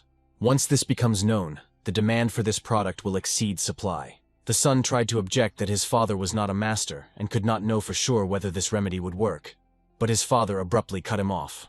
He reminded that Su Heng, the burgomaster's genius disciple, was a supreme master and was capable of creating such incense. The son, trying to soften the tone, said that he was simply expressing his opinion and suggested that they discuss the issue calmly, without violence. Meanwhile, a team had already assembled and was standing and waiting for instructions. They were told that the honor of all of Blacklight was at stake in the upcoming tournament, and for Su Heng personally, this was a great opportunity. If he can get a good rating, his career path will become even broader. The girl urged everyone to remember that they are a team. Everyone should help each other and not compete with each other. She asked again if everything she said was clear, and if there were any objections. No one expressed any negative opinions. They responded that everyone understood everything and was ready for the trip. Then the girl ordered everyone to get into the cars, distributing the people among the armored vehicles. Wang Xun and Luo Chong were to ride in the third car, Reina and Lin Yusing in the second, and Su Su herself announced that she would ride with Su Heng in the first armored car. This distribution caused dissatisfaction in Wang Xun, and he reluctantly got into the car. He asked why they weren't sitting with Mrs. Su, and why Su Heng was getting all the best. However, his comrade calmed him down, noting that Su Heng was probably just shy, and advised him not to get angry. Compared to the expedition into the Grizzly Forest, the Tournament of the Six Lands took place much further from Castle Blacklight. However, thanks to good roads, the actual travel time was much shorter and could be covered in about 2 days. And this time, in addition to Blacklight, the tournament also included Red Scorpion City, Lianying Castle, Luansha City, and Luyun City. A serious test and clash with strong rivals from other settlements lay ahead. Although Blacklight Castle was very strong, Su Su reminded that the other 5 places also had their own specialized techniques, and it was still unclear who would emerge victorious. On the way, the group made a stop. Everyone needed to rest. The third group had to stay awake for the first half of the night and check the fortifications around the camp, while the first and second groups had to prepare food for themselves and their pets. Since the general preparation took some time, it was necessary to prepare more. It was at this moment that something unexpected happened. Suddenly the ring on the guy's hand began to glow, which meant the appearance of a small creature. It was a treasure-seeking beast. Su Heng's pet, he called it, and it appeared. The owner took the little animal and put it in his arms. It looked at him questioningly. The guy saw a dragon scale on it, the same one they took from the treasury, given for the dragon lineage. The spectacle was impressive. The main character became thoughtful. He speculated that by swallowing the secret floating stone, the treasure-seeking beast may have gained the ability to fly. He then gave his pet a big hug, telling him he was damn lucky. The girl clapped her hands, taking command. She reminded everyone that the first thing they needed to do was feed their pets and keep them in good condition for the tournament. She then asked where Su Heng was, as she couldn't find him nearby. What caught her attention was the fact that Su Heng had summoned his beast and seemed to be talking to it. The boy spoke disparagingly of Su Heng and his pet, calling him an ordinary person with a scaly beast of mixed blood. This statement caused obvious displeasure in the youngest hunter. The little animal began waving its arms, screaming in its own language, which no one else understood. And who was this impudent fellow looking down on? The protagonist explained that scaly beasts are a collective term for dangerous creatures that are born with scales. As for the mixed-blood scaly beasts, they are the offspring of scaly beasts and other dangerous creatures. Su Heng added to himself that they just needed a reason to make a fuss. Then, addressing himself directly, the question was asked whether it was not true that an animal with mixed blood was the same as its owner. The question arose, but again, what kind of power can such a creature demonstrate? It is better to first feed the animals and forget about it. One by one, the team members began to show off their pets, demonstrating the power they had gathered for the tournament. The Sand Mountain Lion, Steel Beetle, Iron Demon Tree, and Sleeping Butterfly appeared. There was also a Blood Lion, a Ghost Flower Tiger, and an Energy Swift. Each creature spoke about the level and specialization of its master. And during the special briefing, Madame Lu said that this time, they all represented Blacklight Castle. The girl emphasized that they are a team, a single whole, and gossiping in this way is not good. However, not everyone agreed with this. One expressed the opinion that in a team, you should only listen to the one who is stronger. And if someone turns out to be weak, then he will drag the team down, and they will all have to rely on Brother Wang. He openly expressed doubts about Su Heng's abilities, but then the protagonist summoned his snake dragon. Another beast from his team began to look at this beast with great animosity. He crept up behind him quietly, growling under his breath. But the dragon immediately noticed the threat, so he knocked the beast over, and it flew into the air. The tension that had been building since the discussion suddenly burst out. His master. What was he doing? It turned out that his snake dragon seemed to act on its own. The hero did not understand who it was talking to. The boy took this as a challenge and summoned his blood wolf, preparing for a fight. Su Heng quickly stated that this was a misunderstanding, and that he hadn't even given the snake dragon an order. With subtle irony, he suggested that perhaps his pet was simply not in a very good mood, or perhaps someone had said something bad about him. Su Heng then addressed his dragon directly, pretending to scold him for his behavior, saying that he was ashamed of him. Wang Xun turned to the protagonist, clearly dissatisfied with this behavior. The offender yelled at Su Heng, reminding him that they were a team and had to stick together. In response, Su Heng finally gave vent to his indignation. He sharply pointed out that it was apparently normal for them to slander people and their pets with mixed blood. He repeated their own words about the team listening to the strongest, and the weak drag the team down, and issued a challenge. Isn't that right? Wang Xun, clearly irritated, pulled the guy up, making it clear that he was overdoing it. Su Heng replied, his supporters would have to rely on him, right? Trying to confirm their authority. The hero, without retreating, directly offered to arrange a training duel. Wang Xun tried to get out of it by saying that he was talking about his scaly beast, not the serpent dragon, and that Su Heng had misunderstood. But Su Heng, not letting him escape, asked briefly if he was afraid. Then Wang Xun tried to refer to them as a team. Su Heng retorted that if he didn't want to go alone, he could go with Luo Chong, and even suggested that they choose 4 opponents for their snake dragon. The girl noted to herself that Su Heng was a good person in the training camp, and she didn't know he had such a strong side, adding that it was interesting. The situation on the field became tense, with the main character's entire team standing in front of him. Su Heng agreed, stating that he would not bully them, and suggested that they begin.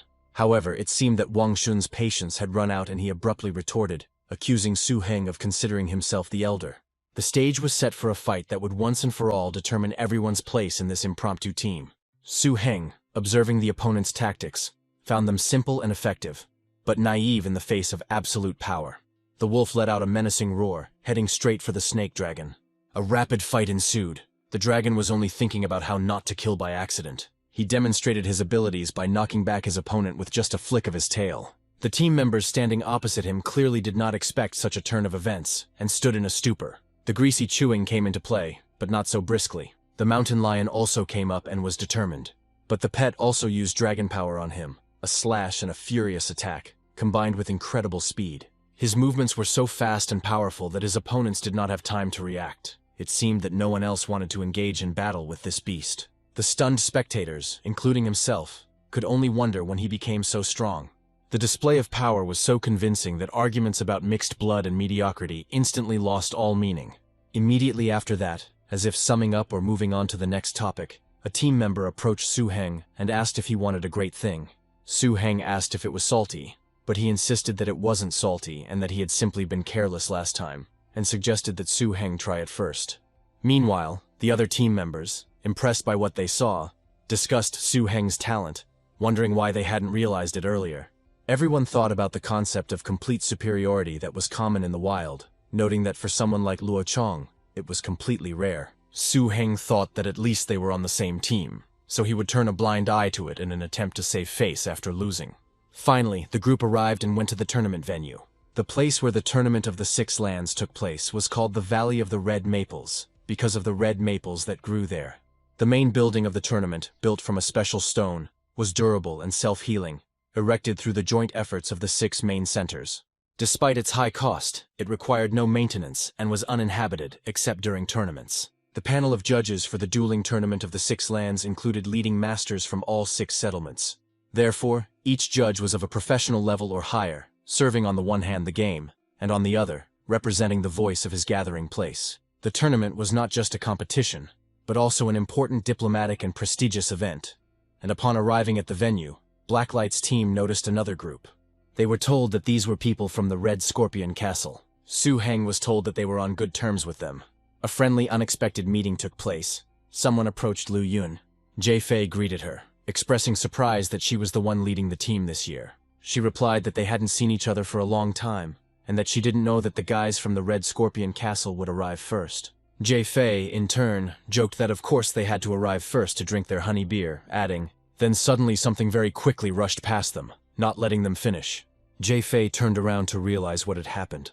Attention shifted to someone else on the Red Scorpion's team. The leader of this team hurried to her own people, as they had disturbed her peace. Coming closer to the car, she raised her leg high and hit the door with it. Getting out of the car, the guy asked what had happened. A minor conflict arose involving Wang Yi, a participant from Linyun City, and Ting Qi, a leader from the same city. Ting Qi asked why Jie Fei was kicking such a thing. She was indignant at the guys, asking who asked him to honk the horn. He was too noisy. Ting Qi wanted to justify himself by saying that he was just honking to say hello to everyone and offering to have a drink later if he was the one being blamed. However, this excuse was not accepted, and he was told that he would not receive a sip of Blacklight's mead. At this moment, Lin Yun turned his attention to the guy standing next to Team Blacklight's leader. He wondered, not understanding whether the protagonist was also with Lin Yu. Despite the difficulties of the night and the constant arrival of new columns, all teams eventually reached the site. The following day, after the traditional rules had been clarified and the judges had been sworn in, the 6 lands duel tournament was officially opened. The tournament uses a points system, with 30 participants playing against each other 5 times by lot, with 1 point added for each win. At the registration desk for the duel fights, participants were reminded that, according to the tournament rules, each person can register only 2 animals. So there's no point in trying to cheat. Su Heng was already sitting at the registration desk. Su Heng, thinking about his strategy, decided that the snake dragon was good, but the treasure hunter was also good. However, he came to the conclusion that it was better not to show the second pet right away, so as not to reveal all his cards and not be immediately studied by opponents. A participant from another city scornfully stated that he could not believe that such trash still existed in a place as large as Blacklight. Meanwhile, at the Red Maple Valley Duel Arena, the rules for the first qualifying round were announced. In an individual competition, each player can change their animal no more than once. If the animal loses the will to fight or is no longer able to fight, it loses. The judge has given the command to begin the fight. And the first 2 sides to speak were Blacklight Castle's Su Heng and Yun Hua from Luyun Castle. Su Heng's opponent demanded to see his beasts, calling him cannon fodder for Blacklight Castle, and released his pet, the Cloud Leopard. Su Heng, remaining calm, replied that which of them was cannon fodder was still a question, noting that the Cloud Leopard was only a mid-level species. The opponent, trying to appear magnanimous, said that even if Su Heng only had a beast with bloody scales, he would not mock him, and offered to maintain friendly relations. One of the spectators, already tired of such speeches, declared that there was nothing special about the dangerous mid-level sport and demanded to fight. The first battle of the tournament began and started quickly. The main character summoned his dragon. Su Heng's opponent, Yun Hua, upon seeing the snake dragon, initially doubted that it even had the will to fight. It was no wonder he thought so, because he curled up into a ball and simply lay down as if he were going to sleep. Yun Hua, his lower-class beast, ordered his Cloud Leopard to attack. But despite all the words, the battle turned out to be short and crushing. The snake dragon demonstrated overwhelming superiority by using techniques. Their opponents considered them unworthy, but they were effective. The judge soon declared Blacklight's Su Heng the winner, and ordered Yun Hua to summon his second pet for the second round. Humiliated and angry, Yun Hua tried to tell the judge that he would annul the result, accusing Su Heng of cheating. But the judge immediately put him in his place, asking if he didn't even know what kind of monster a snake dragon was. However, Yun Hua calmly stated, "So what? He hasn't given up yet." This meant that his mixed-blood beast had not even entered the battle yet, and that victory had been won by only one of his pets. But his other beast was also quickly knocked out, landing next to the first. People in the stands began to loudly protest, claiming that this was unfair and blaming Blacklight Castle for sending a participant with a very dangerous appearance to the tournament. However, their protests were quickly cut short when a boy from Blacklight's team sharply responded that his brother Su's snake dragon had not yet reached maturity. Although this is not far away, and this is not considered exceeding the limit set by the tournament, according to the rules. You can take any pets. They looked at him askance, but he claimed that Su Heng was simply superb for being able to raise such a monster on his own, and that one day all the animals would be standing in line. He rhetorically asked what genius and strength were, and urged everyone to look at his brother Su. Wang Xun, watching this, swore that this guy must have allowed himself to be beaten half to death by Su Heng to defend him so fiercely. After all, he had never been like this before, and even Su Heng himself seemed to not know why the guy was talking like that. The first round of the Six Lands Duel Tournament was essentially a clash of cannon fodder from all walks of life. There were real masters, like Su Heng, who were able to defeat an opponent with one move, and there were also those who pretended to be pigs and watched what was happening. Besides Su Heng's complete victory over his opponent, there were still people from Blacklight who fought, and Wang Xun distinguished himself this time.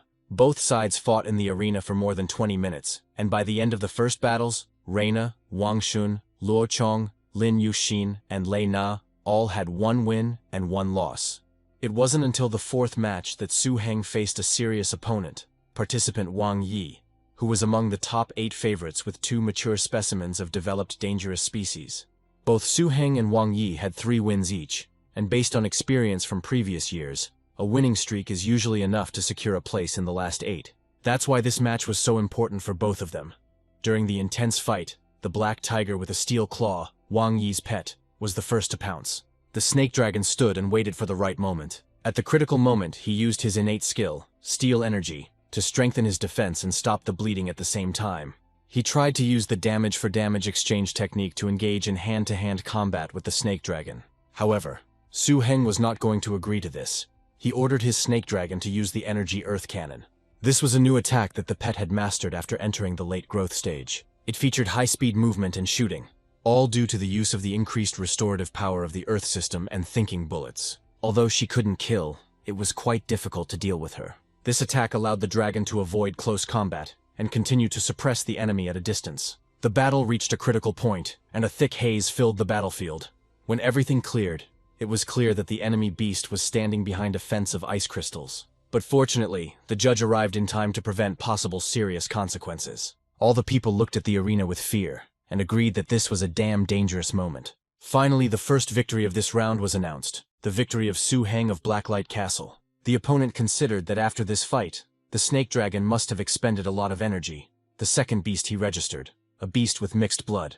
He reasoned that he would hardly be able to train a very dangerous species at a late stage of growth, and take care of another pet in such a short time. Wang Yi, believing in this logic, decided not to waste time and immediately released his second pet for the decisive round. A two-tailed steel beast of dangerous appearance appeared in the arena in front of all the spectators. Su Heng, in turn, ordered his snake dragon to first use an evil thought bomb to slowly restore its strength. It seemed that he planned to continue the fight with the already tired dragon, which gave Wang Yi hope of victory. Wang Yi, confident in himself, declared that the two-tailed steel beast was his true strength, and that he would not lose. His pet demonstrated powerful technique, the strength of steel, and a double saw. She was a 4th-level enlightenment, her sinister gaze scanning the area. The spectators gasped, realizing that this was no longer a fight between beginners, but a serious clash using high-level skills. However, Su Heng had his supporters who believed that their boss must have one more trick up his sleeve, and that he must win. The boy clenched his fist, hoping that his words would be true. The opponent gave the order to attack to his second beast, the two-tailed steel beast, and he immediately rushed at the snake dragon, who did not expect that he would get his bearings so quickly. The steel beast was easily able to knock the dragon to the ground, pinning its head to the ground with its clawed paw. Su Heng noted with annoyance that practically nothing worked against his defense, and only the evil beam was able to penetrate it. Seeing that the situation was becoming dangerous, Wang Yi shouted at Su Heng to surrender. He was told that he shouldn't do this, that he was good enough to be in the top 3, and that if they continued to fight like this, things would only get worse. However, Su Heng didn't listen to him, sarcastically agreed with him, and said that he could only admit his defeat. Wang Yi was unwavering in his confidence, and replied that the boy would soon meet his end. His two-tailed steel beast roared, and demonstrated its true power. The steel beast technique, a combat saw that had reached the 4th level of enlightenment, cut through the air with such a ferocious roar that it took the audience's breath away. Suddenly, a barrier appeared between the rivals, protecting the beast. The enemy stated that his forces would not be able to break through such a defense. At this dangerous moment, an alarming voice came from the outside, urging him to admit defeat. And then, as if responding to a silent challenge, a new thought was born. And what if there were more of them? The terrain around was completely and irrevocably changed by a powerful and unexpected surge of force. From the powerful beast, the serpentine dragon, magical rays appeared, which were accompanied by its voice. The spectators shouted that it was incredible. They no longer believed that the dragon could resist in any way. Now the dragon looked at his opponent with a fierce gaze. He had a plan on how to defeat him. But the steel beast stood there, looking him straight in the eyes. And it was clear that he wasn't particularly shocked by this. Time was against him, and Wang Yi was clearly aware of this. His opponent could draw strength from the earth itself at any moment. Delay threatened to negate all advantage. It was necessary to win quickly and decisively. With this thought in mind, he gave the steel beast a sharp command to attack with its spikes. Immediately, the beast's metal body released dozens of sharp steel appendages, trying to pierce the enemy through and through. And at that moment, a great opportunity presented itself. Seizing the moment, Wang Yi ordered the use of the double-tailed steel break technique. His pet, using its powerful tails, delivered a devastating double blow, trying to break through the snake dragon's defense. The tails reached out to the snake dragon to grab it. Then came the command to throw it, and the steel beast, clinging to the enemy with all its metallic mass, threw him with force to the ground. He tried to put an end to the grueling confrontation with one powerful throw. However, the crushing throw was suddenly interrupted. The serpent dragon released its previously hidden reserve of power, and a new fourth-level enlightenment, a technique called the Mighty Dragon's Warhammer, flared up. There was already a desperate cry from Wang Yi, who realized the rapid change, but it was too late. A stunning counterattack, like a blow from a warhammer, fell upon the steel beast. The second victory of this round went to Su Heng, his name ringing out loudly across the arena, marking his entry into the next stage of the tournament. With this victory, the list of 5 participants who have achieved 5 consecutive victories was finally completed. Blacklight Castle, Lianying Castle, Liuyun City, Red Scorpion City, and Chaos Sand City. Each of these cultivation centers sent out their strongest representative. All of them were participants from different gathering places, but unfortunately, Wang Yi from Liuyun was not included in this elite list. Now there were 6 people left among those who had 4 wins and 1 loss. Unfortunately, the remaining participants from Blacklight were not included in the direct entry list, and became mere spectators until the end of the tournament. The finalists met one after another, the winner advancing and the loser eliminated from the competition forever, raising the stakes and heating up the atmosphere to the limit. Luck smiled on Su Heng again when the draw selected him as the first to compete in the quarterfinals. And he was indeed lucky. His opponent turned out to be the weakest of the 8 finalists, Li Fei, a master from Lianying Castle. Just before the battle, Li Fei, having soberly assessed his chances, declared with dignity that he was surrendering, sparing both of them from an exhausting and useless fight for him. Su Heng politely accepted his surrender, wished Master Li Fei a speedy recovery, and expressed his hope for their next meeting. However, this peaceful ending caused a storm among the spectators, who wondered what the hell was going on. For many it was obvious that the difference in class between the candidates was too great. Su Heng was encouraged, saying it was cool and incredible to do it in 20 seconds. But in the crowd, of course, there were also those who clenched their teeth in frustration and indignation, breaking into whispered curses. People looked at him from the stands, still perplexed by how it all happened. Meanwhile, the tournament continued, and the host announced that today's second battle would be between Luo Fan from Liuyun City and Chen Ding Xuan from Chaos Sand City. The audience was preparing for a new spectacular confrontation. The battle between Luo Fan and Chen Ding promised to be fierce. 2 particularly dangerous species, the red polar wolf, entered the arena. And another beast is Lo Fan, the falcon of the windstream, also appearing were her enemy's beasts, the ferocious golden mantis. The second was a particularly dangerous-looking fire-scaled beast. Their confrontation was fierce. The falcon's beautiful feathers were split. Only thanks to the powerful wind energy was Luo Fan able to win in the first round. However, in the second battle, the windstream falcon did not have time to use up the power of its opponent's next pet, the fire-scaly beast, and was quickly defeated. Then Lo Fan sent her strongest pet, the red polar wolf, into the arena, and the competition turned out to be a truly crushing victory in favor of the wolf. This defeat meant Chen Ding Xuan's unsuccessful exit from the tournament, and his team's official elimination from the fight for a place in the Blood Forest ruins. The third battle of the day pitted Ji Mei from Red Scorpion City against Quan Zheng from Lianying. Even more formidable creatures clashed in the arena, the especially dangerous King Scorpion, along with the less dangerous Blood Scorpion. They were up against a fire monkey, a particularly dangerous species. Alongside him was his supporter, a particularly dangerous type of explosive beast. During the fight, The blood scorpion snapped its stinger, intending to conduct a deadly venom training session. But the monkey delivered a crushing counterattack that turned the tide of the fight. In the second battle, Quan Zheng used the explosive beast and tried to strike, but he was confronted by a huge scorpion. Ji Mei successfully advanced to the quarterfinals. Quan Zheng himself was furious at what he considered to be the unfairness of the tournament grid. First, he had to fight Su Heng, a pervert with a particularly dangerous appearance. And now, having made it to the quarterfinals, he immediately met Huo Hong. He said that the people from Liu Yun City were not used to admitting defeat so easily, but what else could one do but give up when faced with such a situation? Here, Huo Hong himself intervened in the situation. Seeing Su Heng, he approached him with a proposal not to draw lots, but simply to fight. He looked at Su Heng with disdain, asking him if he dared to do such a thing. The main character thought, what the hell, why was he staring at him? He wanted to draw lots. Su Heng's teammate asked why they were calling that guy from Lian Yin trash. The argument threatened to escalate into a brawl. The hero tried to reason with his hot-tempered brother, and he tried to explain himself. But there was no need for an explanation anymore. Su Heng hit the guy for such words, and for his actions. But there was nowhere to go. The main character entered the arena. His opponent addressed him, calling him by name. He said that only now did he realize what a worthless person he was when he defeated and humiliated Master Wang Yi. Su Heng replied in a frightened tone that he wanted to explain himself, saying that there was a misunderstanding. But his opponent was already adamant. He coldly interrupted him, saying that there was no need to explain anything. He understood everything. This point of view was immediately picked up by Su Heng's brother, who shouted that there was no need to explain anything. Su Heng would simply win. Huo Hong did not release his main pet, the eagle beast, but instead, the evolutionary form of the fire monkey entered the arena.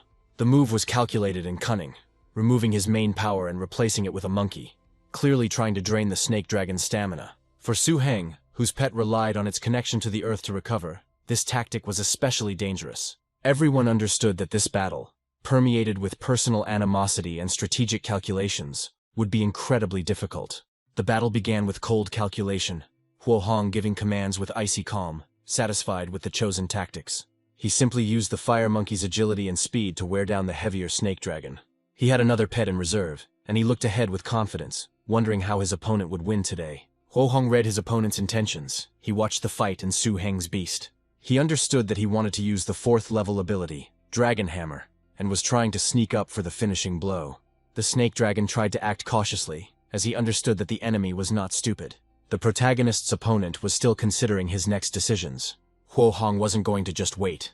An idea came to his mind that he could use it now. At the critical moment, Huo Hong commanded the monkey to use the armor. The pet understood the words of its master and rushed at its opponent, using its armor and the fury of flame. However, Su Heng's next attack was swift and unexpected. The serpent dragon, using its power and cunning, managed to carry out a counterattack, the force of which was expressed in the deafening sound of the blow. Huo Hong stated with cold confidence that he had known that his opponent was going to use the hammer to win. The fire monkey's response was a furious and desperate technique, a mad monkey headbutt. The creature, driven by instinct and the will of its master, rushed forward, trying to break the tide of battle with brute force, turning a strategic duel into a head-on collision. The fire monkey rushed forward again, delivering his furious head strike, turning his own head into his strongest weapon. The opponent scornfully rejected the comparison with Wang Yi, making it clear that he was not so easy to wear down. He shouted that Su Heng wouldn't be able to use the dragon hammer while being trapped in such close combat. But a glimmer of understanding flashed in Su Heng's eyes, and he asked a reasonable question. Who said that his attack would be the dragon's warhammer? Then the truth was revealed. This was not the technique everyone expected. Realizing the danger at the last moment, Huo Hong desperately commanded his monkey to run. Instead of a powerful, sweeping blow from the dragon, a concentrated, piercing beam of dark energy burst from the creature's mouth. A rolled evil beam, like a spear, pierced the space between them, and the outcome of the close skirmish, the monkey was cut through by this beam. The opponent remained standing, watching this interesting picture. The first round was won by Blacklight Castle, with Su Heng winning it. But this was only the first fight. Huo Hong, gritting his teeth, swore that this time he would not miss anything. He was well aware of the disadvantage the serpent dragon was in, but his next pet, the Lionhawk, had an overwhelming advantage in aerial combat. The protagonist knew that the snake dragon had never participated in such a thing before, and he needed to think about how to break the enemy in this situation. However, the first round had hardly drained the snake dragon's strength, and Su Heng's will to fight seemed insane and inexhaustible. The upcoming airborne confrontation promised to be extremely difficult. Su-heng considered his options, wondering what he could try with his pet. Su-heng, on behalf of the entire team, declared that they were giving in, as the team leader had advised him to do. This sudden announcement puzzled the team members present for a while, but soon the logic of their senior comrade dawned on them. Lu stood up from her seat to make it known that she had the authority to do so. This entire six-place tournament was merely a competition for 3 tickets to the Blood Forest Ruins, with first, second, and third places receiving exactly the same rewards. From Lu Yu's point of view, the reputation gained in such a fight was not so important. Ultimately, thanks to this tactic, Su-heng qualified to enter the ruins by taking second place in the finals, with Huo-hong and Ji-mei-yu taking first and third place respectively. Thus, a tournament filled with fierce battles, personal challenges, and strategic calculations came to an unexpectedly calm and reasonable conclusion. After the tournament ended, Su-heng was summoned to Lady Lu's office, and he respectfully entered, awaiting instructions. Madame Lu invited him to sit down and started a conversation, assuming that Fort Master had already told him about the origin of the Blood Forest ruins. What she was about to say now was extremely important to remember if he truly wanted to benefit from entering this place. Su-heng confirmed that he understood and prepared to listen carefully. Ms. Lu explained that she should have said this before the tournament started, but Blacklight hadn't had much hope of winning this year. The teacher's words came to mind, and the main character jokingly asked himself if even he didn't believe in him. Su-heng became the second Blacklight master to secure a spot in the last 3 Six Lands tournaments. Last time, their castle reached the quarterfinals, and before that, its 8th sister, Bai Su-su, also took a place. Then when asked if he knew what the most valuable thing in the Blood Forest ruins was, Su-heng honestly admitted how he would know if she didn't tell him. Then Mrs. Lu revealed a secret. The ruins were home to many young animals that were extremely rare in the outside world. In addition, you can find valuable resources there, especially rare materials from the Blood and Dragon systems. Even if you don't use them yourself, you can exchange them with other masters. Hearing this, Su-heng was overjoyed inside. This was great news for him, especially considering that he had a treasure-seeking beast. She then went on to warn that the area explored over the years of tournaments was less than 1/10 of the total area. Ms. Lu emphasized the importance of ensuring security. Over the years, there have been many people who have completely disappeared into the mysteries of the relics and never returned to the surface. At the end of the conversation, Mrs. Lu handed him a certain object, telling him to take it with him before leaving. Su-heng asked in surprise what it was, preparing to receive the key for the upcoming dangerous journey to the Blood Forest ruins. Madame Lu explained that this was an artifact into which the castle master had sealed a trace of the power of his first pet. It was originally intended for the final showdown of the Six Lands, which amazed the boy. In fact, the castle master had left her this secret weapon, and now that Su-heng had managed to break into the ruins, he had better take it with him for extra safety. Soon, the moment came to enter the ruins of the Bloody Forest. The process began. The whole team stood and waited for Lu Yu's command. The girl stood in front of the magic stand, and making sure that everyone was ready, ordered them to begin. She was the first to touch the stand. It began to glow, and the magic circle began to spread. Su-heng felt the colossal mental energy emanating from the great master. She controlled the process, which made him appreciate once again the level of power behind this tournament. There was a feeling of solemnity and ancient mystery in the air, as if the time had come again when the hidden was about to open its gates. A terrifying head of a creature appeared from the magical glow. One of the powerful patrons, addressing my lord, confirmed that the time had come for the opening of the annual portal. After a short ritual, the gates were opened and everyone was in anticipation. Through the resulting energy tunnel, it was possible to overcome the barrier and reach a secret place. Su-heng and the other chosen ones had 1 month to conduct their research. After this period of time, the Lord of the Blood Forest ruins automatically returned everyone back. The boys had already headed towards the entrance, although they did so very cautiously. Just before the entrance, a powerful being, the guardian of the place, addressed them. It reported that it had marked them with its scent, and the creatures inside would not attack them first, ensuring relative safety at the initial stage. However, it sternly warned that if they were brave or stupid enough to invade the counter zone or go against the established boundaries, even its scent would not help. There live creatures whose strength is not lower than his level, and there they will remain completely defenseless. With this final stern warning, the way into the mysterious and dangerous ruins of the Blood Forest was open. As soon as they entered the ruins, the atmosphere changed to something more wild and primeval. It was clear that one should not behave too noisily, so as not to attract unnecessary attention. But almost immediately their appearance did not go unnoticed. A mighty, bloody Tyrannosaurus Rex emerged from the dense thickets. His appearance caused alarm. He came for them. But what was he going to do? The creature, however, did not show immediate aggression, but instead performed a peculiar and unique ceremony over them.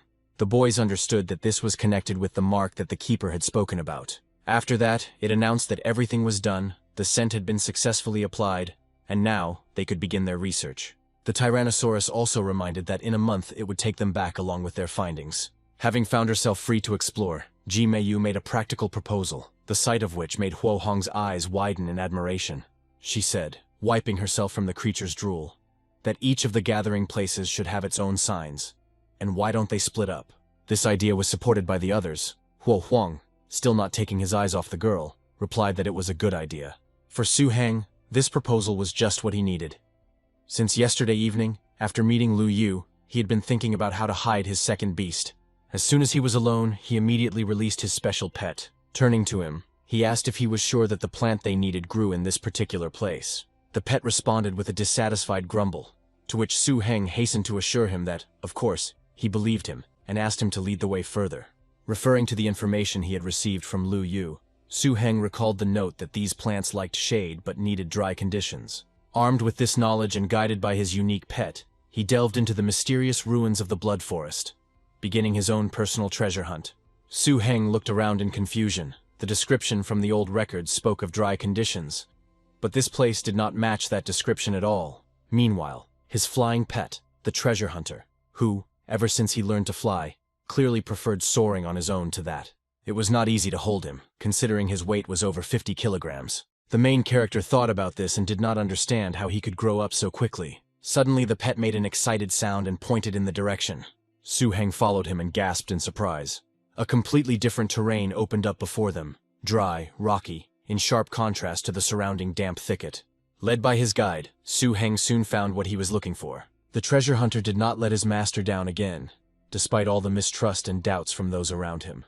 The kid got closer to his target and then pointed his finger at hers. The main character cried out in surprise. Had he really already found it? According to old blacklight documents, this plant was called shedding grass. However, in the ancient Dragon Codex it had a much more grandiose name. Scaly transformation grass. It was a miracle born from a dragon's scale that fell into a specific environment and absorbed its energy for centuries. It changed color every 10 years and added a leaf every 7 years, and in front of Su Heng was a specimen of the highest quality. However, his triumph was short-lived, as the treasure hunter let out an alarming warning sound. Before he could fully comprehend what he wanted to say, the little boy threw himself at the hero's face out of fear. Su Heng asked him again what he wanted to say. What happened? The boy sensed danger and instantly ordered his snake dragon to hide. He instantly fulfilled the owner's wish, and now the figures of 3 boys were visible from behind the rocks. From the thick thickets of grass where the precious scaly grass grew, an attack burst forth with a roar. The old recording warned that in places where this grass grows thickly, many dragon-kind creatures hide and hunt. They not only live there, but also guard the plant's maturation, so that they can eventually devour it themselves and strengthen their dragon blood. These creatures had no intention of sharing the treasure even with the alien. The protagonist realized that in front of them was a particularly dangerous species, the Uræus toad, an aquatic, lightning-fast, and poisonous creature that had already reached its mature stage. The overwhelming desire to obtain such a plant was obvious to everyone, including the powerful local inhabitants hiding in ambush. It made a loud croaking sound in defiance. It was clear that the toad had noticed the plant and wanted to get it. Almost immediately, another monster, a giant dark deep pond crocodile, also a particularly dangerous species, crawled out of a nearby body of water. The 2 giants, both claiming the scaly grass, immediately engaged in a fierce battle right in front of Su Heng. It was a real battle between especially dangerous species, demonstrating the strength and power of the wild nature of the ruins. At first, the toad seemed to be at a disadvantage due to its limited mobility on land.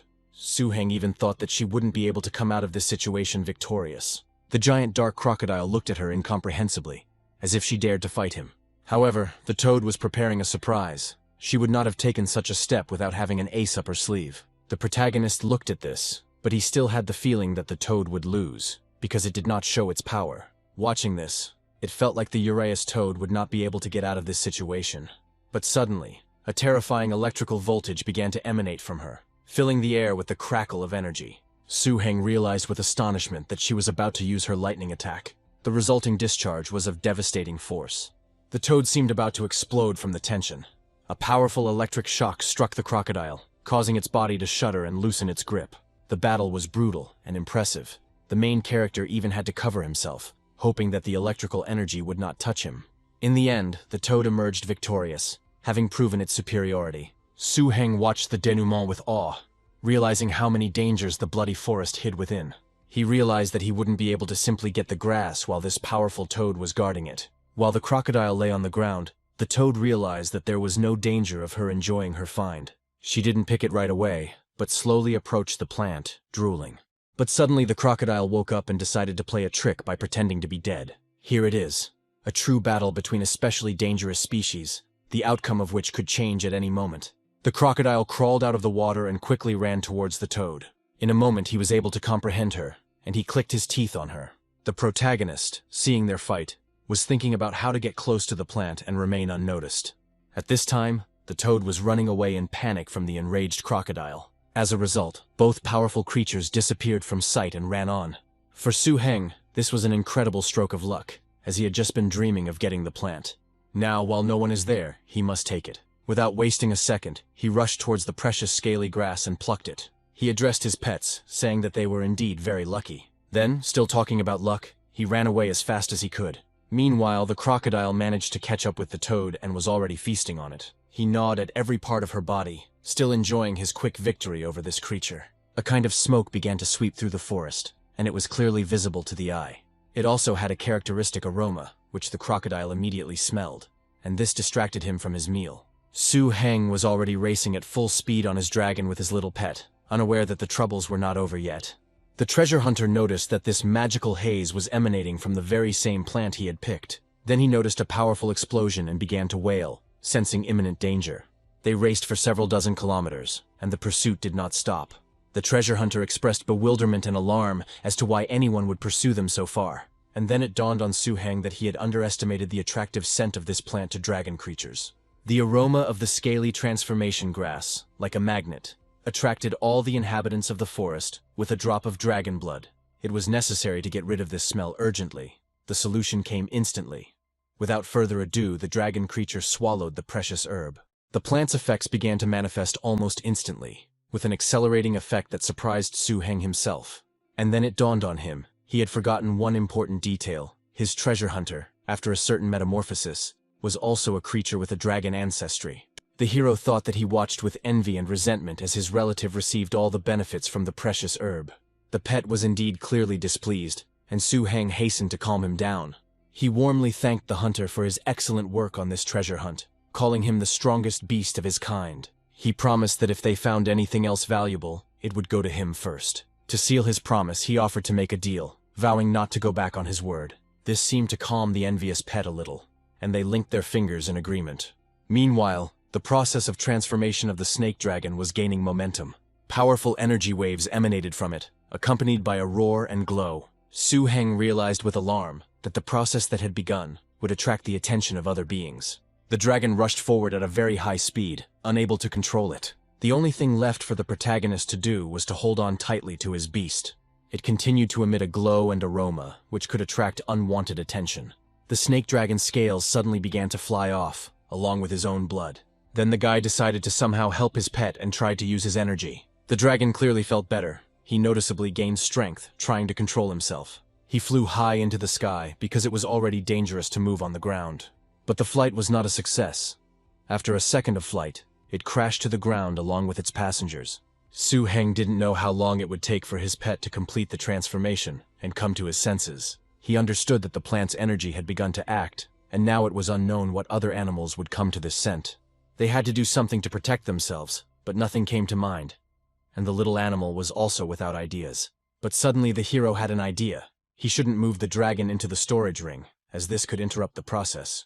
I'll have to stay here and guard him all night, keeping watch in this dangerous place. As Su Heng watched the painful yet majestic process, he pondered the nature of evolution. The more dangerous the species, the stronger it became after such transformations. However, each evolution of the animal was accompanied by increasing danger and pain. And one day, development could stop before the insurmountable limitations of its own lineage. Those pets that could not keep up with the owner's progress were doomed to oblivion or replacement. This moment made him think about the future of his own companions while he remained awake, guarding the sleeping giant in the heart of the forest. Even such a strong master as Joe, he faced such a choice. Also, his weakest pet, the scarlet wolf, was strong by normal standards.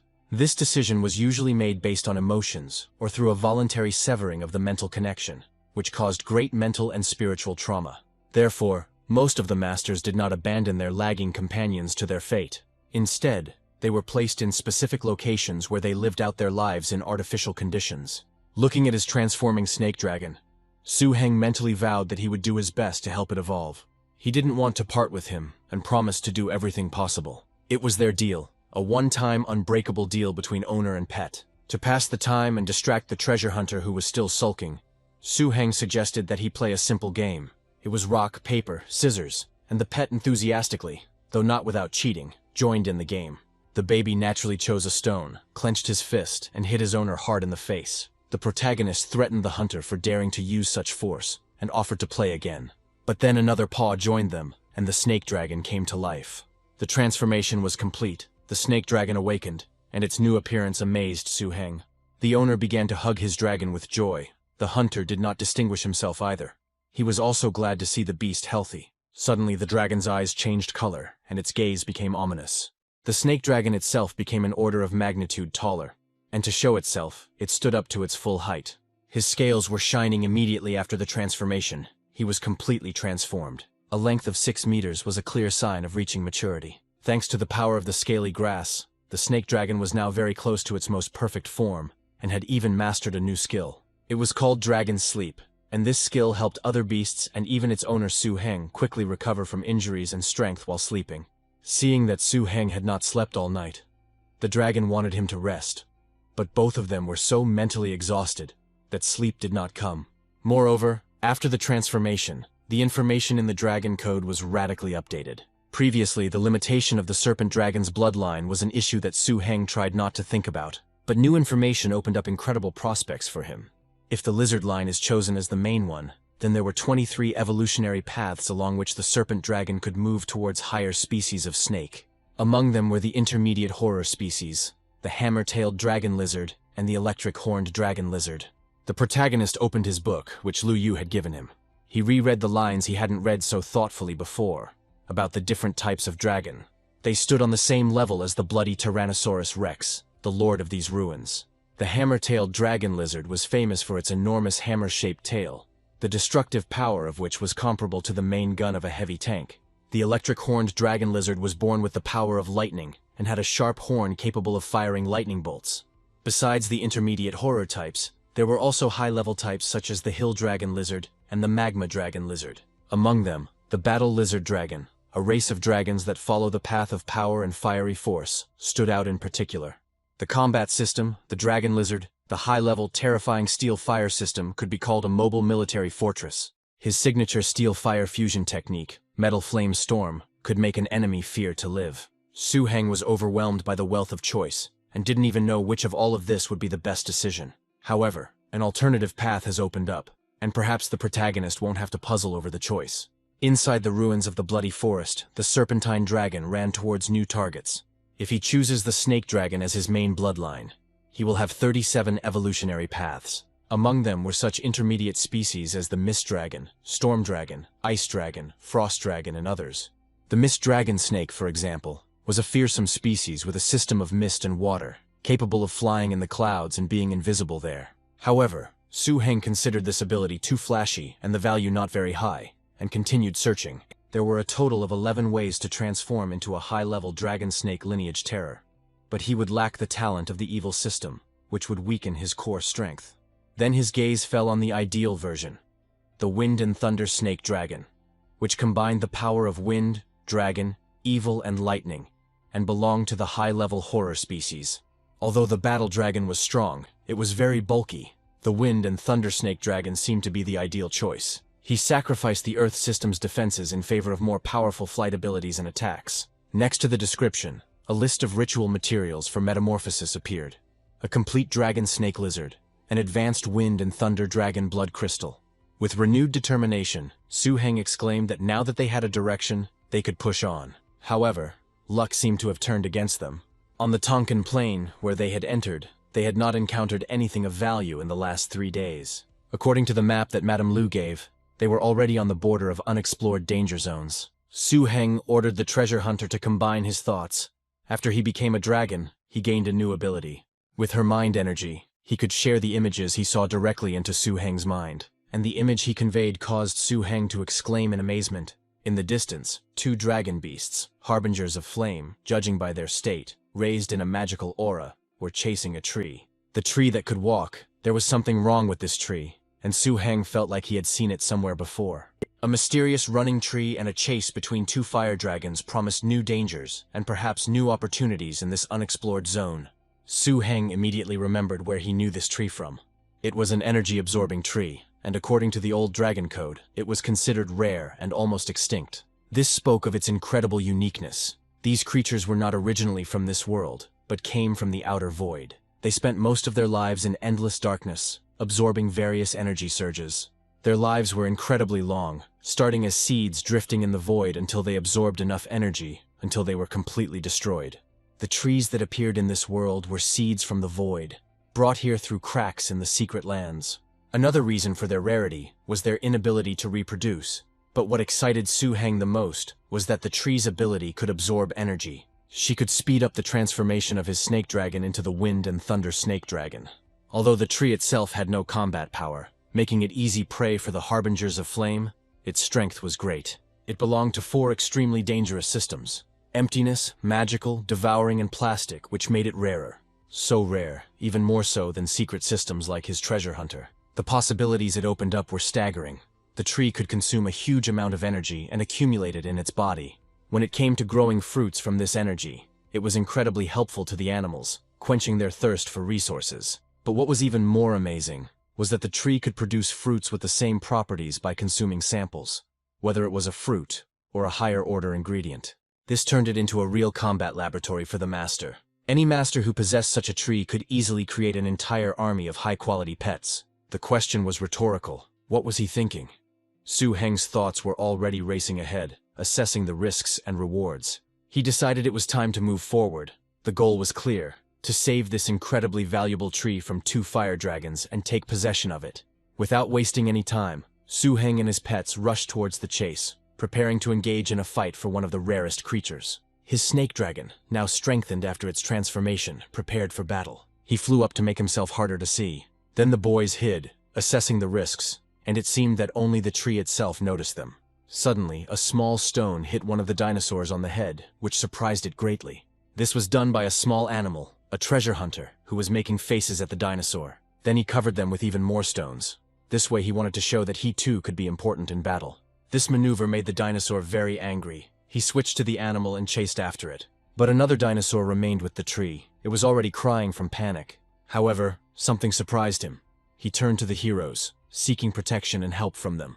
Another sharp stone flew past them, narrowly missing the frightened tree. This stone hit its target, breaking through from this dinosaur. A roar echoed through the air, announcing the use of the technique, the dragon hammer. The dragon's hammer attack fell on one of the flame harbingers with a deafening sound. However, the mature stage of the dangerous species proved worthy of its rank. Even after a direct hit from the dragon's hammer, he was not killed, but only stunned. Su Heng noted with annoyance that the technique was unable to kill him even though it hit its target. The snake dragon, seeing the lonely, defenseless tree, let out a threatening roar. The second pet joined in, and now they both looked at the tree, already imagining how delicious it was. Su Heng quickly decided that he needed to tie him up, saying this with a beaming smile. With the help of his pets, using his strength and dexterity, he managed to wrap himself around and bind the tree, immobilizing it. Su Heng exclaimed, seeing that the plan was working. He was already tightening the end of the rope. While his pets were saving the find, Su Heng focused on the main goal. Having waited until nightfall and moved to a more secluded place, the small team considered the best course of action. They, already together with the tree, were sitting near the lit fire and preparing for dinner. The protagonist stood up, looked at the tree absorbing energy, and began to discuss the plan. If the pact is successfully concluded, his snake dragon and the treasure hunter will not have to worry about food and resources. The moment his mental energy connected with the tree, a strange image appeared in his head. He saw the tree itself. It presented itself as a tree in the mountains, absorbing energy. The tree grew happy and carefree, just walking and enjoying life. He was an ordinary, lonely tree, hiding from the scorching sun with sunglasses. It also seemed very cheerful, in clothes and accessories, singing their songs. But when it was looking for a new place to live, it became the target of an attack and was caught red-handed. The tree was panicked, scared, and helpless, especially when they grabbed it and tried to carry it away. But she was even more frightened when the pets looked at him with appetite. Su Heng was surprised to think that this tree was so hipster. It thought in images and emotions. To win its trust, Su Heng offered the tree food, high-quality treasure hunter food. He explained that if the tree liked it, it would be able to eat such food and change the dragon. The hero offered that if he became his pet, he would receive everything he needed. Then he turned to his animals, saying that they would have no dinner. This tree had eaten everything, seeing how his pets looked at the depleted supplies. This was his plan. The animals immediately ran to the tree and began to scold him for such an act. Su Heng wasn't sure if this approach would work, but he continued to wait on the sidelines. But suddenly it dawned on him. His eyes sparkled with the new thought that had come to him. He brought the incense bloodline, saying, how could he forget about it, the artifact given by Madame Lu? He opened the flask with the contents, and its aroma spread throughout the area. He decided it smelled great and just needed to be used, hoping that the scent of this special item would help calm and attract the capricious tree. Su Heng used the bloodline incense, and its fragrance enveloped the tree. Instantly, both Su Heng and the energy-absorbing tree were caught in the powerful illusion created by the artifact. Su Heng felt his consciousness transforming, as if he himself had become a mature tree floating in the endless emptiness of outer space. In this illusion, he, like a large tree, one day came across a multicolored seed, the very seed of an unripe tree that absorbs energy. He decided to take root on the void meteorite and care for this seed as a father. And the tree, in turn, instantly began to consider him family, experiencing the warmest emotions. In this shared space of illusion, Su Heng approached the tree with a proposal to negotiate. And the answer he received was unexpected and touching. The tree mentally called him Papa. This caught Su Heng off guard, but also melted the ice. The energy-absorbing tree also seemed to have become attached to it in its final growth phase. The mental energy output from this contract was so great that Su Heng reached a new stage of spirit. A light appeared in his eyes, matching the light between him and the tree. This meant stabilization of the level of spiritual cultivation and the ability to produce vision. This undoubtedly enhanced the reputation of the young genius, as well as his animals. The guy sat on the ground for a while, trying to digest the situation. He then immediately asked his new pet a practical question. Could it reproduce the food it had just eaten with its current strength? The tree readily demonstrated its abilities by easily creating a copy of the food. The boy found himself holding a pair of multicolored apples that shimmered beautifully in the moonlight. The little treasure hunter assessed the situation and quickly jumped up a tree for food. Su Heng was delighted, saying, great, he made the right investment. It turned out that the tree was already 1,200 years old. Copying food was easy for it, although, as it noted, it was tasteless. But its true power lay elsewhere. It could create energy fruits from the ruins of the blood forest. This tree told everything about itself, as always in its usual manner. It immediately offered Master Su Heng one apple to try, saying that it was healthy. The tree produced two fruits, one steel-colored, the other light blue, like ice cream. Su Heng immediately recognized them from the descriptions in Madame Lu's manual and the old codex. The iron marrow fruit looked like a round iron ball. It was a real energy fruit. According to Blacklight's notes, there was a huge forest with such fruits in the ruins of the blood forest. However, in that forest lived a very dangerous species, the steel-armored hammerhorn rhinoceros, which had reached enormous sizes. Now, with a new pet capable of creating these valuable resources and knowledge of their location, new opportunities opened up for Su Heng. He immediately tested the iron marrow fruit on his snake dragon. The minimal effect of using the fruit was that after taking it, a strong film formed on the surface of the animal's skin. Indeed, after consuming the fruit, the dragon's defenses underwent clear changes. The tree, realizing that it needed more fruit, strained itself and created several more. To test the new possibilities, Su Heng invited the treasure hunter to play a game, basically throwing their dragon. After the impact, it became clear that the ironbone fruit was indeed charged with a powerful effect. However, it was clear that the tree had already spent a lot of energy on this. The protagonist stated that the fruits were truly incredible, although he did not expect such an effect. The snake dragon lizard stood up on its two paws and roared, demonstrating its newfound power. Su Heng noted with admiration that the dragon had changed greatly. Its defense was at the level of a mature individual. Unexpectedly for everyone, the snake dragon was the first to reach a level of maturity in terms of defense. This discovery gave Su Heng a new thought. Could the tree itself become a dragon? It turned out that yes, according to the code, a tree that absorbed energy could turn into a dragon. There were 3 evolutionary paths. The highest terrifying species capable of creating dragon blades and attack beasts from wood. The third direction is turning into a real dragon, although without much protection. But the most attractive was the second path, the supreme terrifying species, the energy-absorbing wood dragon, a secondary beast similar to a dragon. His ability to produce energy fruits was doubled, while his energy consumption was halved. Inspired by these discoveries, the protagonist decided to follow the principle of not going empty-handed. After checking the codex, Su Heng instructed the treasure hunter to search for the materials needed to transform the tree into a dragon. However, after running across all the plains, they still found nothing. So Su Heng changed his route and headed towards the Black Tombs forest. This place was much more dangerous than the plain. Most of the grass there was an eerie dark red, almost black color, and the whole forest was dark and gloomy.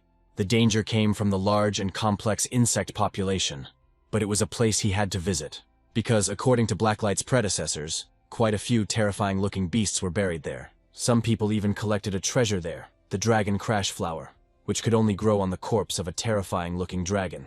The reason was simple. With the help of the energy-absorbing tree, his snake dragon had finally successfully entered the mature stage.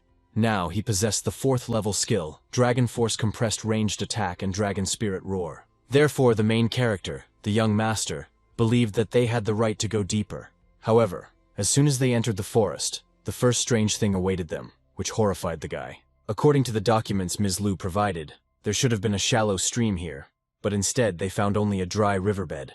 Why is there a cliff here? Su Heng thought puzzledly, realizing that the map might be out of date or something in the forest itself might have changed. The stream had completely dried up and turned into a deep ravine, more than 10 meters deep, a fact that made Su Heng wonder whether they should go further.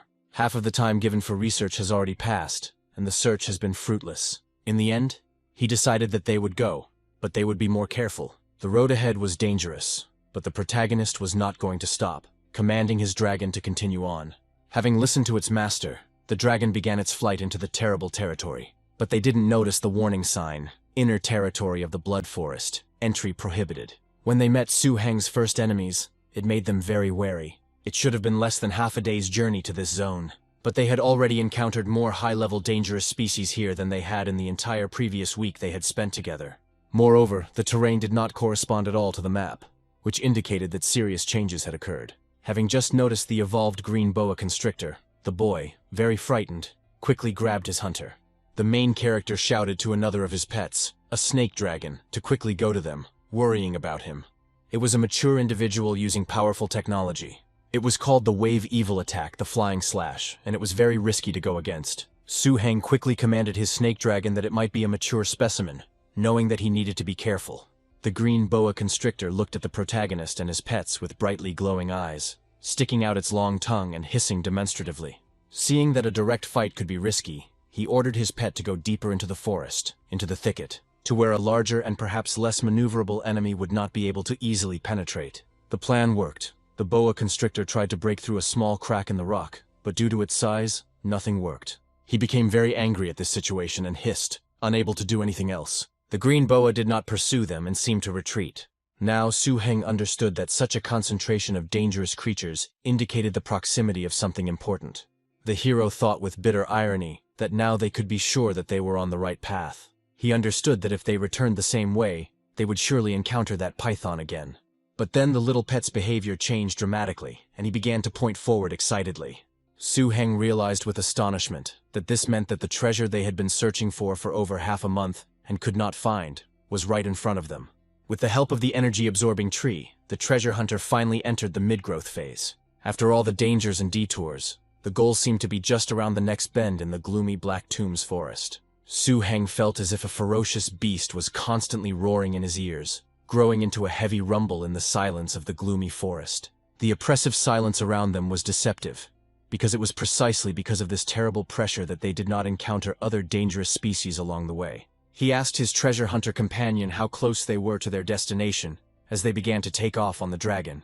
The little dragon only cried out anxiously that the dragon's strength here was terrifying, and because of the monstrous pressure, he was practically unable to fly. Su Heng felt terrified at the thought that this entire area could be the territory of a certain, or even an entire group, of dragon-level creatures.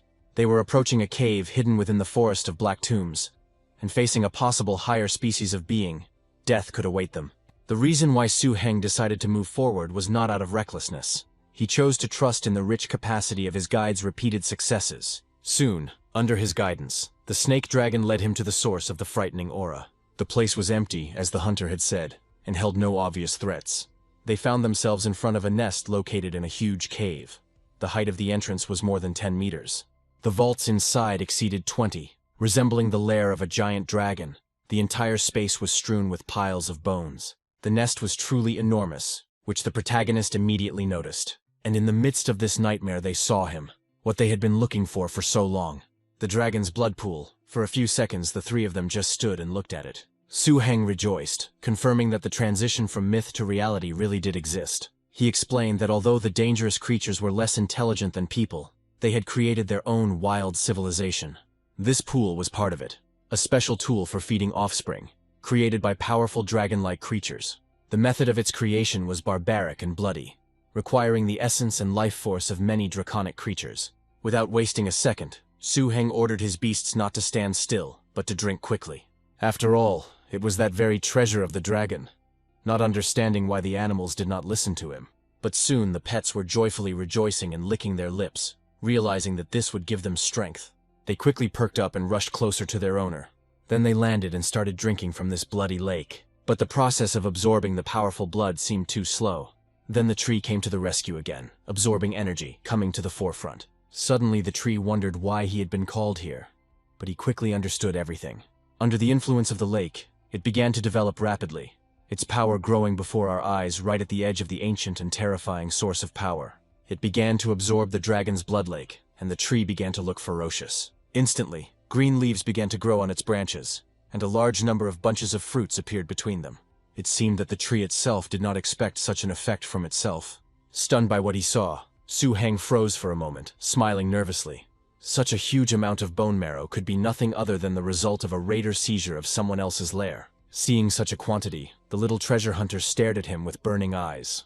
He quickly flew to his treasure, not wanting to share it with anyone. According to the ancient dragon code, such treasures did not appear on their own. Their creation required life force and blood essence. And in order to condense such a quantity of bone marrow, at least 10 such creatures would have to die. The tree still stood and looked with an angry gaze at the drained, bloody lake. The realization of the scale of the carnage that had taken place here sent a chill through him. A single clear command sounded in my heart. I needed to run, and as quickly as possible. Meanwhile, his treasure hunter, having absorbed some of the energy, wrapped himself in a cocoon again, starting the process of forcibly cleansing his bloodline. Su Heng knew how risky it was, but time was running out. The young man himself hastily collected the energy-absorbing tree, but something stunning was discovered under its roots. They were 2 mysterious giant eggs covered in dark red patterns. His heart began to beat wildly. Every second in this crypt, saturated with death and power, could be his last. Deciding to take action, he ordered his snake dragon to eat as much as possible for the next 10 minutes. For this was the greatest chance of his life.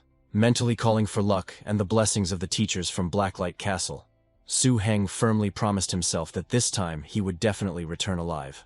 Consciousness returned to him in a flash of excruciating moral pain. Su Heng sat on the cold stone, every breath burning his throat, and a heavy, angry echo pounded in his temples. He couldn't come to his senses, couldn't force his thoughts to flow in an orderly manner.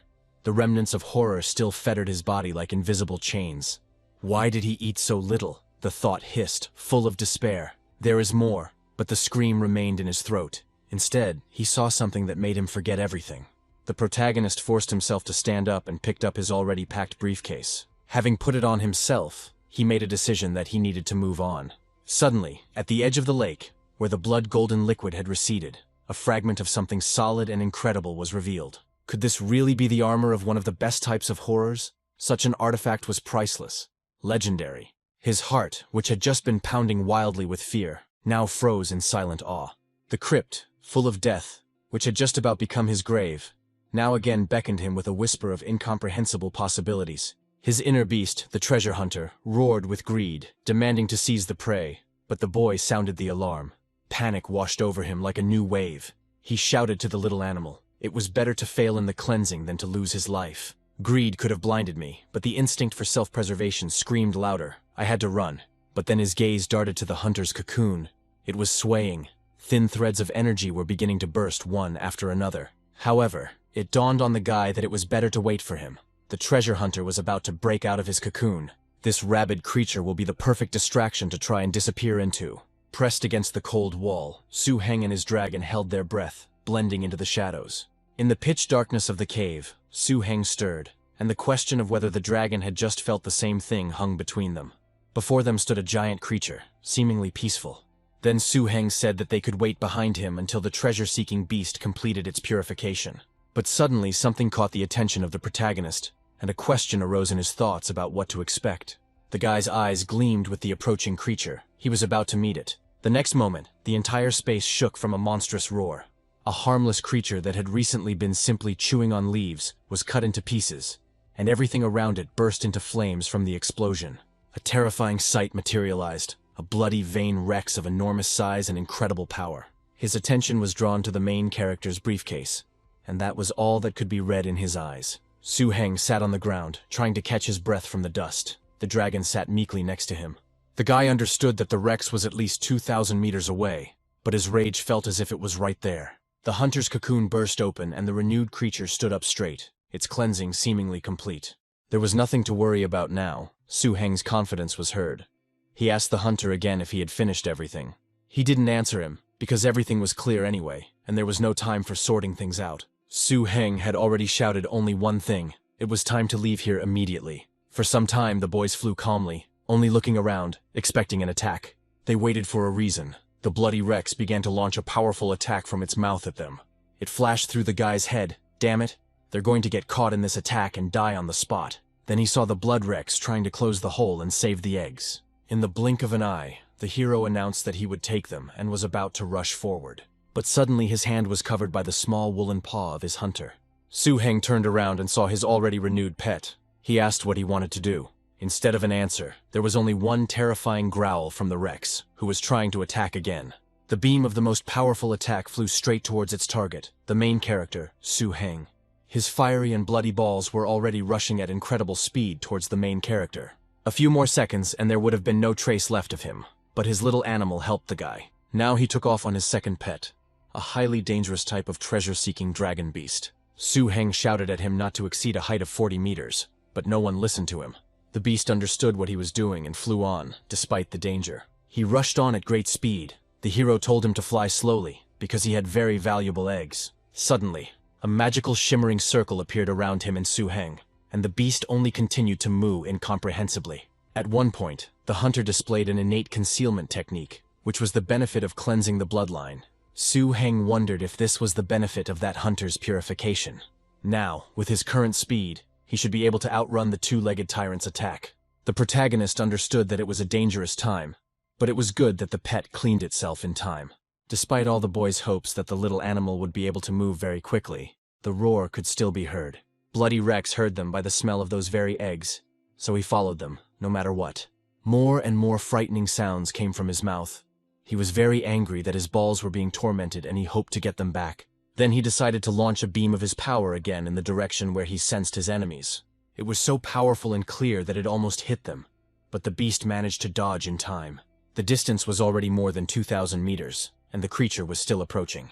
Suddenly, a small fireball from Rex landed right on the guy's briefcase. Then, from the side of the monster, a natural technique of bloody hell erupted. Su Heng's cry was heard. He asked his pet to take care of himself, because these balls were flying with great frequency. The treasure hunter skillfully dodged them, but at any moment he could lose control.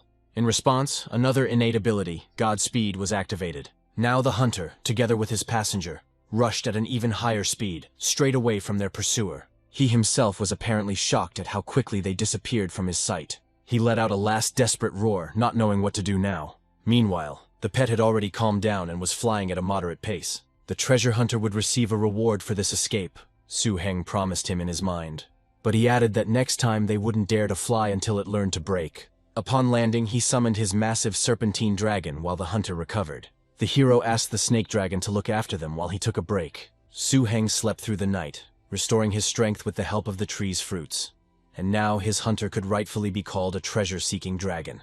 According to the ancient code, such creatures are born with 3 talents: treasure hunting, treasure summoning, and mystical premonition.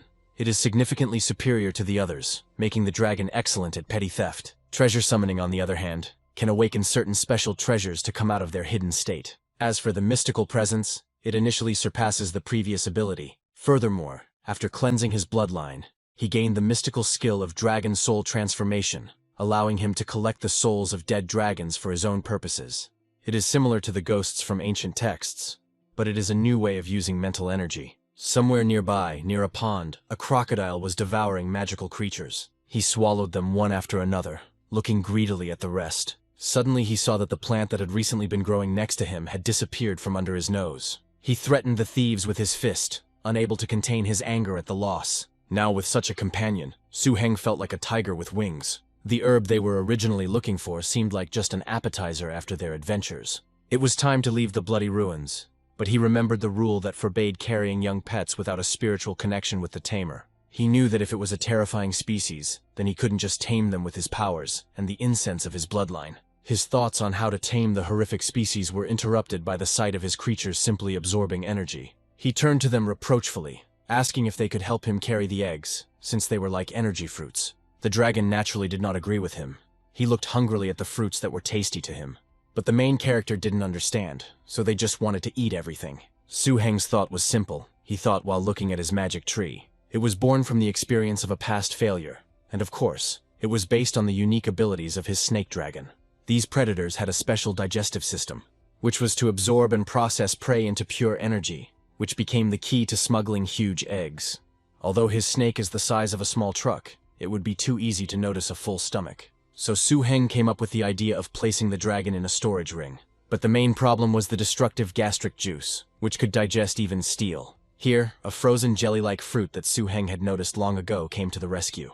Its juice, mixed with dragon bone marrow, could create the perfect protective layer on the eggs. This plan would not have worked if it weren't for the energy-absorbing tree, which has accumulated incredible resources over the past decade. Now, by coating the eggs with this incredibly valuable juice and the unique mushroom from the ruins, Su Heng was confident that he would preserve his prey. Frozen jelly fruit juice makes a great cover, even if it's unprocessed. Many people called frozen jelly fruit an excellent remedy. However, almost no one used it directly. It was an unaffordable luxury, incredibly valuable and rare. The work required the help of the energy-absorbing tree, and Su Heng felt as if his own body had been squeezed dry. The main character stretched out his hands to the tree that absorbed energy. It was clearly under tension. Having completed his plan, Su Heng was satisfied with his work. With a full basket in his hands, he walked and laughed. The boy was in a good enough mood to sing a song, while the tree stood there, having lost all its energy. Su Heng began to pour the magic apple juice onto the eggs. Now, with the frozen jelly fruit, he was sure that he would save those 2 eggs. A decisive, excellent flashed through his mind. Now he looked at these 2 eggs. He knew exactly what he needed to do next. At this time, his dragon was quietly licking his lips, seeing these delicious. Then the main character looked at him. The snake dragon's eyes were already glowing. Quietly commanding his snake dragon, he ordered it to swallow carefully, without biting, reminding it that it would be bad if it broke them. After the boy threw the eggs to the dragon, it immediately swallowed them.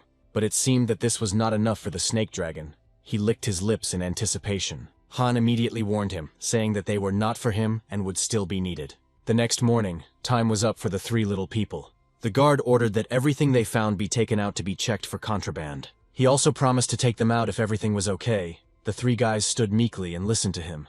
Su Heng watched with relief as his companions received a short, "Come on." He heard the same thing when his second companion approached the guard with his things. Finally, it was his turn. The main character was a little tense. However, his own kite seemed to weigh a little more than usual, and the guard muttered disapprovingly. He moved closer to Su Heng's bags, trying to figure out what could be in there. At this time, his 2 companions, standing to the side, thought to themselves that they would not let him through.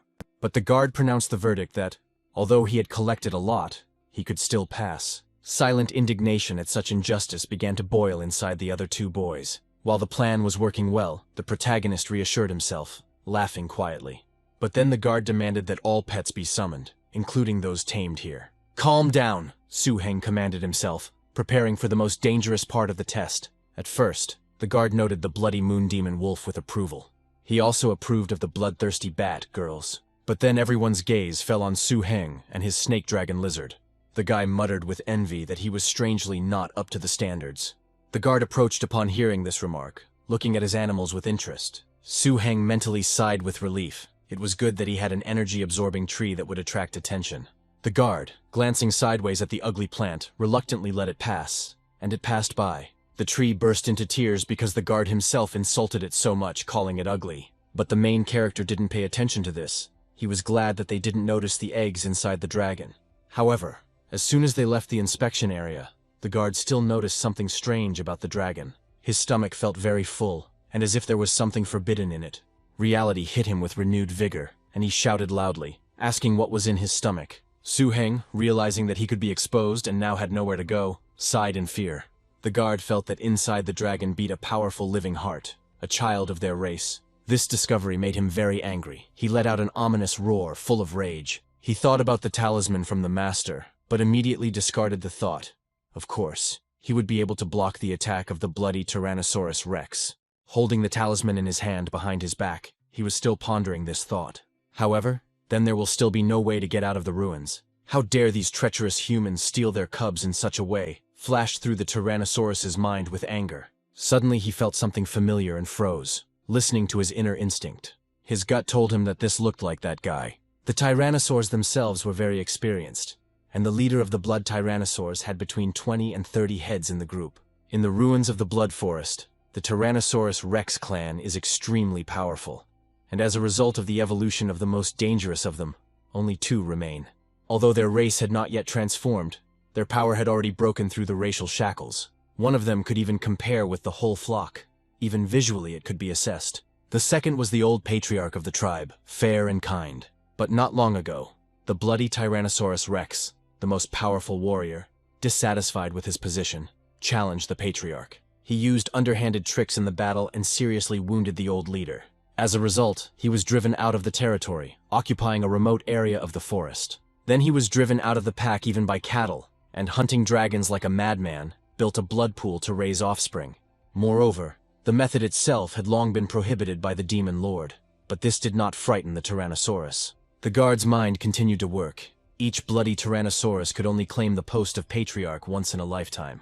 Although that guy had already been defeated, his descendants, after being purified by blood, could grow up and become new leaders. The guard felt a little strange and wondered if this guy was trying to trick him. But then another thought came to his mind. Let this man take the offspring of that bastard.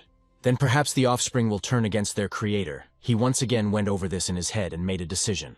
He said that he checked everything. There was only food in the dragon's stomach and allowed them to get out and pass. He and Su Heng looked at each other, pointing their fingers up and smiling at each other. The protagonist's companion, upon leaving, wondered with surprise when these two had managed to get to know each other so well. But then the guy next to her remembered that he had to leave a note to tell his people. Almost immediately, a portal back to their usual world opened for the boys, which meant that the adventures here were over. One by one they began to enter this magical portal and emerge onto a land free of ancient creatures. The protagonist stopped to catch his breath after such a journey, and then someone called out to him. It was Boss Shu. Su Heng happily asked if he had really come here to meet him. The boss didn't answer his rhetorical question, only telling him to follow him. The matter was urgent. Su Heng's first thought was whether the bastards from Sinfire had caused trouble again. But Boss Shu replied negatively. This time it was a wave of disaster. Although Su Heng had never encountered her in his short life, he recalled Blacklight's rumors that had been passed down from generation to generation. This gave him an idea of the horror. The wave of catastrophe was an offensive formed by a dangerous species, even a species of terror. It did not stop until the troops were completely defeated. The last such disaster occurred more than 30 years ago. Then almost all the professional masters died, and the Blacklight Fortress almost disappeared. His teacher Joe, he was also under threat, and only by uniting their resistance did they manage to escape. Only then did Joe He, through merit and strength, become the head of the castle. Boss Shu reassured him, saying that the wave now was of average size, compared to the one from 30 years ago. The castle's leader personally led nearly 10 of the strongest masters, including Chao Nian's elder brother. They set out to find the source of the wave, leaving their cities to solve the problem once and for all. However, this left the cities vulnerable. But without giving the order for the troops to retreat, the leader led his unit to search for the source of the wave. Now that all of Blacklight's troops were massing on the defensive wall of Blacklight's gathering place, a big problem arose. The withdrawal of troops from the main defensive lines threatened the destruction of the hard-won plantations in the safe zone. The thought of the plantation made Su Heng wonder if it would be dangerous for his older sister. So he immediately suggested to Boss Shu that he return to the plantation. Then Boss Shu ordered to go with him, since the leader had called the masters, and they should gather in Chinatown for preparation. The journey would take at least 2 days, and Su Heng. But even if the snake dragon has amazing endurance, the magical foals is not so great. Ultimately, it is important to stop every now and then to rest, feed, and water him, so that he can regain his strength. Under the pretext of replenishing water, Su Heng bypassed Shu Qiu and secluded himself in the bushes near a small stream. There he forced the snake dragon to spew out its eggs and hid them safely. It wasn't that he didn't trust Shu Qiu, but he didn't want to talk about the smuggling. Su Heng only shared a few fruits from the tree for his horse. At that time, Shu Qiu thanked the guy and gave him some instructions in return while they were resting. Of course, Su Heng wasn't so foolish as to allow the energy-absorbing tree to bear energy fruits right in front of Shu Qiu. They reached Chinatown. It was already dark. It looked like a military town. Su Heng said that it really seemed like it had turned into one. The subordinates saw their boss and shouted that it was Boss Shu, happily saying that they needed to open the door for him quickly. Shu Qiu on his horse and the protagonist Su Heng on his dragon began to slowly enter the opened gate. The snake dragon looked at its master questioningly and somehow strangely, while he was lost in his thoughts. It seems like everyone is just tired from the long journey to Chinatown. Just after passing the gate, the guy smelled a strange smell and wondered what it could be. Looking a little further, he realized where this strange smell was coming from. Its size amazed him. There was a pile of raw meat lying in front of them, and an unpleasant smell emanated from it throughout the area. Boss Shu explained that food comes first before troop movement. The protagonist himself understood that animals must eat special food to unlock their power. But now it was just ordinary raw meat, which was an alarming sign. Shu Qiu said with intrigue that the guy would see everything as soon as the right time came. Soon they were brought to the chief commander Gao Tsun, where other representatives were sitting at a large table. Gao Tsun, sitting at the head of the table, accepted the challenge, in which the voice introduced itself as the command headquarters of Blacklight Castle. According to the previous agreement with the burgomaster, external support for the operation was his sole responsibility. The person sitting next to him introduced Gao Zun, a professional-level tamer, former director of operations for Blacklight, and now the chief master of Haeksu City. Haeksu City was special because in its center was the only energy crystal mine among all the numerous cities in Blacklight. This was one of the key reasons that allowed Blacklight Castle to stand for several centuries. Gao Zun was described as a ruthless man who guarded Haeksu City. The girl next to him was named Xia Yuping, and she was a master poison maker. It was she who single-handedly defended the energy mine, leading a group of 6 super dangerous species under her command. Su Heng expressed surprise at how she could defeat the terrorist species using only the super dangerous species, considering that there was a whole hierarchy between these categories. But the conversation was interrupted by a shout ordering them to go out and help with the load, and not gossip. The boys immediately fell silent, their faces frightened as they submitted to Shu Qiu's will. The boys went to unload boxes with another batch of raw meat for the animals. The question of what was happening to Blacklight Castle hung in the air from the protagonist's lips, and he thought that Boss Shu and the others were probably not in a hurry. His comrade pointed out that there was no use in rushing, as there was a big difference between fighting in a large group and fighting in a small group like theirs. In any case, Boss Gao and the others were veterans, so it was decided to simply do as they were told. Su Heng asked why he couldn't see Sister Ju and brother Lin Zhen. They explained to him that Lin Zhenyao remained in Rivet Town because there were metal deposits there. The gathering place for Black Lanterns was very important and could not be neglected. By the way, when he asked the castle master about the request to give a pet to his brother Lin Zhen, this guy had long wanted to thank him. While these conversations were going on, the guys continued to unload raw meat, of which there was already a lot. The group's attention was drawn to a bear running from afar, and it seemed he was not alone. A terrible sight appeared before them, the Lord of the Forest, the Grizzly. The main character was impressed. He saw Chu's sister, whom they had just recently remembered. It was she who arrived here on her dangerous form of the grizzly bear, the Lord of the Forest, who was with his relatives. On closer inspection, they confirmed that it was indeed the Lord of the Forest Grizzly. The protagonist noted with surprise that he had no idea that this time even such a creature had rushed to support Blacklight Castle. The girl sitting on the menacing bear looked proudly at the employees who greeted them. The group greeted the dear master of the Grizzly Forest. A loud roar served as his answer, probably conveying the words spiritually. He was informed that food had already been prepared, and would soon be distributed to the bear warriors who had made such a long journey. The guy who worked with Su Heng explained that the grizzly forest lord was once the leader of the bear fights in the lower levels of the terrible species, but the head of the castle brought it to the level of a particularly terrible appearance. The burgomaster's power was truly beyond imagination. He forced the grizzly warriors to do as they were told. The protagonist suggested that the grizzly bear, the master of the forest, was not only a particularly terrifying species, but also possessed considerable intelligence. It was no wonder that Chief Shu had prepared such a huge mountain of meat. The conversation then turned to Chu as she began to address the boys. She then climbed down from the bear to get closer to the boys. She called them 2 idiots. Afterwards, she asked, with a mocking look, whether it was really difficult for them to carry these boxes. The boys began to whisper that by some unknown chance, she had received the approval of the first son of the Lord of the Grizzly Forest. Hearing this, the girl reproached the speaker for always chatting and threatened him. At this time, the protagonist expressed confidence that Chu's sister was the only one who could control this guy. The army of fighting bears that came from the grizzly forest quickly recovered thanks to abundant food. Under the command of their lord, they settled down on a hillside outside the walls of Chinatown and slept soundly, filling the city with the sounds of loud snoring. But it was clear that a big battle was approaching, and Su Heng definitely had no time to rest that night. By agreement with Boss Shu, Su Heng and his 3 companions, Heiju and Shui Yu, went on reconnaissance. They discovered a strange convoy at night in a secret passage behind Chinatown. The command came from Sister Chu to help everyone unload. No one would dare to contradict her, so everyone humbly began to carry out the assigned task. The main character asked in surprise what it was, and wondered who had such a big head. Shu Yu asked the guy to guess whose idea it was, throwing up his hands.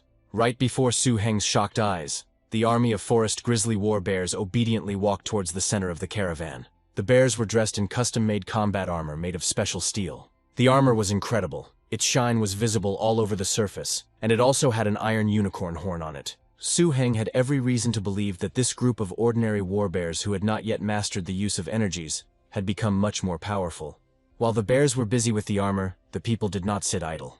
Under the plan of Gao Zun, Shu Ke, and other powerful masters, the armed forces of more than a dozen vassal states, including Chinatown and Haeksu City, were centralized.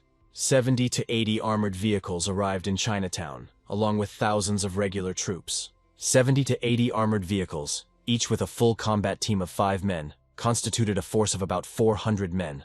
By the end of the day, Gao Zun and the others counted about 2,000 people who had come to Chinatown to support. It was announced that today they responded to the call of the castle's head. Reinforcements from all sides have been mobilized, and will be sent directly to Blacklight Castle to lift the siege. The wave of disaster was approaching them. Their homes were in danger, and they had to defend their land. Calls were heard to fight to the death and defend their home. The main character, Su Heng, also passed by in one of the cars, and his companion was riding with him. He addressed Su Heng, saying that he was Wei Ya, the temporary commander of the 2nd Tactical Unit of the 4th Brigade, and introducing himself as his comrade in arms. He explained that following the plan of the higher-ups, Boss Gao, Boss Shu, and their deputy Xia, formed a high-ranking group of fighters. These groups were designed to combat particularly dangerous areas on the battlefield, and within this group, all forces were divided into 4 tactical brigades. Currently, Su Heng was the accompanying master of the 4th Tactical Brigade, 200th Tactical Squad. Su Heng thought that compared to the 100th Tactical Squad, which was led by Shu Yu, and which led the main attack of the Mechanical Corps, his task was much easier. Su Heng thought that Boss Shu was putting him in the safest position. According to the battle plan, the 4th Tactical Brigade was the weakest and had the least firepower. Also, because it was not yet fully formed, it had the lightest combat load of the 4 tactical brigades. They simply helped and reaped the benefits. He only expressed hope that the operation would go well. Compared to human intelligence, the dangerous creatures of the catastrophe wave are mainly guided by instinct, or rather, the instinct to fight. Meanwhile, the castle's leader, Zhou He, led a large number of high-class warriors to the source of the wave, trying to get rid of it once and for all. The silence was broken only by the rhythmic sound of footsteps. Blacklight Castle also took the form of an integrated defense, holding onto its walls. At that moment, the entire castle was under siege by dangerous creatures, and only after reinforcements had set out did the fighting grizzly bears of the forest come out. According to the battle plan, the Warbear Legion was not supposed to engage in battle at the same time as the 2,000 fighters under Gao Zun's command. After all, in the heat of battle, when the fire is pouring down like buckets, It is difficult to protect bullets and artillery from accidentally wounding these big guys advancing on the enemy army. According to the plan drawn up by Gao Zun and the others, the mechanized army was to be the first to engage the wave. The masters moved along the flanks and forward. The mechanized corps had to move in one direction under the cover of the army of warbears. To implement this plan of action, they had to reach Blacklight before dawn to prevent the wave of disaster from increasing. The journey from Chinatown to Blacklight Castle was long, and to get there before dawn they had to cross a dangerous zone. The convoy moved quickly and in an orderly fashion, but inside the car the boys felt a jolt. That's why they opened the hatch with built-in binoculars to see what happened outside. Through it they saw a huge creature, but it did not look like a beast. Su Heng was attracted by this creature. It turned out to be a terrifying sight, a fire doll. With this level of pressure from the professional masters, it would seem that the dangerous species would have scattered, and the area would no longer be considered dangerous. A huge bear approached this creature. It looked like it had every chance of defeating this doll. For the first time in his life, the hero witnessed a battle between terrible species and decided to follow it properly. The doll only smiled slyly at the bear. Not a drop of fear could be seen on her face. He began to laugh loudly, causing everything around him to turn a caustic red color. He used his natural skill, the fire of death, and now his balls flew straight towards the beast. The bear had no time to dodge or escape. The magic ball hit him straight in the head. The battle was fierce, but the bear never recovered from the fire doll's terrifying skills until it died. As expected, it was a high-level type of horror, a mixture of ghost, spectrum, alien, and psychic energy, capable of killing an opponent of its own kind in one blow. With the doll serving as a powerful deterrent, the army crossed the border one after another without incident. However, to prevent the doll's pressure from affecting ordinary soldiers, it was sent 1,000 meters away from the army. The Thunderhammer rhinoceros's horn was not as sharp as that of a normal rhinoceros, but it had superior destructive power. The order was given to the vehicles and crews to stay close to each other, maintaining the maximum possible distance. Everyone had to be very careful and try to pass without losses. The commander-in-chief asked again whether they had taken everything they needed and received an affirmative answer. The column continued moving through the dark, uneven terrain, and Shu Chu began to climb out of the car. He decided it was time to summon his magical beasts. A huge bloody lion appeared alongside the column, letting out a long roar. The yellow brontosaurus immediately took off, looking at its owner. A magical child also appeared, but judging by its size, you wouldn't be able to tell that it was actually a child. Su Heng understood that with the addition of the fire golem and the thunderhammer rhinoceros, they had already summoned 6 terrifying-looking creatures. What terrible thing awaited them ahead that required such strength? The lights of the cars snatched something huge and covered in crystalline growths from the darkness. The crystals around him glowed with an ominous pulsating light. The main character looked at all this. He thought that these crystals do not look like natural minerals. They feel different. Suddenly the car shook again, as if the ground had come to life and began breathing instantly beneath them. The crystals also began to rise, and began to grow from the ground like hills. But these were not hills or mountains at all.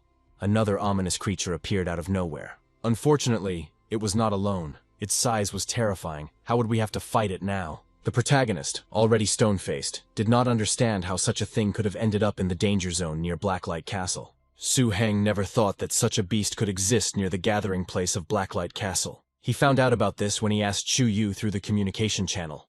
It turns out that this plane was called the Rock Crack Plane that the castle leader discovered 20 years ago. The reason the Rock Fisher Plane was not discovered earlier is because of the hidden location of the canyon.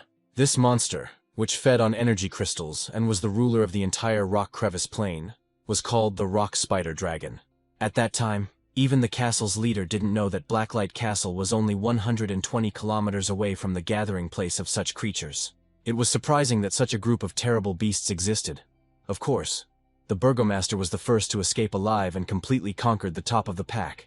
The highest level evolutionary form of the terrifying species, the rock-spiked flame dragon, and the castle's leader entered into a non-aggression pact. However, even when the rock spider dragon is restrained by the leader, they still behave aggressively, so Gao Zun summoned all his main forces to restrain them. According to the old dragon code, this was clearly a rare race of dragons, the Crystal Rock Throne dragons. They were among the top 3 on his list of favorite pets, and were considered some of the best defensive pets. That was why Su Heng couldn't find any mention of the Rockpath Crystal Dragon in his teacher's books. It turns out that the Crystal Dragon in Blacklight Castle was called the Rock Ridge Dragon. Su Heng decided to himself that once he got over this wave, he must find a way to tame the Crystal Dragon. He rather wanted it all to end. He asked anxiously if there would really be a battle. The purpose of these reinforcements was to support Blacklight Castle, and they were not to suffer unnecessary losses fighting these valley dwellers. Boss Shu was reminded to hope that he had brought enough things this time, and the column moved forward. The army moved slowly but surely past giant crystal formations and rock creatures frozen in anticipation. From one armored vehicle, a multitude of small crystals began to pour out. The giant dragons responded to this with surprise. It seemed that nothing else around them bothered them except these shimmering crystals. The deal made by the burgomaster was apparently still in effect, so Gao Tsun ordered everyone to leave. Finally, the army left the territory of the crystal dragons without encountering any danger. There were no more dangerous creatures in their path that could stop their progress. Around 4 o'clock in the morning, reinforcements reached Blacklight, but the most terrible thing was revealed to their eyes. Beneath these walls, countless dangerous creatures converged in a wave of catastrophe. The tide of disaster was accompanied by constant plunder and roaring. Most of these races were most often found in the Grey Desert. However, their number was simply shocking, with the most numerous being the animal and insect systems. From time to time, powerful and dangerous creatures appeared against the backdrop of the wave of catastrophe, spewing streams of energy towards the 30-meter city wall. The fighters defending the walls responded by opening artillery fire on the attackers, clearing the area. The two sides clashed in fierce confrontations, explosions and flashes tearing apart the pre-dawn darkness. The roar of a 2,000-strong army and hundreds of pieces of equipment attracted the attention of the tide of disaster. The tide, after the unsuccessful attack on the walls, instantly turned into a huge strip, rushing towards the ranks of reinforcements. One of the drivers was observing the situation and was alarmed by what he saw after some time. An alarming report was sent to the commander-in-chief that 2 tidal wedges were approaching them. These were mostly packs of monsters, among which the 6-fingered sword spider and the rotting toothworm wolf posed a great threat. Gao Zun calmly assessed that these were simply dangerous species that did not require excessive concern. He gave orders for all troops to take advantage of the rising tide to occupy a 50-meter zone in front of the walls of Blacklight Castle and fortify it. He ordered them to be careful and avoid the walls while they fought the garrison. Aviation and ground troops were to provide cover fire for the mechanized units with all their forces. The battle cry rang out, "Kill the high-level ones." The army began to move, the equipment deployed into battle formations, and the soldiers took up positions. A furious firefight began, and the air filled with the roar of engines, exploding shells and the wild cries of creatures. The commanders shouted to reload faster and ordered them to be destroyed. The battle for Blacklight Castle had begun, and under the roar of artillery, the wave of disaster fell like wheat mown with a scythe. But only low and medium-level dangerous species were quickly destroyed. Incomprehensible monsters, fanged and very nasty in appearance, emerged from the waves. They held back the fire of the advancing beasts and packs using their natural skill. They all had one thing in common: they were terribly horrible looking. The protagonist said in despair that ordinary fire doesn't even harm these creatures. In response to this, Commander Gao took a step forward. He used the 7th level skill wave of fatigue light to slow down the monsters. Noticing this, Su Heng spoke of Gao Zun with joy and hope. Then Gao used an area damage skill, poor child. This confirmed the truth that the keen fighting sense of high-class beasts was not inferior to human intelligence. They were clearly trying to interrupt the poor child's skill to prevent it from gaining strength. Clouds thickened in the air and lightning struck from above. This is the 5th level Enlightened Thunder Fortress tactic that has already been used. All pets together could attack and defend simultaneously. Su Heng couldn't help but wonder if this was the power of a perfectly matched pet team. A defensive-focused Thunderhammer Rhino, along with 2 surprisingly deadly pets. One of them also had the ability to control, and they easily repelled more than a dozen types of horror. The battlefield was filled with clouds of dust from the explosions. Almost nothing could be seen.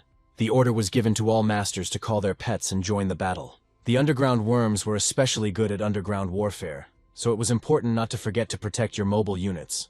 It became clear that this would be a long battle against the wave and a huge number of animals. Su Heng didn't stand by and summoned his snake dragon lizard. The large-caliber artillery of the mobile units could not yet stop the high-class forces of the wave of disaster. However, it was effective in killing low and mid-level dangerous creatures to conserve pets' stamina and increase their chances of winning. By surrounding the artillery and guns of the mobile units, this formation turned into a meat grinder on the battlefield, holding back higher-ranking enemy fighters. But it wasn't enough to simply control the ground forces. The air forces and underground creatures would never miss this meat grinder.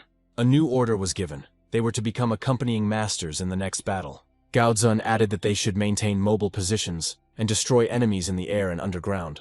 Tanks, harnessed pets, and dangerous creatures from the wave of disaster collided instantly. A multitude of insects emerged from the ground, and the battlefield became a chaotic mess of spewing acid and flying creatures. In this confusion, Su Heng's snake dragon was so powerful that it killed and injured many creatures. Weiya stood and fought next to this dragon. He saw how strong it was. So the main character's comrade in arms shouted to him that, fortunately, his dragon was helping them out a lot. Otherwise, they would be in complete shit. The guy suddenly became alert to something and began to listen.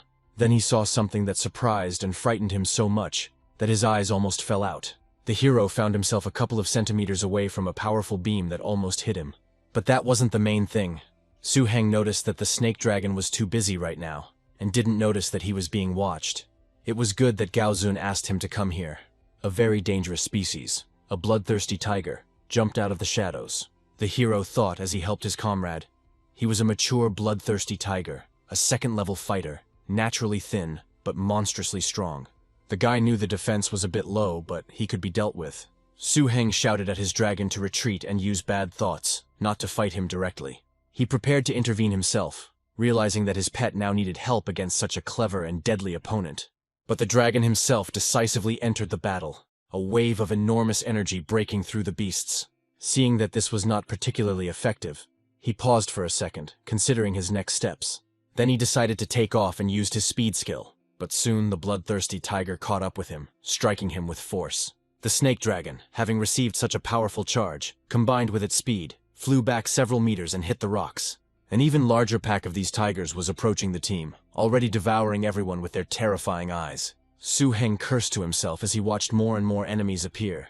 It was impossible to defeat them directly. Su Heng's snake dragon rushed forward, using its weight and speed to deliver a powerful blow. He tried to show with his whole appearance that guests were not welcome here. Then he used his evil attack, a dash, and with a loud cry he rushed at his opponents again. He used his dragon power to throw, growling straight into the bloodthirsty tiger's face. As a result, the dragon was able to push back the opponents, hitting them several times with its paw. Afterwards, he slowly flew up to his owner, who was watching the fight. Su Heng understood that this was not a training arena. Although the snake dragon's recovery abilities were astounding, this fight was a battle of injury for injury. This was precisely the outcome that the creatures of the Tide of Disaster desired. And the bloodthirsty tiger, by nature, loved such fights, which only gave him and his relatives motivation. But Su Heng had no intention of playing by their rules, and the snake dragon thought the same thing. He used dragon power, the fearsome dragon roar. With the help of this tactic, and in parallel with the team's attack, several tigers were defeated. The protagonist decided to take advantage of this opportunity. Climbing into the car, he shouted to the others to hurry up. He shouted to Wei to have the armored vehicles and attack aircraft suppress the two tigers on the left, and let his snake dragon take out the rest. Having received confirmation, he concentrated on controlling the pet while the others fought on their own. The hero forced him to use tactical maneuvers that went against his natural attack instincts. It helped. At least for a short time it could stop the pack of tigers when they did not expect such an outcome. The dragon, seeing that things could still get better, looked around. Gaozun noted that this was a great disciple that the burgomaster had taken in, since he could make the beasts use tactics. Su's approving voice was heard, noticing that the guy was good and had surprised him back in the forest. He added that if it weren't for him, it's unknown what that fiery spirit would have done. Boss Shu just didn't understand how such a reserved-looking child could be so ferocious in battle. Suddenly there was a warning. Something was approaching. Boss Shu asked if they were following him, worried about the brave protagonist. Something huge and multi-legged, with a terrifying appearance, crawled out of the smoke and chaos. Su Heng understood that it was a 1,000-legged steel-armored predator, a low-level type of terror. Ga reminded everyone that the wave of disaster was different from a normal invasion. Within its depths lurked many dangerous creatures of the highest danger. High-class beasts are waiting specifically to destroy people. Unlike dangerous creatures, it is much more difficult for humans to reach the pinnacle of power. Without the deterrent of a high level of combat power, humanity will inevitably suffer defeat. They could do it, but they had to be careful, as they had barely prepared for the predator's attack when a piercing howl was heard from the sky. Gaozun exclaimed with alarm that the flying creatures had already begun to emerge. Then he commanded his pet to come out. Everything around him began to sparkle blue. A huge flying reptile, a child of thunder, appeared in the sky. Su shouted at Gao to be careful, as the air monsters were deadly to the mobile units, and they couldn't let them rush at them. The Thunder Child soared into the air, her wings creating a strong wind. Then she raised her hand up, concentrating all her power into it. After these short actions, a roar was soon heard.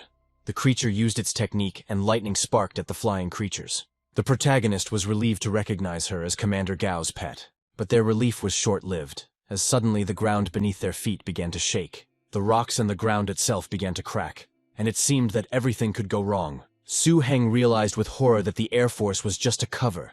The real attack was coming from underground. It was a high-level form of terror, and in a cloud of dust and smoke the tank stopped, observing the situation.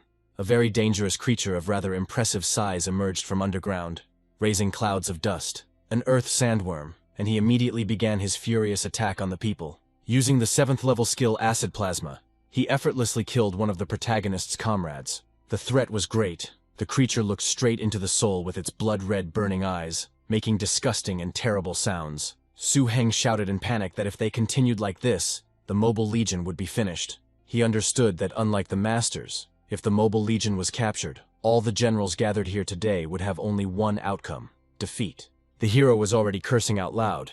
It was obvious how much he was worried. His dragon was hit by a splinter from the attack of this terrifying enemy. Su Heng and the other masters realized that they had to protect the soldiers. Protecting them was the master's mission. Su Heng concentrated and used a mind energy technique, activating the dragon scale armor on his dragon, strengthening its defense. Gao Zun addressed everyone, saying that it was time to destroy the wave of disaster, and all they could do was destroy them. Everyone understood that this was a war of attrition, with almost no end in sight. No matter who they were, a general or a soldier, someone would definitely fall in this battle. Gao Zun urged everyone to make sure they were not killed by the terrible species. They fought, believing that their names would be in the children's poems of their descendants, that this would be a testimony of their feat for their ancestors. All the masters had pets with shields, and among the pitch-black darkness of the wave of catastrophe, many bright flashes of hope flared up. But the pressure was enormous. The confrontation was on equal levels. Su Heng cried out with difficulty that even he and Shu Yu couldn't contain this horror. He tried to gather as much strength and energy as possible for the upcoming battle. Even the serpentine dragon, mighty as he was, began to tire under the endless pressure. The earth sandworm opened its mouth and was ready to attack everyone at once, despite the number of opponents. Su Heng watched this scene with horror and fear, whether they would be able to resist this sinister army. At the most critical moment, Sister Z appeared on the battlefield along with the fighting bears. Their arrival was a powerful reinforcement. The bears were protected. Sister Z took care of it. Moreover, all together they inflicted enormous damage on the opposing side. They went straight ahead, not seeing any obstacles in front of them, mercilessly destroying the terrible creatures every now and then. From midnight to dawn and from early morning to dusk, Gao Zun, Su Heng and his troop, along with the garrison of Blacklight Fortress, fought to the death. They defeated over 200,000 dangerous creatures, but the victory came at a high price, and Blacklight Castle suffered heavy losses. More than half of the tens of thousands of allied troops who had gathered from various cities were left forever on the scorched earth. The division of Master Tamers, which numbered about 100 people at the time of entering the war, was reduced to only 39. It was feared that after this war, Blacklight Castle would need at least 2 or 3 years to recover. But a crisis is also an opportunity for development. The carcass of each horror was the most valuable asset of any gathering place. The flesh, blood, fur, scales, and bones were excellent material for creating wonders. If Blacklight Castle can recycle the profits from this war, it will be a great step into the future for the entire settlement. After the battle, in the Beast Training Center, Su Heng watched as his snake dragon seemed to be enjoying the treatment, which took place with the help of a very dangerous species, a healing, easily pollinated flower. He praised Sister Lan, noting that her skill with beasts was simply superb. He also promised that from now on, if the snake dragon suffered, he would turn to her for help. Sister Lan modestly replied that it was good, but a medicinal, easily pollinated flower could be weak to such a powerful creature as his dragon. After looking at the medicinal flower, Su Heng confirmed this for himself, and he tried his best to help the snake dragon. At this moment, a servant approached Su Heng and told him that Laura Huo asked him to go to the inner council hall, as the Lord Burgomaster had returned. The protagonist asked the question that interested him. Did the master find the source of the waves? Su Heng hurried to the council hall, opening the door slightly. He saw the mentor with several other people. Seeing his teacher, he asked with relief if he had already returned. The teacher confirmed that yes, he had returned, and suggested that since everyone was already gathered, they should get down to business. He started to tell the story of how they were looking for the source of the disaster wave. But what they experienced was really strange. The guy thought about it. Together with his brother Xiaonian, the mentor identified the source of the disaster. Inside the abyss, they found traces of a mountain-sized creature. They dived into the abyss to find out what was going on, but the giant creature was not visible.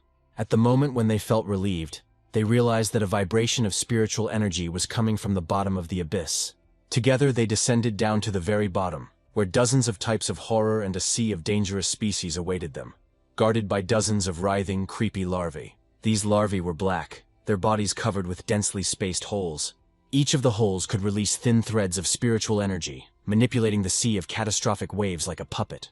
They were the ones who led the attack on Blacklight Castle, as well as many other large gathering places. Together they destroyed all the dangerous creatures at the bottom of the abyss, and, in the end, they managed to take something. He showed the find. The main character exclaimed in horror that this was a catastrophic nest. After these words, something began to happen to him. He grabbed his head, remembering the words from the code. A plague that has lasted for thousands of years. A plague of extermination. He continued his thoughts in his head. The mentor continued to explain that this was the last hope of humanity for the Twilight City. He then added that old times would come, and only through destruction would a new life come.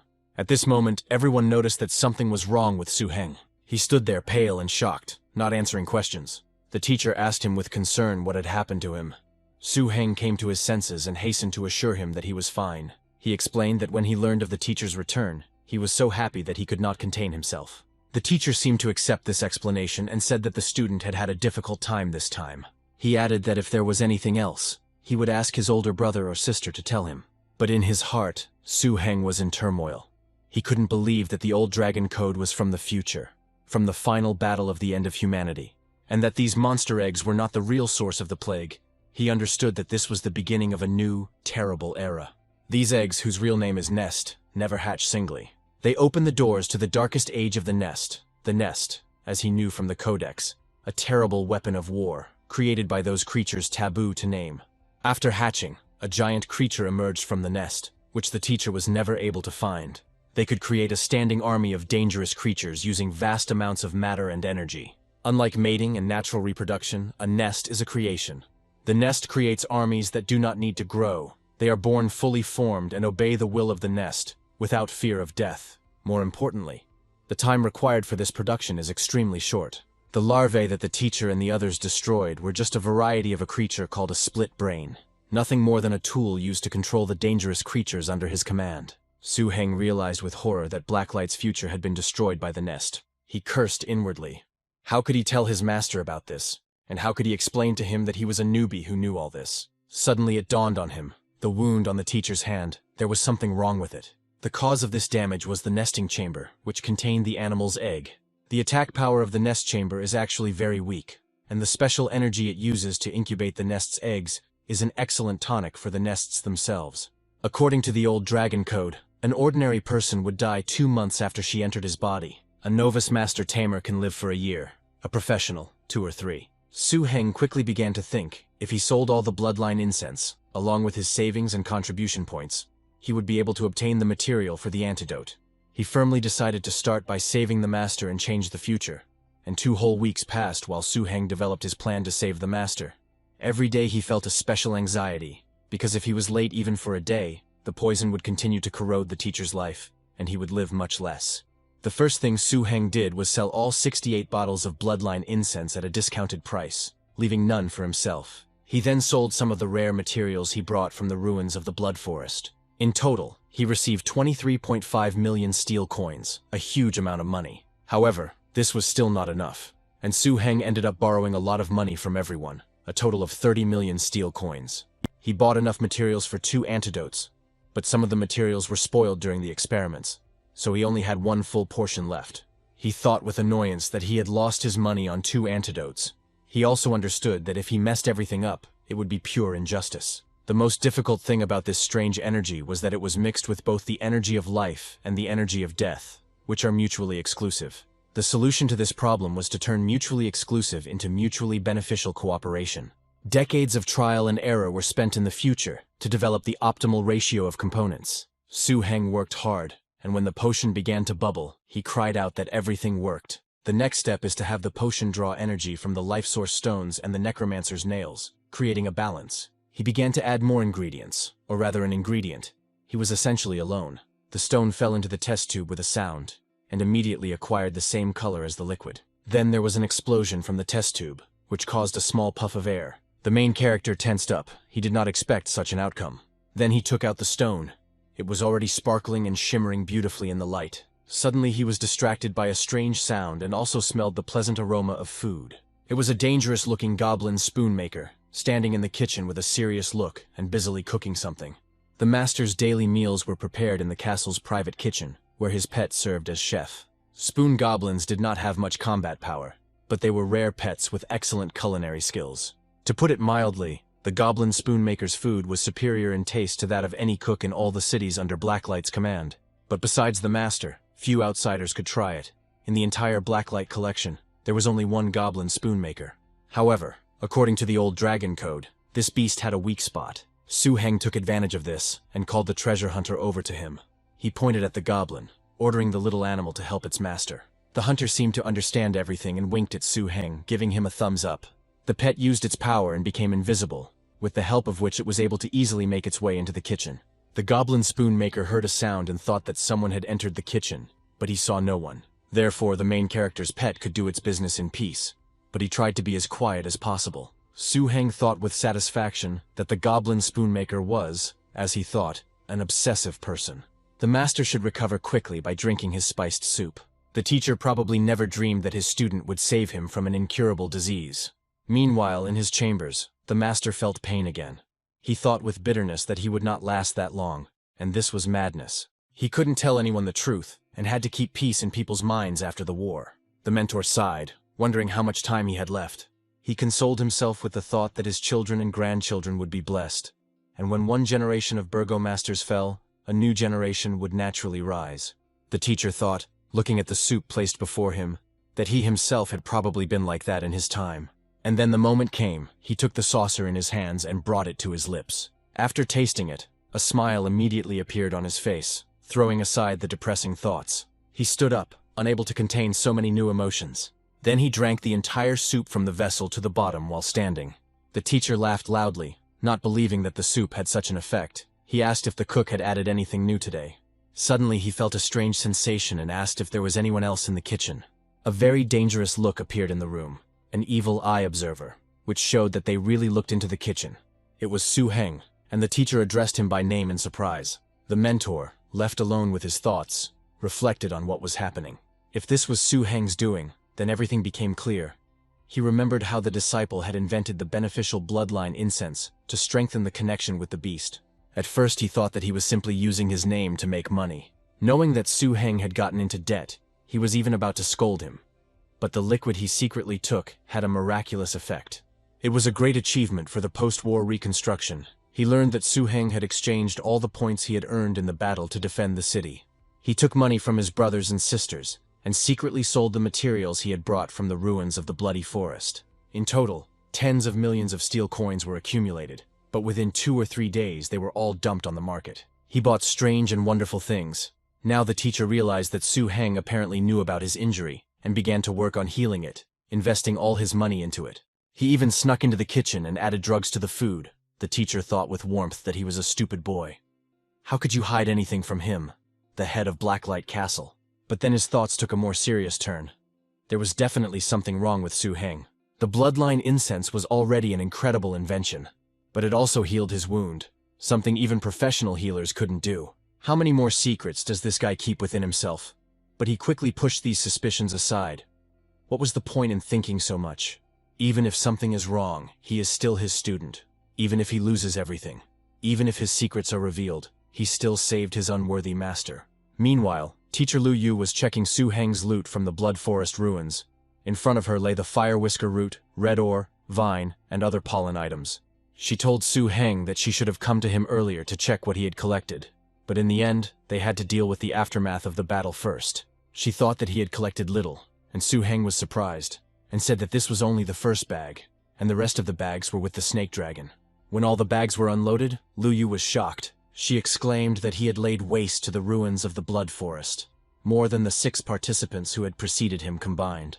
She thought that she would look good in front of the burgomaster, since he had succeeded in everything. The girl laughed and said that the materials looked okay. There was barely enough volume, but the quality was interesting, even outstanding. Suddenly, the guy pulled out another one of his finds, which surprised Lu Yu incredibly. Su Heng said that it was a unicorn horn with dragon blood, and there was a remnant of the beast's aura in it. But that was not all. The hero began to take more materials out of his bag. The dragon's bone marrow followed. He showed it to Lu Yu in a vial. Next came the amber dragon's eyeball and the century-old scaly grass. Then Su Heng took out the Starfire spiritual stone. The dragon was watching the girl's reaction the whole time. The final loot was the eggs of high-level horror species, which the protagonist carefully held. Lu Yu remembered that before Su Heng came, the fortress master had specifically explained something to her. He said that no matter what Su Heng brought, he would pay 20,000 contribution points for it. She even protested to the burgomaster, saying that both of them were his own disciples and he couldn't be so biased towards Su Heng. Now, looking at this mountain of treasures, she thought that all of this was worth at least 100,000 contribution points. Su Heng asked how many contribution points he could get, and they showed him the number 2 on their fingers. The main character jumped joyfully, thinking that this meant 200,000. But Lu Yu stopped his joy, replying that no, only 20,000. The protagonist thought about why there was so much, but then said that it was wrong because the castle suffered great losses after the disaster. Without asking for anything else, he said goodbye to the girl, seeing her off with a smile. Lu Yu responded with the same gesture, smiling tensely. But afterwards she became indignant that it was wrong to mock a person like that, saying what a good boy he was. He was one of her students, so why should Su Heng be the only one being bullied? She decided that she had to talk to the castle master. Faced with the angry Lu Yu, He realized that the green light he gave to Su Heng had caused jealousy towards others. As a result, he was directly attacked by her. And it was only after Lu Yu showed He the list of materials that he realized what was going on. Looking at this list, He was a little worried that he would need to talk to the Blood Forest Ruins leader.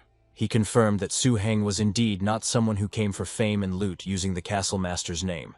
In the end, to please his student and correct the injustice, he decided to personally take him to the warehouse. Su Heng could take whatever he wanted, and the participation points would only be deducted symbolically. The castle master was very happy and proud of Su Heng. Giving away 200,000 contribution points would be very noticeable. It would attract attention and create unnecessary risks for Su Heng. Soon after the master's miraculous healing, the hero asked why the master's hand had suddenly recovered. Does a professional tamer have such an incredible ability to recover? The teacher continued to pretend that everything was fine, without revealing the real reason. He asked Su Heng if it was true that the material he needed was out of stock. He said that he had exchanged a few contribution points for access to the Blood Forest Ruins storage, but he hadn't found anything suitable there either, so he wanted to know if he could get the materials from the master himself. After this answer, the mentor called the protagonist to go with him. The teacher brought Su Heng to his personal treasury, but the place was not like his own. The central object was the magical painting of Jin Dao, which opened the door to the world of treasures. The master carefully touched this painting with his hand. The painting of Jin Dao answered him instantly, asking what was required of it. Astonished, Su Heng asked what his teacher could have. The mentor explained that this painting was considered his only pet to have reached a racial level higher than that of the terrorist species. Unfortunately, it did not have much offensive potential, and could only be used to store items. The master called Su Heng to follow him inside the painting. The hero found all this incredible, but he still obeyed and followed. The mentor continued. Her defense and security were unmatched. Without the owner's permission, one cannot enter the interior space, even if the entire painting is destroyed. Of course, whoever can destroy the Jin Dao painting must at least be a being that surpasses the terrifying appearance. The teacher said that it was all from his collection, and that he should take his time and wait outside. After Su Heng selected the items, he just needed to call the painting of Jin Dao, and it would transport him back, and also advised him to look in a certain direction. Inside the painting space, Su Heng was amazed. He couldn't believe that the teacher had already prepared all the materials that would benefit his snake dragon in advance, and put them in one place. Although he wanted to take everything, he understood that 20,000 contribution points might not be enough. He decided to focus on the target, the materials for the snake dragon, and the energy-absorbing tree. I tried to forget my own and not look at all the values, and this turned out to be quite difficult. So his pet treasure hunter volunteered to help in the search. He shouted something in his own language and began scanning everything with his eyes. Soon he found something unusual, standing above the main character's field of vision. The stone with black cracks. Su Heng immediately realized that these were not just cracks, but majestic cosmic energy gathered inside. The boy joyfully shouted that it was a Void Dragon bloodline crystal. He didn't even suspect that such a thing existed in his teacher's treasury. It was exactly the thing that he never hoped to find. But then the animal noticed another strange detail. The protagonist looked questioningly at the treasure hunter, and then where he was pointing. Together they approached the object that was placed on the pedestal. The guy tried to carefully take this object in his hands. It emitted an incredible glow. Su-heng decided that she was worthy of becoming the material needed to transform the serpentine dragon into a high-level terror species. He thought that even in death she possessed such power. After asking his pet if there were any other useful materials and receiving a negative answer, he decided that he had chosen enough. When Su-heng came out of the painting so quickly, the teacher was surprised and thought with satisfaction that he, as a master, really knew his student. The things he prepared for Su-heng must have been useful. Otherwise he wouldn't have chosen so quickly. He asked to see what the student had chosen, placing his hand on his shoulder in a fatherly manner. Su-heng said that he had chosen 2 items, but he didn't know if he had enough contribution points to exchange them. He showed the Wind Thunder Essence and the Void Dragon Crystal. The teacher warned that these were very dangerous materials, and that he could get into big trouble. Su-heng felt a little embarrassed, realizing that he had been so busy thinking about the changes. The teacher remarked that Su-heng had always been stable, and there shouldn't be any problems, then asked if Su-heng was sure that he only needed these 2 items. Su-heng replied that he didn't think he had enough points for more, since even his 20,000 wasn't enough. 1 Wind and Thunder Essence was worth over 200,000 points, not to mention the second item. The teacher chuckled, thinking that Su-heng had a good eye for expensive things. He thought to himself that these 2 items were worth almost a full 1,000 contribution points. Su-heng asked anxiously, meaning that it wouldn't be enough for him. The teacher laughed and said that was enough, and he would even have some left. It was only 2,000 from him. Su-heng was amazed and thought it was a good deal, so he asked if the other siblings could also exchange like this. The teacher just smiled in response, telling Su-heng that he would send the 2 things to his home later, and that he should just focus on himself. He no longer has to worry about materials, but rather use them to good effect. He added that he was looking forward to his performance. Su-heng assured the master that he would try his best. The mentor then turned the conversation to the 2 terrifying-looking eggs that Su-heng had brought back from the ruins of the Bloody Forest. He said that theoretically Su-heng could have kept the 2 eggs for himself, but instead, he selflessly donated them to the collection point. Madame Lu came to him hoping to get back the 2 animal eggs, but he refused her. He explained that growing in the Blood Pond Dragon Spring was different from normal growth, and caused the beast to acquire a heavy, ferocious, and hostile aura. The slightest mistake could cause irreparable damage to the Sea of Reason. Only professional masters could tame such beasts, and it was for this reason that he kept the beast's eggs. Su-heng was lucky that the owner of these 2 eggs didn't notice him. Otherwise, even if he had 9 lives, they wouldn't be enough. However, the situation with these eggs was not very good. The blood supply was interrupted for a long time. The life force of these 2 eggs has become very weak, and if nothing is done about it, they will die. Hearing this, Su-heng thought, if so, it is too expensive. I wonder if there is a remedy for this in the Dragon Code. The teacher, watching his reaction, wondered if he had been hit hard on the head, since he was always clutching it. However, he admitted that this was the first time this smelly guy had encountered eggs of such a horrible appearance. The teacher said encouragingly that the student's business is the master's business, and that he should not be upset. After all, his master was already fixing the situation with the 2 eggs, so he invited Su-heng to go with him. He brought the student to a specially prepared place. There, he modeled the effects of the blood pool and the dragon fountain using the remains of a 4-square pillar and a large number of horror images. This was supposed to help these 2 beast eggs regain their vitality while everything was going well. The mentor walked around his room, talking about his things. The dragon's power was so terrifying that they were blocked by a chain made of a special material, but they still made people tremble. Suddenly, the master pulled the cloth from the hiding most powerful species in his hall.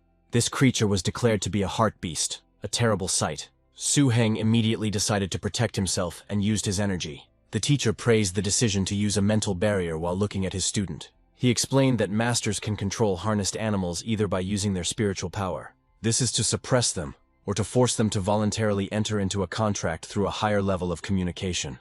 The master told Su-heng that if he used his blood to incubate these 2 eggs, he could lay the foundation for future taming. Su-heng thought that trying to suppress the terrifying species by force with his current abilities was certainly foolish. He couldn't believe that the teacher had spent so much effort to pave the way for him.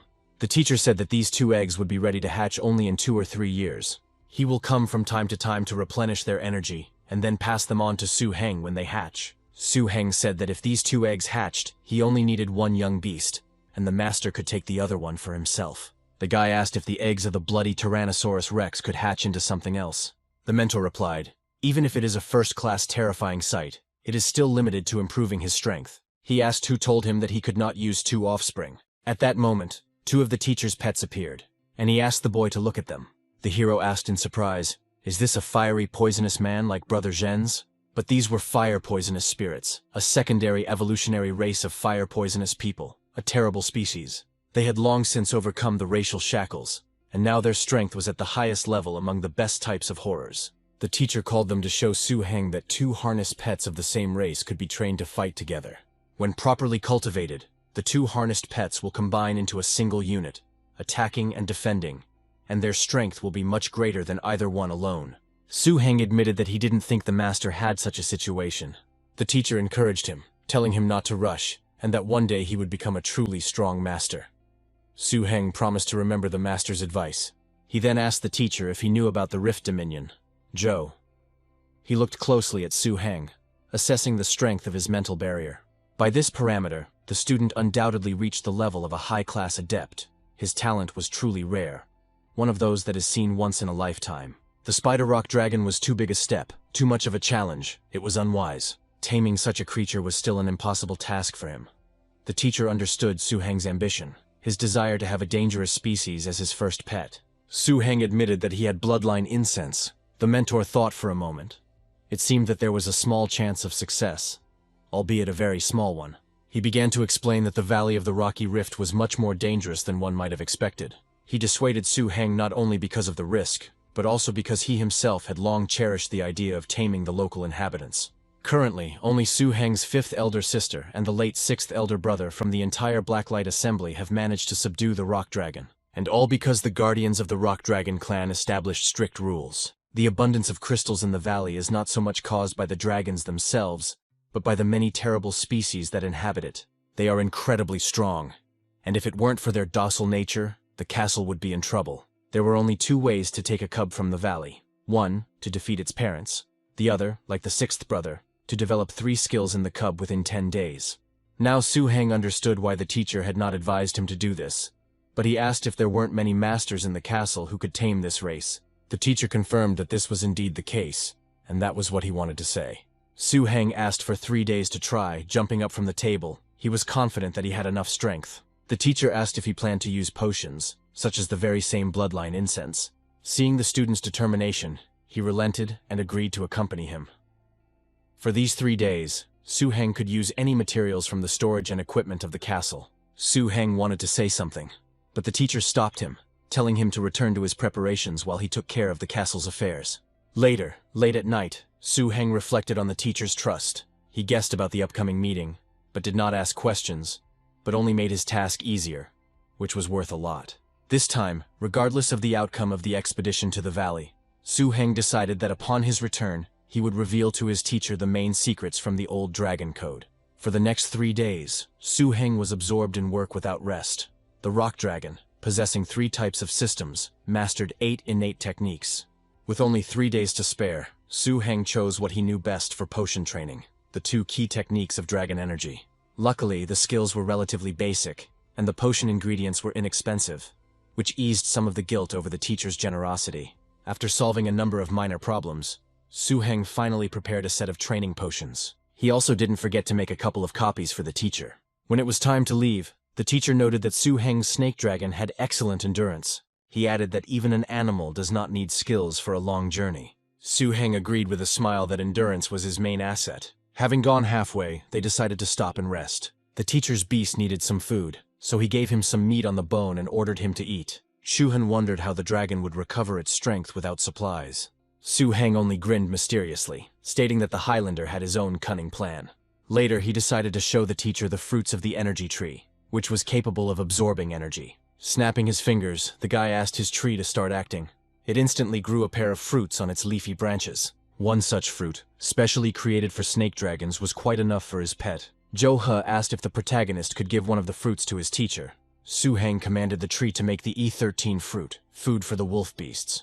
The mentor asked if it was possible to grow fruits of different types, which was incredible for a creature of the level of an especially dangerous species. However, Su Heng decided not to tell the teacher all the details for now. If he found out that this tree could produce energy fruits, it was unknown how he would react. The teacher said that his tamed pet is really something. It is only at the level of a particularly dangerous species, but it can bear such magical fruits. His wolf was delighted with the effect of these incredible fruits. The mentor was amazed, because even his scarlet wolf highly praised the purity of nutrients, energy, and excellent taste of these fruits. After these words, the main character reached out to pick a few more apples from the tree. Having gathered an armful, he approached the mentor, smiling and saying that he had more. The teacher suggested that in the Rift Valley, where young animals are innately dependent on food, such fruits could prove very useful. The climb up the rocky Rift Valley was challenging. In addition to this, 3 guys who had previously been hiding in the rocks were waiting for them. Joha said that the shop's Tyrannosaurus would take care of all 3 at once. Then he waved his hand, and powerful magical energy emanated from it. A shop Tyrannosaurus entered the field with a deafening roar. Seeing him, the rock dragons were clearly frightened. Against his background, they no longer seemed so big. Everyone at once, without any discussion, decided to run away. The hero even joked that they were running so fast it was as if they had been hit on the head. At last they reached a place where something invisible hovered over the Valley of Horrors. Su Heng was surprised to notice that he hadn't smelled any special scent here last time. The teacher explained that they would have to talk to the pack guardians. If you follow the established rules, there will be no danger. That was all he could do for him. The rest depended on Su Heng himself. The young man thanked him sincerely. He was truly pleased with such care. As he walked into the rocky Rift Valley, the boy shouted into the depths that he was there. He walked carefully now, as he noticed small animals in the valley, quietly wandering among the crystals. Su Heng noted, not without dark humor, that if they killed all these cubs, they would have a lot of fun. However, such an act would bring terror to all of Blacklight. And Su Heng, looking at the young dragons, could not decide which one to choose. Inwardly, he wanted to take them all, but the treasure hunter looked at him disapprovingly. Su Heng turned to his pet, asking if he had felt or thought of anything. He didn't answer, but simply pointed his finger at one of the rock dragon cubs. One of them was banging his head on the rocks. The other was enjoying the sight. But the baby didn't do these actions just for fun. He felt something in the rock. Enraged, he used his strength, deciding that his physical strength was not up to the task. This one little dragon immediately attracted the attention of the main character. It was incredible. But this baby was no more than 3 months old. However, the young dragon, even at such a tender age, learned to use his powers independently. Judging by the tempo marks left behind and the cracks on the crystals from the impact, he had already mastered the 2 main energy techniques, Dragon Force and Dragon Might. Su Heng never thought that the talent of a treasure-seeking beast could also be used to unlock its potential. This time they found a real treasure. This young dragon had already mastered 3 of the 8 innate techniques of the Rockthorn Dragon clan. The task immediately became twice as difficult. With the help of the prepared potions, he could first try to teach the technique of destruction, but other skills were also in the plans. Su Heng carefully approached the baby, trying to establish contact. He revealed that his parents had given him permission to be his teacher, and offered to teach him 3 skills over the next 10 days in exchange for entertainment. The dragon just growled angrily, seeing his character. Su Heng chuckled to himself. It wasn't a coincidence, was it? He didn't know how the 6th brother did it, but he himself had a good plan. The boy ordered the tree to make 2 F-01 food fruits for the rock dragon creatures. The tree's eyes lit up with a shimmer as it considered its master's words. Soon 2 fruits of different colors appeared on the leaves. While calming the baby, Su Heng suggested not to be afraid and to make friends, and first, to try the treat. He handed him 1 red fruit, repeating again for him to try it. At first, the dragon only sniffed the fruit cautiously, but then, unable to resist, he began to eat it greedily. Su Heng watched him with a smile. It was a delicacy that even those of the monstrous species couldn't resist. The little dragon started to circle around the guy. He really liked the treat. The hero looked at him, hoping that the baby was ready to surrender to him. Even though he had prepared such a delicious reward, he had to wait. Then the guy demonstratively decided that that was enough for today, and it was time to leave. When the fruit was eaten, the baby suddenly looked at it and screamed, clearly demanding more. But Su Heng, trying to maintain his balance, muttered to himself with annoyance that the baby didn't like him. However, the little dragon clearly became attached to him and did not want to let go. The first and most important step in training is to eliminate the hostility and resistance of the young dragon and make it willing to communicate with its owner. Many masters found themselves at a dead end at this stage, losing precious time. Su Heng, looking at the multifunctional watch, noted with surprise to himself that he had overcome this barrier in less than half an hour. He modestly thought that such a result probably didn't stand out too much compared to his 6th older brother. Although if my brother and others knew about such thoughts, they would probably vomit with envy. To calm the impatient dragon, Su-heng explained that new fruits could only be obtained in exchange for learning new skills. That is why the main character was going to teach him them, in addition to the dragon's power and dragon's strength that he had already mastered.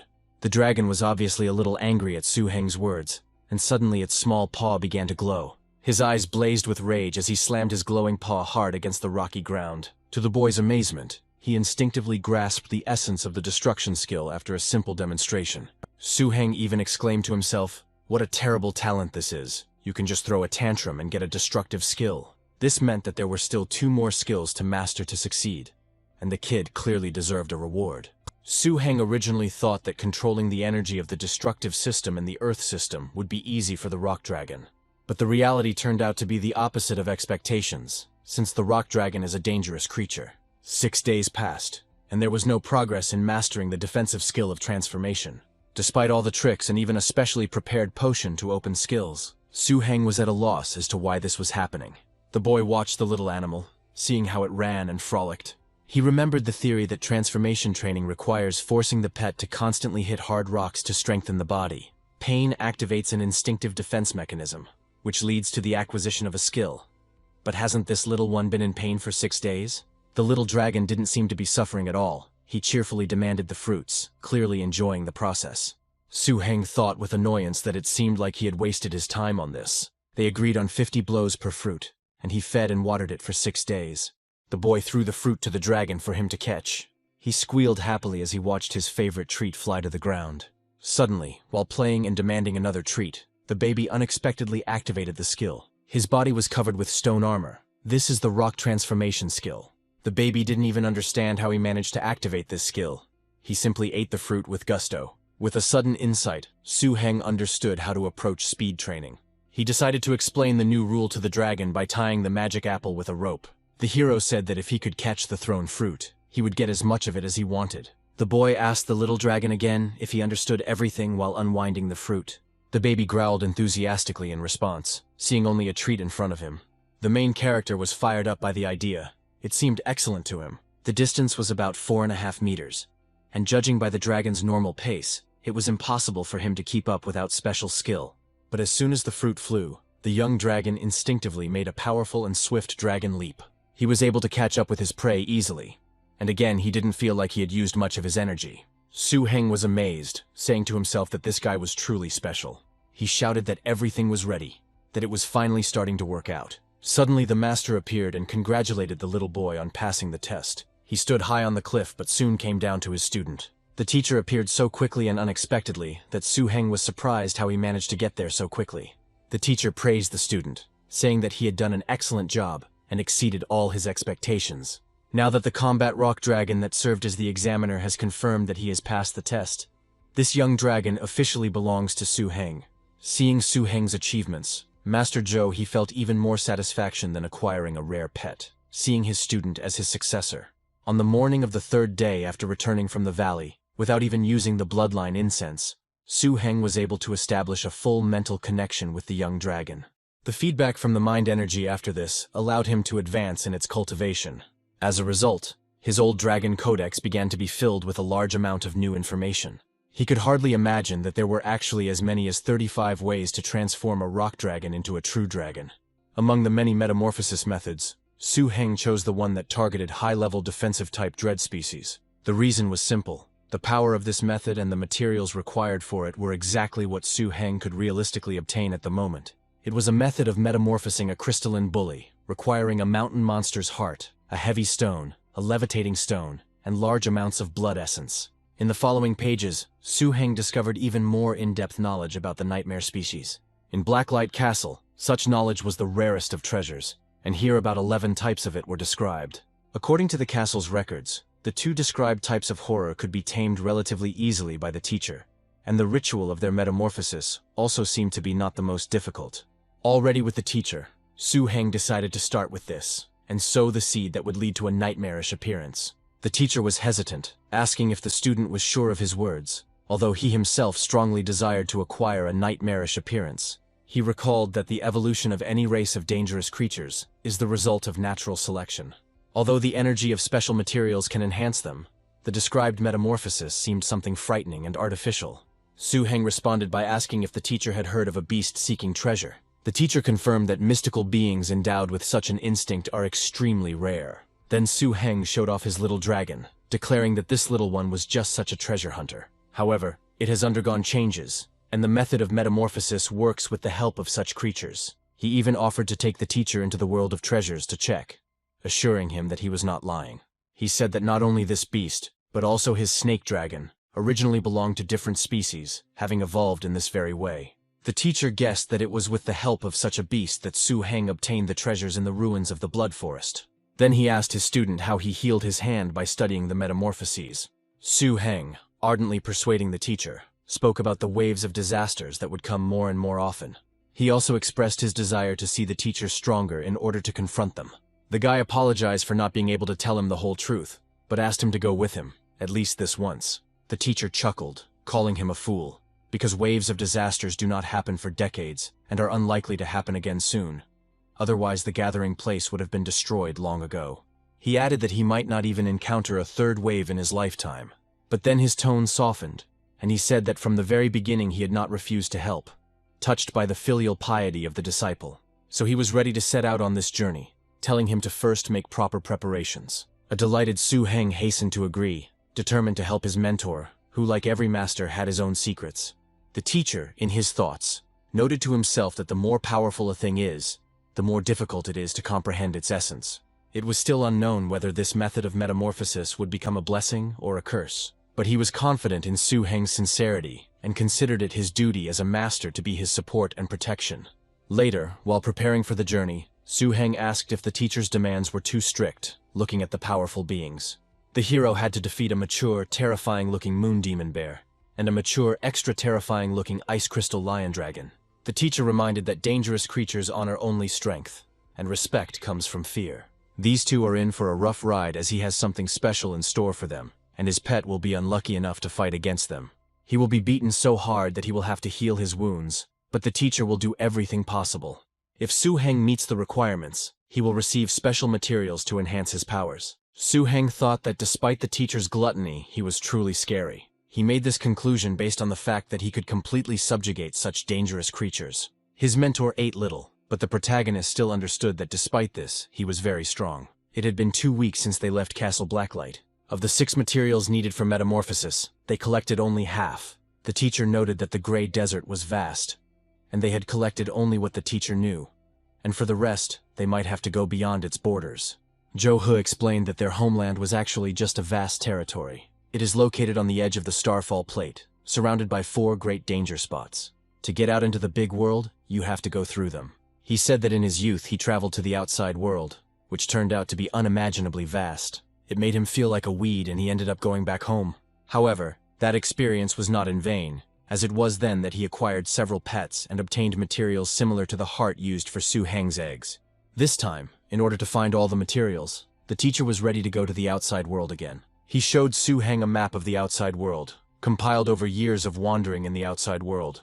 The mentor said that although it was an ordinary map, it was a constant reminder of how big the world was. He asked not to forget how great his teacher was, but the main character always understood this. The mentor then proudly asked if the student could find their location on it. Su Heng couldn't, even though he really tried hard to strain himself and think. Then the teacher pointed to a tiny dot on the Yahello Peninsula in the Emerald region, explaining that the entire Gray Plain occupies an area on this map smaller than the size of a grain. The main character replayed this in his head once again, realizing how small this part was. Zhou He announced that their next target was the Yahello Peninsula. To get there, one had to cross the Thousand Peaks Ridge, where colonies of monsters lived on each peak. As we crossed one of the peaks ahead, the mentor explained that this was the shortest distance to the outside world. However, several groups of wyverns lived on this mountain peak. Fortunately, they were already protected, so the creatures' attacks were not scary, but the teacher still ordered his ice lions to slow down their movements. Then a shadow mask appeared, which the mentor told to stun them instead of killing them.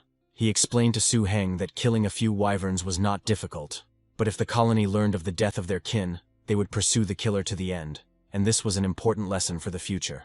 The teacher asked him to remember this, and his student replied that he would definitely remember it. Under Zhou He's guidance, the master and student continued their journey, overcoming dozens of dangerous peaks in half a month. Su Heng participated in many battles, still under the guidance of his mentor. He had noticeably lost weight and tanned, but his body had become muscular and his gaze brighter and more masculine.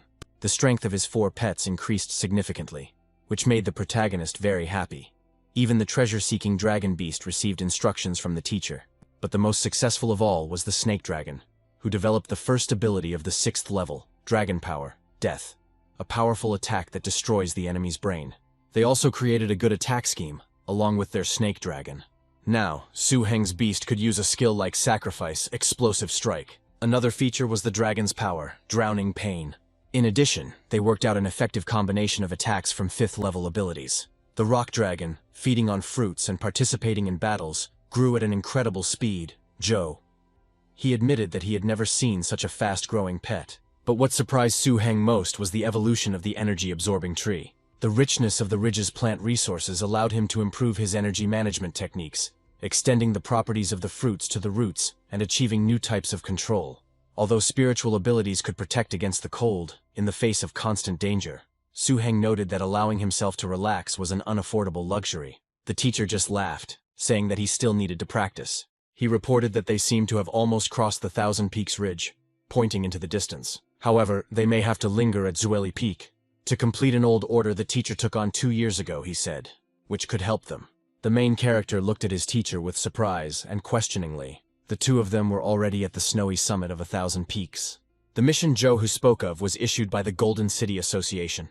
The teacher explained that the Golden City is a true metropolis, the pinnacle of civilization, the source of the entire monetary system, familiar in the Gray Desert.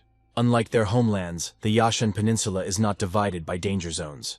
Warm ocean currents and moist air made the climate pleasant and the land fertile, which contributed to prosperity. The teacher continued to talk about the fertile and prosperous Yashan Peninsula. Here, thanks to year-round food cultivation and the absence of shortages, craftsmen were not forced to change their profession. Of course, provided that they have not awakened by the age of 18. It was there, in the Golden City, that a specialized association of craftsmen existed. This organization served as a platform for communication and interaction between craftsmen, and membership was not strictly limited. Besides this, its main function was to evaluate the rank of masters. Zhou He once joined the local association, and it was from there that he received the mission he spoke of 2 years ago. Su Heng was surprised that the mission was still active after 2 years. The teacher explained that this was a special mission with no time limit or number of attempts. He asked the student to guess what kind of mission it was. The boy thought to himself. How could he know? But he still assumed that it was related to taming, and the teacher confirmed it. The mission was to subdue a particularly dangerous high-level species called the Snow Spirit. This race was rare even in the outside world. The teacher described the Snow Spirits as a special race born from the icy energy of nature, incapable of reproduction. The main value for all the masters was a special resource that they produced, the Ice Heart Snowflower, which worked wonders for spiritual development. In the Golden City Masters Association, the price of a snow spirit was comparable to the best terror cub of a rare race, and sometimes even higher. Su Heng asked why such a valuable, but according to the teacher, weak in combat race had not yet been exterminated. The teacher explained that the association did not kill the snow spirits. After the Ice Heart flower was extracted, they were released back to the snow peak to recover and produce the valuable resource again. He added that the larger the snow spirit, the more ice hearts and snowflowers it contains, and the smaller ones were most likely recently released. Since they were here for the metamorphosis, they would need rare resources. The student expressed hope to catch the best cub of the super dangerous species. Su Heng, captivated by this idea, began to repeat this phrase enthusiastically until the teacher slapped him on the head. The mentor asked him if he thought that such a spirit would be easy to find. He explained that snow spirits, being nature spirits, were usually protected by the powerful races that dominated the snow peak. These races were the advanced, terrifying species, the cold snow monster and its evolutionary forms. Searching for the snow spirit will likely arouse the hostility of these monsters. Although individual monsters were easy to deal with, they often gathered in groups. Usually, several snow spirits lived under the protection of one great snow spirit, a high-class type of horror that was a first-class fugitive. The teacher concluded that it would take some effort to catch the snow spirit, calling the hero a stupid boy. At this moment, Su Heng wanted to say something while the mentor's hand was still on the boy's head. The protagonist pointed to his pet treasure hunter, whose rare ability of perception was simply astounding, and had already helped to loot the ruins of the Blood Forest. Some time later, Using the treasure hunter's abilities, they quickly found the lost snow spirit. He tried to hide using the natural snow shadow technique. The teacher noted that it was not difficult to catch him. He was completely confident in his abilities. Then he lightly waved his hand, on which was a ring from which black smoke emanated. At that moment, the little snow spirit stared at them ominously. Joe ordered his shadow mask, one of the best terrifying species, to carry out the capture. Su Heng was impressed, calling the teacher experienced, because using the best terrifying species to capture the best dangerous species was really something. The teacher explained that the shadow mask capture skill dealt virtually no damage to the fragile snow spirits. In addition, the Association of Masters provided special equipment for their capture. It was a golden rope that had a soporific effect. Soon the target was immobilized. The mentor and his student looked at him with interest. However, suddenly for everyone, some creature was chasing them from the opposite direction. Su Heng screamed in panic, calling for his teacher, Zhou He. He, looking at the captured creature, asked if it was the main snow spirit. The teacher replied that the value of the main snow spirit was higher than that of the 10 small ones. The protagonist realized this, and said that they couldn't just let him go. The main snow spirit, holding the little spirit in his arms, looked ahead with an uncomprehending gaze. He tried to confuse them, and at the same time knock them off their feet, breathing on them with his icy snowy breath. However, in response, the protagonist and Zhou He patted the spirit on his cheeks. Then the animals of Su Heng and his mentor came to the rescue, and while they were dealing with the main snow spirit, they stood quietly to the side. A few minutes later, after the spirit, desperately trying to escape, was finally immobilized, the teacher began to explain. Untamed creatures cannot be placed in regular storage space, as it cannot store highly active items. Fortunately, this spirit was not too big, and when Su Heng asked about the possibility of placing living beings in space, the teacher quickly answered. This required at least a horror-level pet with spatial abilities, and even he himself didn't have a pet with such power. He then suggested that they find a few more snow spirits while the treasure hunter was with them. A little later, they finally descended from the mountains and reached the coast. The team in full force, together with the captured spirits, walked forward cheerfully. The teacher happily announced that they had arrived in the pleasant climate of the southwest coast of the Yashin Peninsula. He suggested enjoying the sea breeze. Zhou He felt great. Su Heng, looking tiredly at the load he was carrying, doubted that he had a chance to rest. The teacher simply reminded that physical training is a very important part of a master's career. He put his hand on his student's shoulder, giving him a fatherly hug. Soon they approached the border post of the Golden City, where the guard demanded to see documents. Zhou He introduced himself as a registered professional tamer from the Golden City Masters Association. The guard greeted him politely and offered to escort him to a city located 70 kilometers to the southwest. Su Heng was surprised by such a high level of security, asking what it was like before. As he approached the city, he was struck by its size. The Golden City was a super-large settlement with a population of about 1 million people, the most important central city in the southwest of the peninsula. It was incredibly prosperous, and resembled a huge beast crawling across the earth. However, the 70-kilometer journey along the road alarmed Zhou He. In a city that should have been teeming with life, there were surprisingly few cars, people, and animals. As they passed by, several people who looked like masters noticed Zhou He's Bloodwolf and the load of snow spirits on his back. Su Heng thought that terrifying sights and professional craftsmen were probably not too common here. At the city gates, the group was met by a guard who addressed the mentor as a master. He shook his hand, asking who the good venerable gentleman would be. The teacher introduced himself again as a registered professional master tamer from the Golden City Masters Association. After checking Zhou He's token, the guard stated that although it had been possible to enter with this token in the past, the Golden City had recently experienced a huge wave of disaster.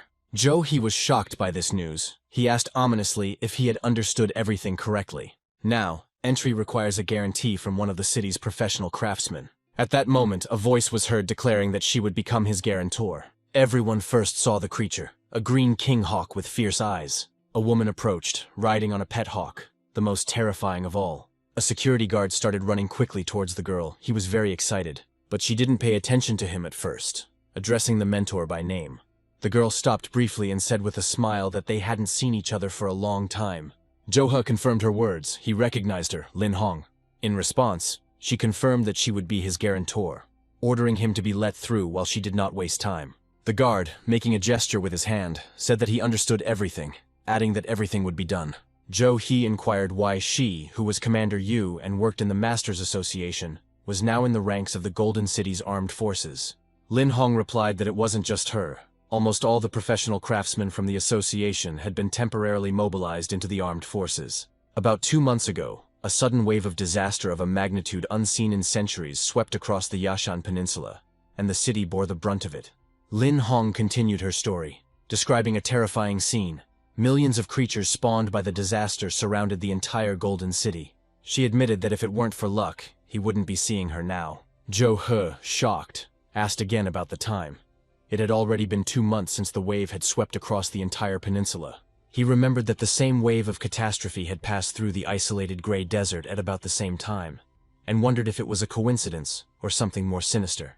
Lin Hong then turned her attention to Su Heng and asked if this was his new disciple. Zhou He briefly introduced him as his new, gifted and good student. Lin Hong approvingly remarked that he looked better than some little girl and suggested that they bring him over more often.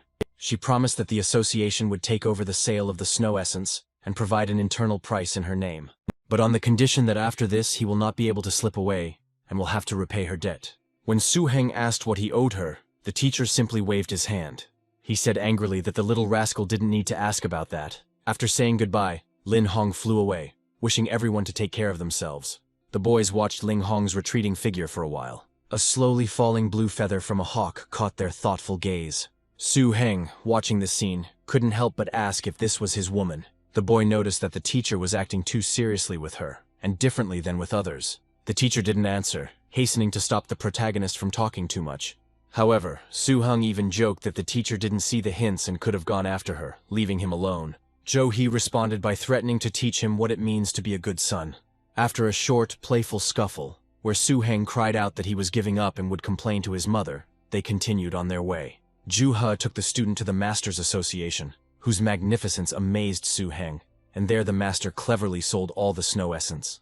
After the disaster, the masters suffered great losses and were in dire need of snow essence to restore their mental strength, which drove prices skyrocketing.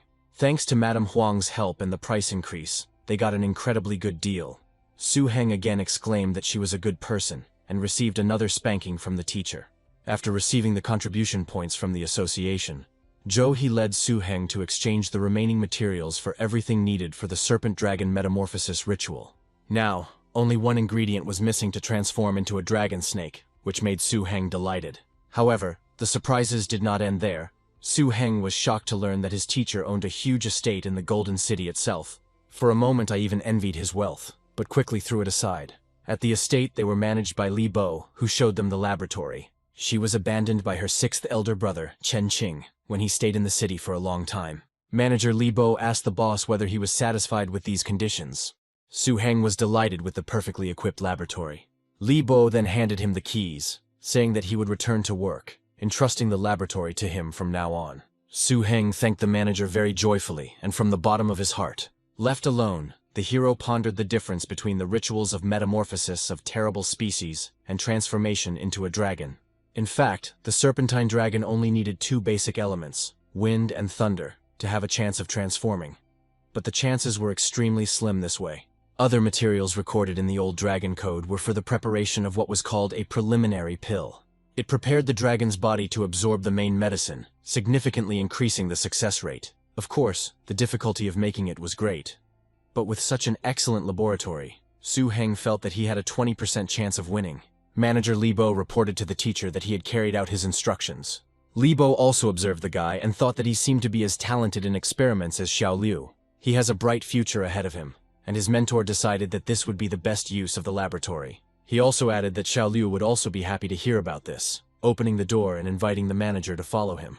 Later, when talking to manager Li Bo, Zhou He admitted that he was shocked by Su Heng's performance when he took him as a student.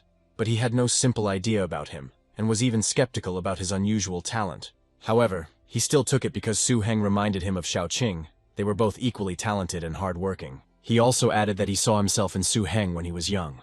Li Bo agreed, reminding him that the master had also come to the Golden City alone when he was young, and had become famous in the city for his fighting prowess. Thanks to his powerful beasts, wealth and real estate, he was even respected by the Craftsmen's Association. He added that Xiao Qin was indeed similar to him, and was practically unrivaled among masters of his age. At that time, he was considered his successor, but unfortunately, the heavens envy talents. When asked whether Su Heng could reach such heights, Zhou He replied that compared to Xiao Qing, his talent and ambition were greater, and sometimes he was afraid that he would not be able to protect him. Li Bo, being one of the master's first followers, had not seen him like this for a long time. He remembered that although Xiaoqin was a strong master who had broken through the racial shackles of his main pets, his overall strength was not inferior to high-level masters. He died because the master at that moment returned to the Grey Desert and was unable to save him. If the master had been in the Golden City, he would have made it in time. Faced with the new student, the master again had uncontrollable thoughts about not being able to protect him. Zhu had decided that they would probably have to take shelter for a while, and the manager agreed. Meanwhile, Su Heng was running into difficulties in the lab. Fortunately, the laboratory left by the sixth brother contained highly durable steel-glazed grinding vessels.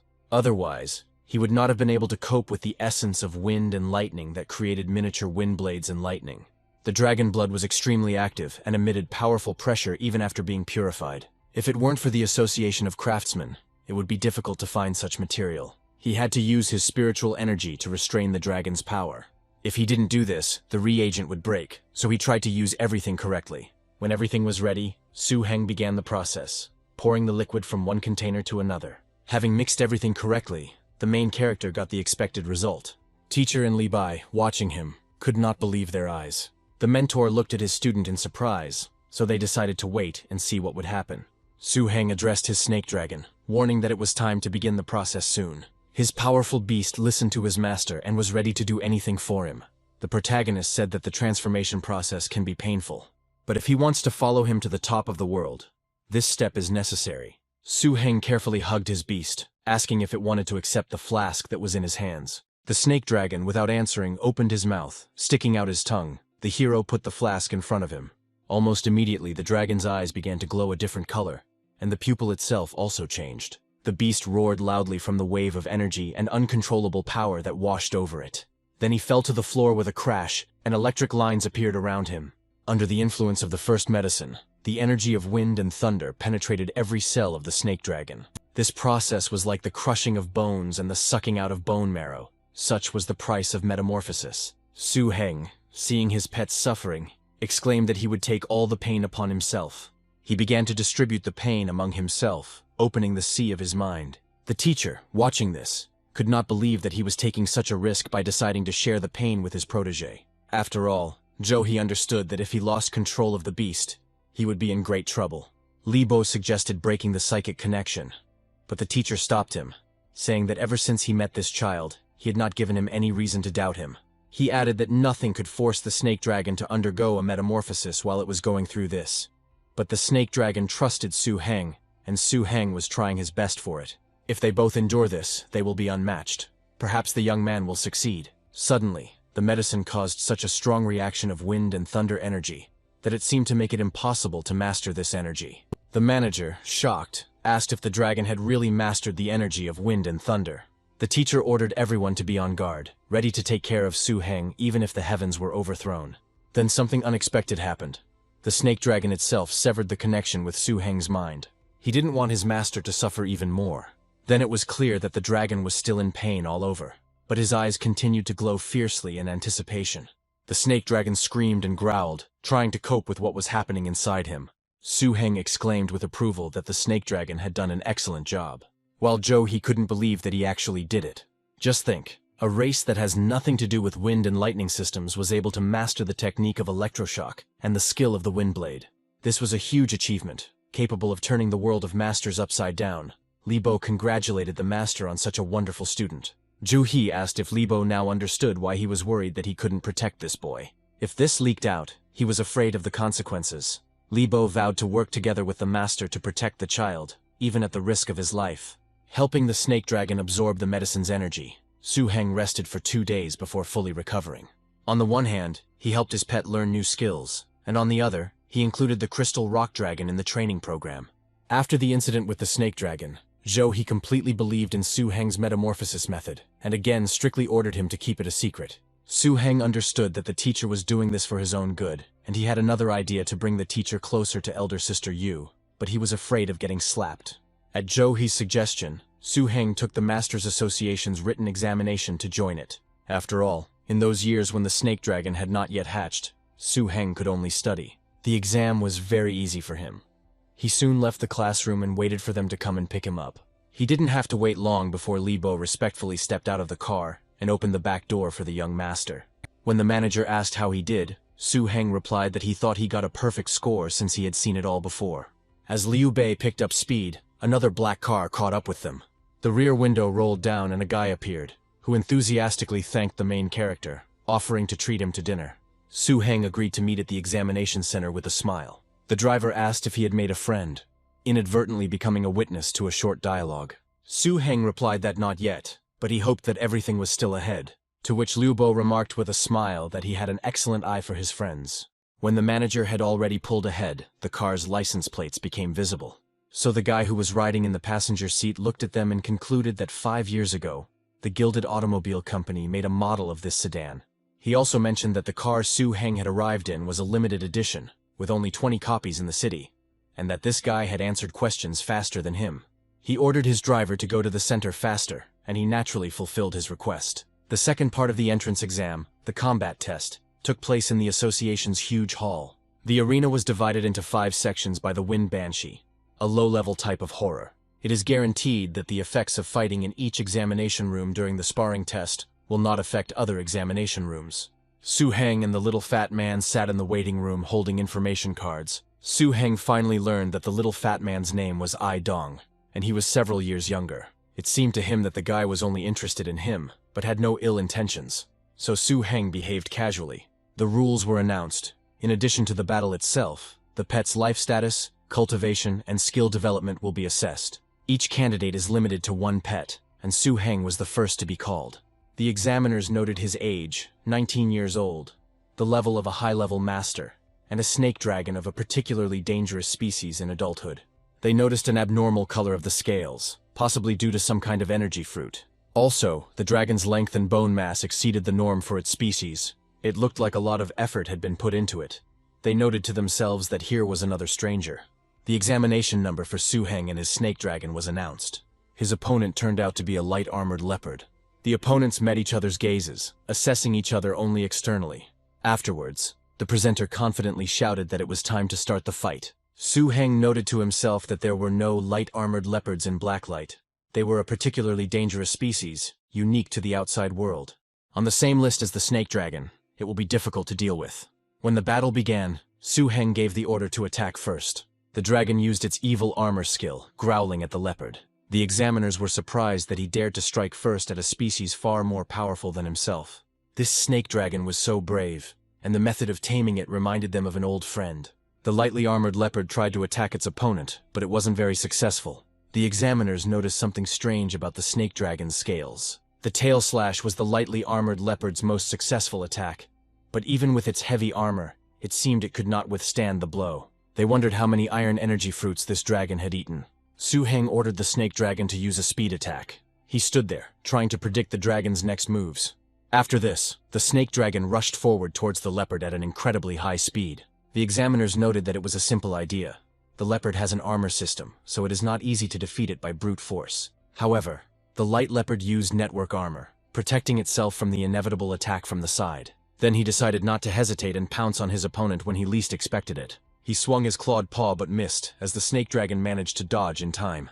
Deciding to immediately respond to the leopard, the dragon concentrated his energy in the form of a magic ball. Then the ball grew to a huge size and fired a powerful beam at the enemy. The dragon attempted to feign a blow and then deliver an energy attack to the forehead. But the leopard quickly recovered and used the cut to respond to his opponent. The examiners admitted that it was a good attempt, but a fully formed lightly armored leopard could break through the energy with one blow, so the tactic was unsuccessful. But this was not the end of the plan. The dragon continued to spew out more and more energy. The light leopard looked at him with distrust and contempt, not understanding what he was going to do. A beam several times larger than the previous one shot forward, cutting through the space in front of the dragon. One of the observers couldn't believe that Su Heng was trying to compete with the leopard in terms of energy. Then something amazing happened. From the other side, more power was creeping up on the leopard. The snake dragon used 2 different skills at the same time, which surprised everyone. This required basic affinity and mind control, and one wondered how he could do such a thing if he had only hatched 6 months ago. They noted that instead of relying on its master's orders, the dragon developed a battle plan based solely on its own fighting instincts. Such a harnessed beast will always be the most reliable support for its owner. This boy has found a treasure. After the last fight in the forest, the grizzly dragon seemed to like using this skill from behind.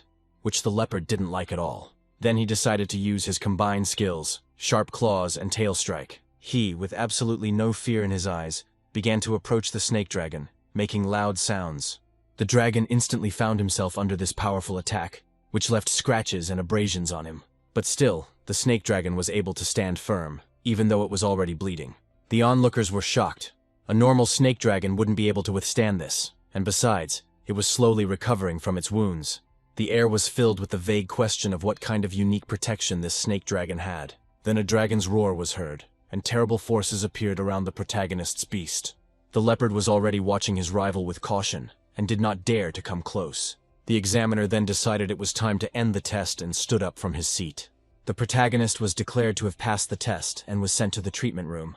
Su Heng, only after realizing this, was glad to himself. He knew that everything would turn out this way. In the healing room, a small orange frog was licking the snake dragon.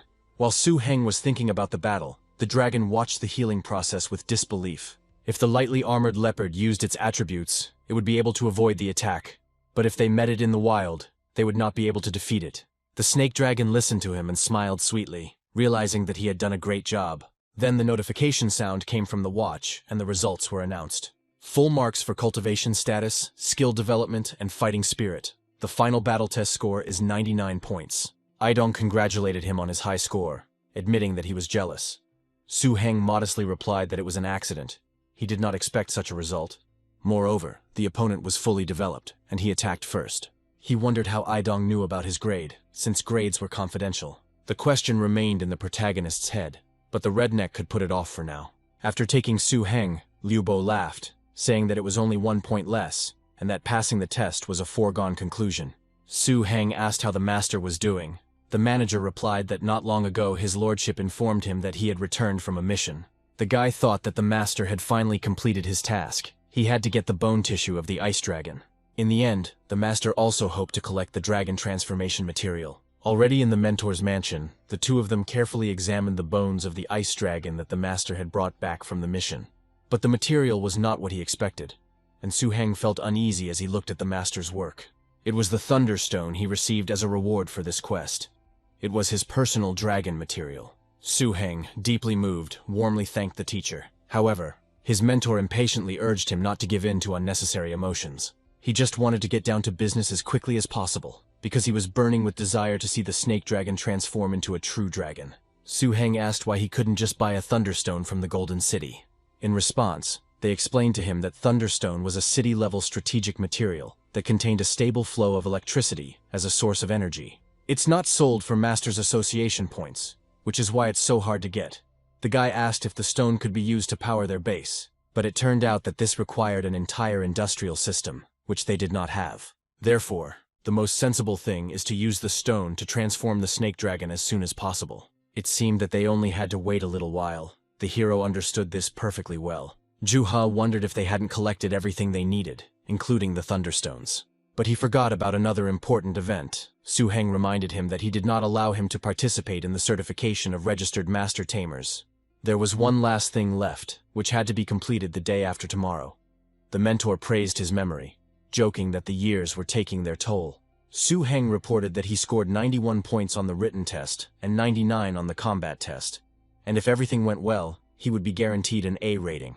The mentor advised him to put the Thunderstone away, prepare well, and achieve excellent results in the upcoming test. He noted that the association's trials in the Golden City have always been renowned for their incredible difficulty, and according to local residents, they were simply bizarre. He cited as an example the last recorded assessment of one master in actual combat trials.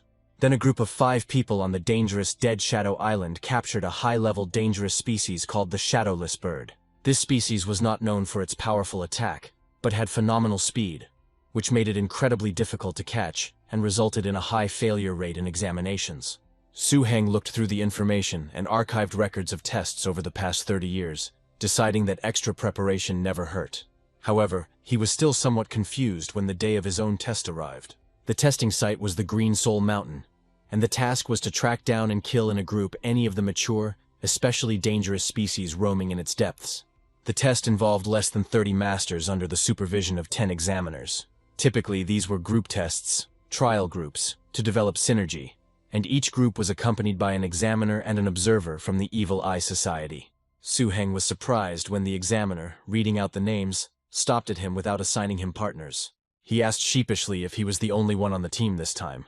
At that moment, Ai-dong approached, awkwardly pretending that their meeting was accidental. Su-heng immediately realized that he had staged the whole thing, wondering how he could have pretended so poorly. The examiner explained that the task involved a small tidal wave disaster in the west, with the city's main forces fighting it. However, some danger could have seeped in here. She warned that people die every year during such tests, and urged not to take the task lightly. The protagonist understood that for the current snake dragon, not to mention the mature stage of a particularly dangerous species, even the full stage was just a trifle. Particular care had to be taken not to reveal the attributes of wind and thunder. Then the examiner announced that their task was different from the others. They have to hunt a super dangerous species in adulthood. Ai-dong was in shock, as was Su-heng. He indignantly compared the task to the baby of his long-nosed crocodile, and asked himself why he had exposed himself like that. The examiner sternly reminded him to address him by his title, and deducted 1 point from Ai-dong as punishment. With tears in his eyes, the fat man begged them not to do this, but nothing could be done. Meanwhile, the teams were already heading out on their missions in armored vehicles. Ai-dong regretted joining the team, and expressed a vague feeling that there would be problems in this test. Later, when discussing the task, Ai-dong admitted that although he thought Su-heng was stronger than himself, he didn't expect him to be able to increase the difficulty of the test so much. The protagonist said that the wave of disaster, even the smallest one, is full of unknown monsters. The examiner, writing in the same column with them, mentioned that the Yashan Peninsula had recently experienced its first wave of disaster in 100 years, and according to the elders, it was not over yet. Many of the association's masters are too cowardly to enter the fray, and from now on even newcomers will have to face the harsh reality. Almost a third of the participants, including examiners, were expected to be injured. The mentor said that if we don't treat them harshly now, they won't have a chance to survive later. The girl gloomily noted that the situation could have been worse, but He's participation in this expedition guaranteed that mass deaths of participants could be avoided. On the other hand, she admitted that this young student was remarkably similar to the master himself in his youth. He even made a prophecy that the student would one day surpass his teacher. At the beginning of the test, everything went as usual. But soon after entering the Green Soul Mountain, most of the accompanying examiners received an urgent call. Since then, each examiner has left their group, leaving only one observer from the Evil Eye Society. The situation had worsened to the point that the test participants now had to be responsible for the safety of these observers as well. As the tests continued, monsters fleeing the wave of disaster broke into the zone. These dangerous creatures were too strong and resilient. Their level was far beyond the capabilities of individual participants. Even groups of 5 found it difficult to resist, and each team began to suffer losses. The frequency of occurrence of especially dangerous creatures increased, and the attrition rate became more severe, with the mortality rate suddenly increasing tenfold. Broken limbs were scattered everywhere, and the ground was scorched and covered in blood from the fighting. Ai-dong admitted with a shudder that if it weren't for Su-heng, he would most likely already be buried in the Green Soul Mountain. One time, they were almost too late to save a girl named Geng Xuan. The little fat man took care of her as best he could. They also rescued her advanced but dangerous pink furry pet. She also had to be carried, and it was unknown when she would wake up. Ai-dong, looking at all this, said that he was lucky to be in the same group with Su-heng. He asked in despair whether they would ever return to the Golden City, and whether the examiners who had gone to war would come for them.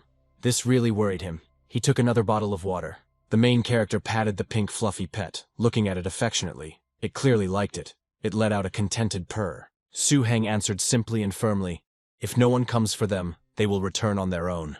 Geng Xuan finally began to come to her senses, coughing from the sip of water she had taken. She tried to express her gratitude, but could only make inarticulate sounds. The fat man understood and said that she was a sweet girl, but mute. Sobbing, she explained, using the telepathy she had learned after becoming a master, that she had completely forgotten about her in her excitement, and again thanked her saviors. Her story was tragic. Everyone in her group except her was killed by a dangerous high-stage species. She managed to escape thanks to the flying harnessed pet, although it was weak in combat. Due to her flying beast flying over the mountain, she was soon overtaken by a mature flying bird of the highest dangerous species, which pursued her all the way to Su-heng's ambush. For the next 3 days, Su-heng, taking with him 2 small troublesome companions, hid in the Green Soul Mountain, trying to escape and avoid being caught by the monsters. The two little crybabies also turned out to be unusually understanding. They gave Su Heng all their food, water, and animal food, realizing that he was their main protection. Their refuge was a cave on a steep slope. It was the den of a particularly dangerous species of bear. But now it belonged to Su Heng. The original owner was simply driven out by the serpent dragon using very crude tactics. Su Heng gently chided Geng Xuan, reminding him to eat on time next time so that he wouldn't have to give him all the food. The girl, embarrassed, mentally apologized for causing problems again. One night they heard a deafening roar that shook the mountain itself. The protagonist tensed up, trying to understand what was making that sound.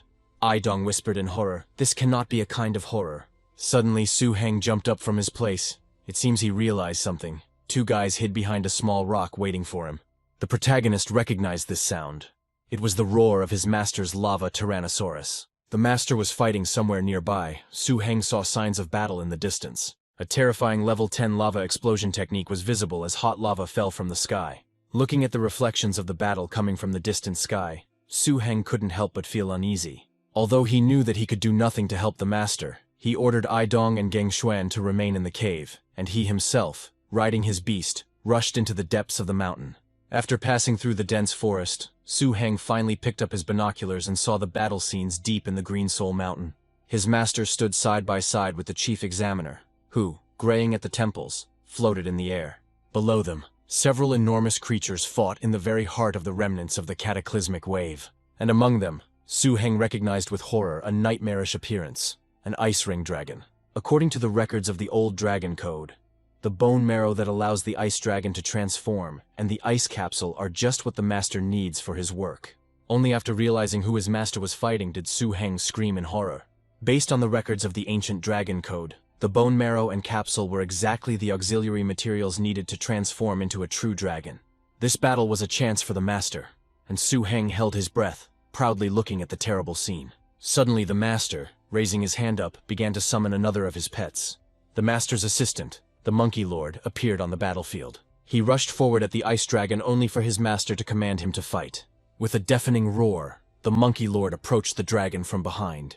Swinging with all his strength, he hit him on the head.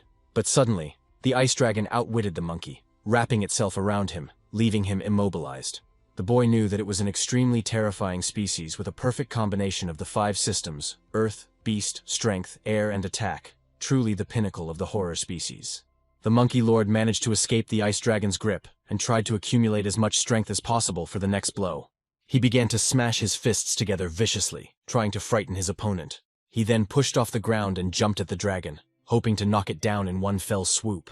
He was already almost close to the ice dragon, but it had protection, and was not at all afraid of the monkey. The protagonist saw that the Overlord had used a 10th level enlightenment technique, Atmosphere Break, but the ice dragon had the ability to fly, and there were doubts whether the attack would work. And then something incomprehensible happened. Only Joe. He beckoned with his finger with the ring. The black figure that flashed before the master's eyes turned out to be his most powerful pet, the Black Sin. Noticing this figure, even the ice dragon himself was amazed. He never expected this. A huge hand grabbed this dragon without much effort. Now he could not escape anywhere. Seeing how quickly the creature crushed such an opponent, the protagonist was shocked. Su Heng couldn't figure out what kind of ability it was. It was so strange that it easily stunned the nightmarish beast. To his astonishment, Zhou He's beast, Black Sin, knocked down the ice dragon and took the transformation materials. The small wave of catastrophe finally ended with the death of the ice dragon, and with it, this terrible ordeal ended. However, the high number of deaths has drawn much criticism in the city, with the leading expert only coldly remarking that if someone doesn't have the resolve to freeze, they will freeze anyway. After this, the results of the test were officially announced. Su Heng took first place without any doubt, and received an award from the association. With the thought that there was no point in being a simpleton if there was an opportunity to gain benefit, Su Heng hurried to the research institute with the proof document in hand. At the institute, he was met by a strange man who, upon hearing his name, suddenly hit him. When asked why he did it, he only cheerfully replied that he liked beating people, especially Su Heng. Then he proudly said, "It's all because he, the embodiment of the reader's father, Qi Huai." Su Heng couldn't shake the feeling that he was not quite in his right mind, and a staff member came up and took him away, explaining that the doctor was like that sometimes. He decided to take Su Heng around and show him several types of pets, from which he could choose one for himself. As he walked on, He assured the hero that it should pass in a couple of minutes. There were 7 dangerous species in the entire institute that posed the greatest threat to health. The employee explained that there were 3 particularly dangerous cubs in total. He decided to show him a unique, especially dangerous species of golden jade grass, unique to the Golden City. It was a pet of 3 systems: grass, blood, and healing. Possessing the blood and healing system, it is able to heal penetrating and lacerated wounds, even to some extent, to restore small deformities of the limbs. The guy was already looking at something out of the corner of his eye. Of course, if this beast didn't fit into his combat system, there were other options, like an ice spirit or a goblin essence. But Su Heng's gaze was drawn to something else: a little girl with wings, sitting sadly on the floor. The employee, noticing his interest, sat down and began to describe the creature. It was a young pet of mixed blood, in which the completely incompatible light and dark systems were combined. The guy thought it was a hybrid of light and darkness. He asked to show it closer. Then, taking the magic key, the boy brought it to the lock with which the girl was locked. He replied that of course he would show it, but there was no need to put it off for long. The employee explained that even without reproductive isolation, creating a powerful hybrid between different elements would be difficult. Not to mention that this creature contained 2 completely incompatible energy systems. Judging by the strength of its energy, it was below the horror species. But it was worth noting that it was no less dangerous than the super dangerous species. This baby contained within herself the opposite light and dark energies. Once out of control, her power would be infinitely close to that of a terrifying species. However, they had never seen this mysterious creature before, and could not even determine the race of her parents. Su Heng muttered 2 words in his head, light and darkness, and began to think. A spark of interest flashed in his eyes. If he tried to make it stronger, to subdue this inner storm, then it could become a real treasure. His decision made, Su Heng persistently wanted to know the baby's origin. The employee explained that it was no secret. About a month ago, a team of craftsmen from the association discovered it in a small, secret natural area. There reigned a world of intertwined night and day, with an impeccable boundary between them. Half of the territory was plunged into endless night, while the other half was bathed in eternal light. Although the danger level of this place was low and the area was small, due to the special situation, the association quickly formed a team to explore it. It was there, in the depths of this black and white world, that the scouts found this baby. It was later discovered that the cub had the ability to heal with light, but its life force was quickly depleted, so it was handed over.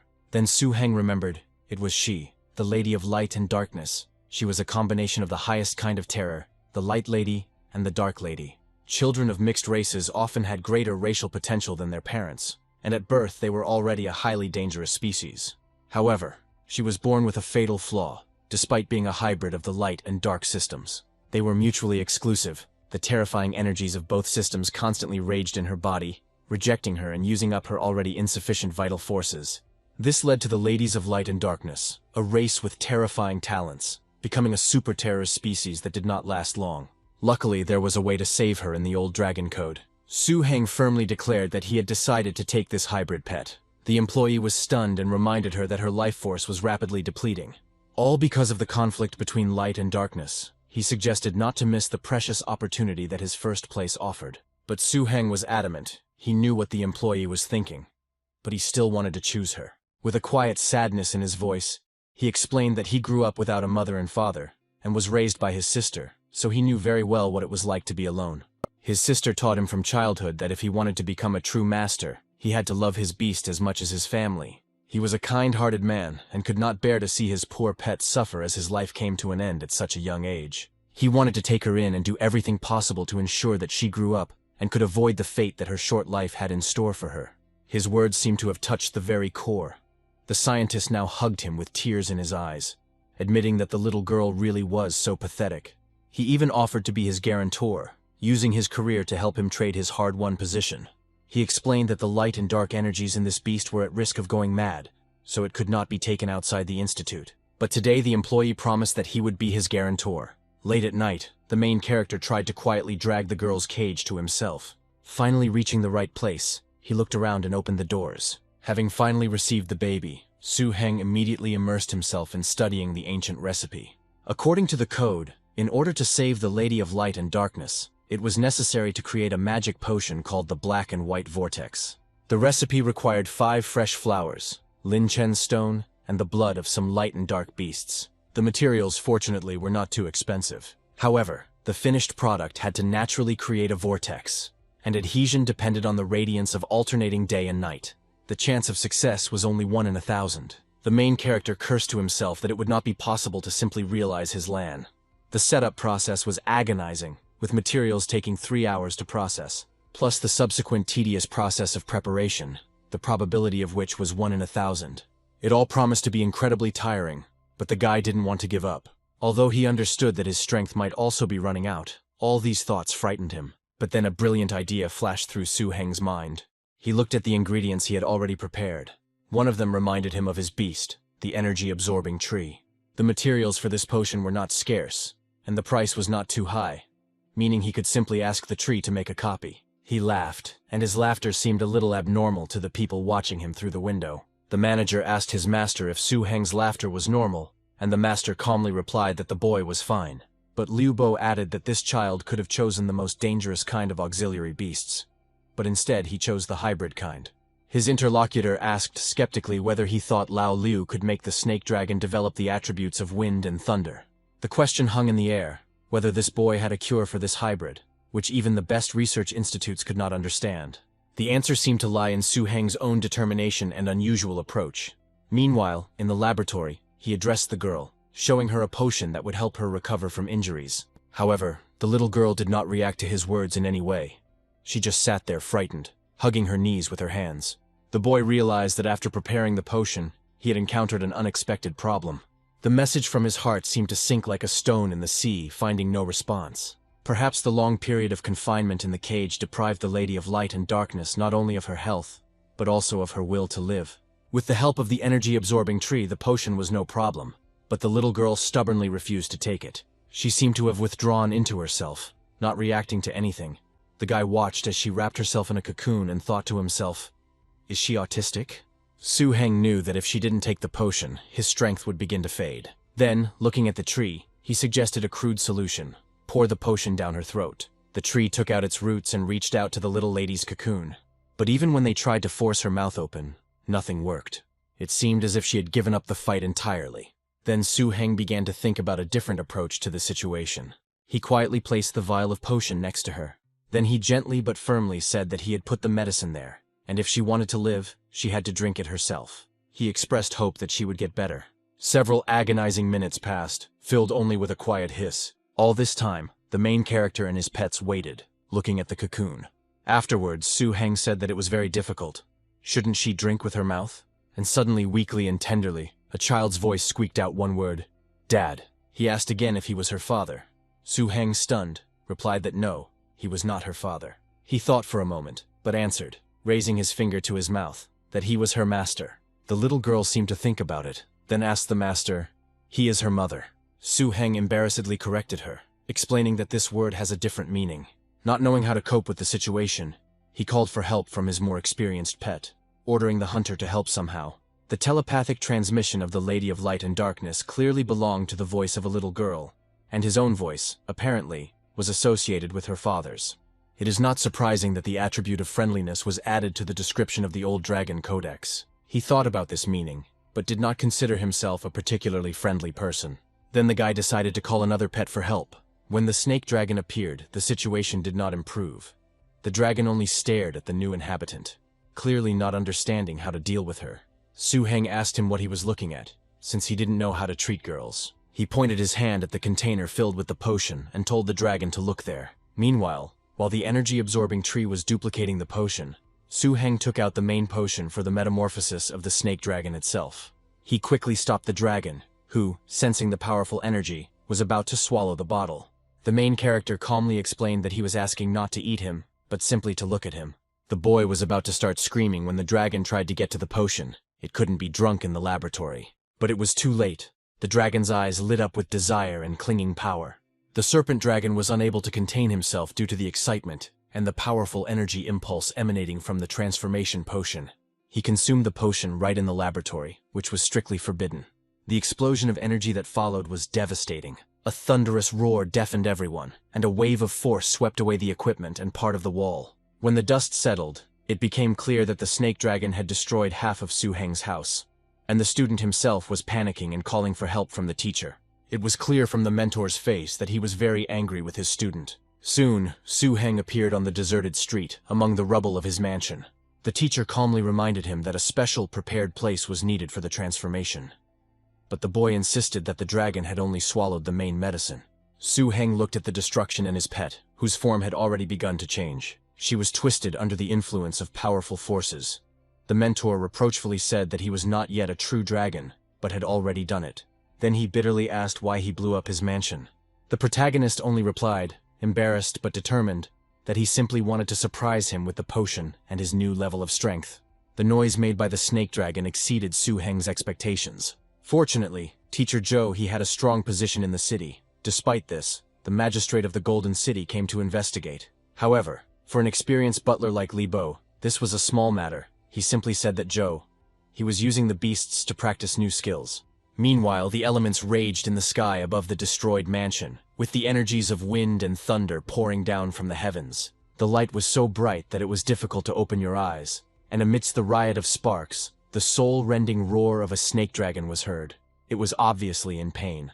When the light finally faded, the figure of the serpentine dragon reappeared before the eyes of Su-heng, his master, and Liu Bo.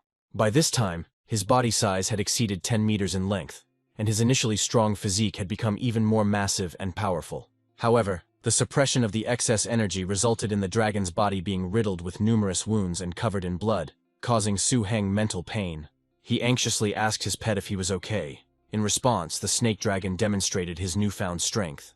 He decided to release a sphere of concentrated plasma into the sky. He began to shape it with his internal energy, holding it in his paw. Then, when she had reached the required size, the dragon released her, his eyes glowing with power. The main character stepped aside in surprise, his face distorted by a storm of emotions. This concentrated sphere caused another powerful explosion. Zhou he was shocked to recognize this skill as a 5th-level enlightenment ability, the plasma sphere. He had no idea that after taking the main drug, the snake dragon would receive such a powerful boost. But the wounds were serious. Su-heng turned to the teacher in panic. He began to panic, realizing that his snake dragon might be seriously injured. At that moment, something unexpected happened.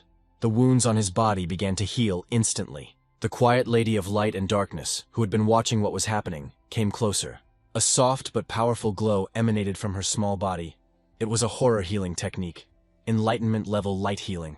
The master, Su-hena, and the manager noted with amazement that this was a light healing technique. The mentor, shocked, confirmed, watching this, grumbled that he knew it wouldn't be easy when that bastard wanted to take the pet. At the institute, the hybrid pet couldn't even cast a decent healing spell. But how did it happen that she ended up in the hands of this brat? Not only that, she used such a skill as healing with light. Su-heng didn't know that the Lady of Light and Darkness had already mastered light healing and developed it to the 1st level. He added that this at least suggests that the snake dragon and others have entered the lady's closed world, having managed to reach her.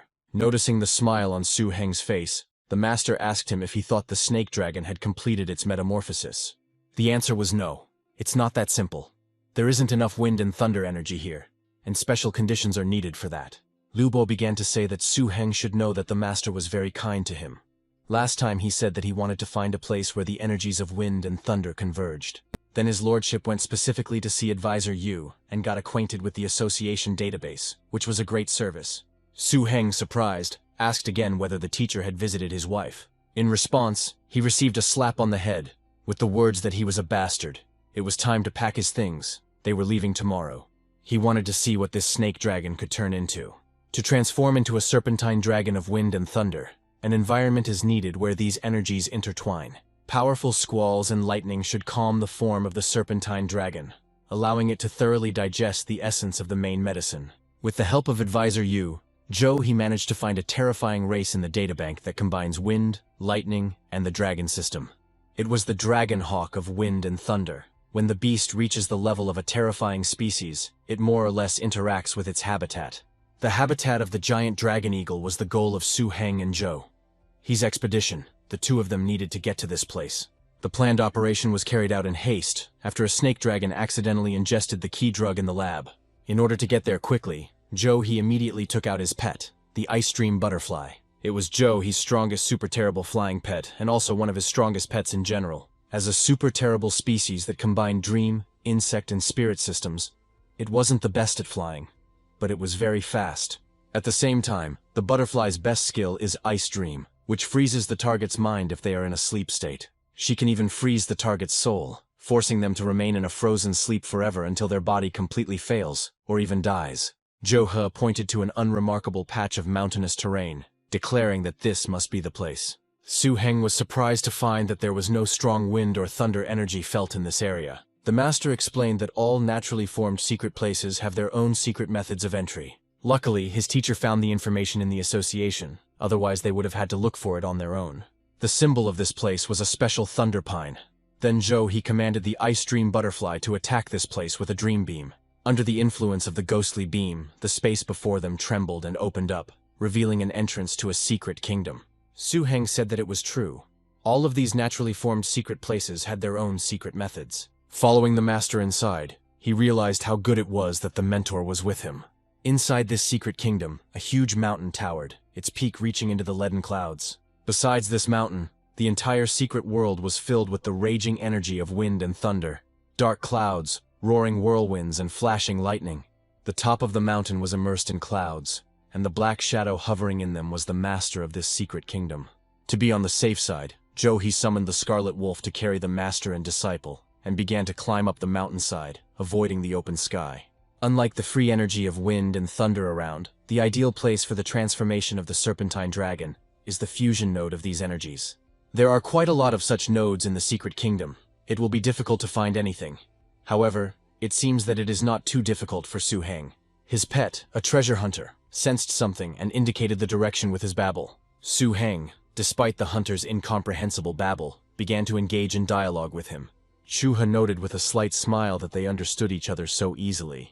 He added that this brat was his student, and if it had been anyone else in his place, even he would not have been able to resist the temptation to steal such a pet. Su-heng called the teacher, asking what he was thinking, and reported that the treasure-seeking beast said that the knot was in that direction. The master waved him off, ordering him to shut up and not interfere with his observation of the surrounding environment. Soon they reached a place where a spherical vortex hung in the air in front of them. He muttered that this was a wind and thunder energy node, and even he saw it for the first time. He asked if Su-heng was sure that the snake dragon needed to be in the center of the knot, for he was afraid that the dragon would turn into a pile of charred meat.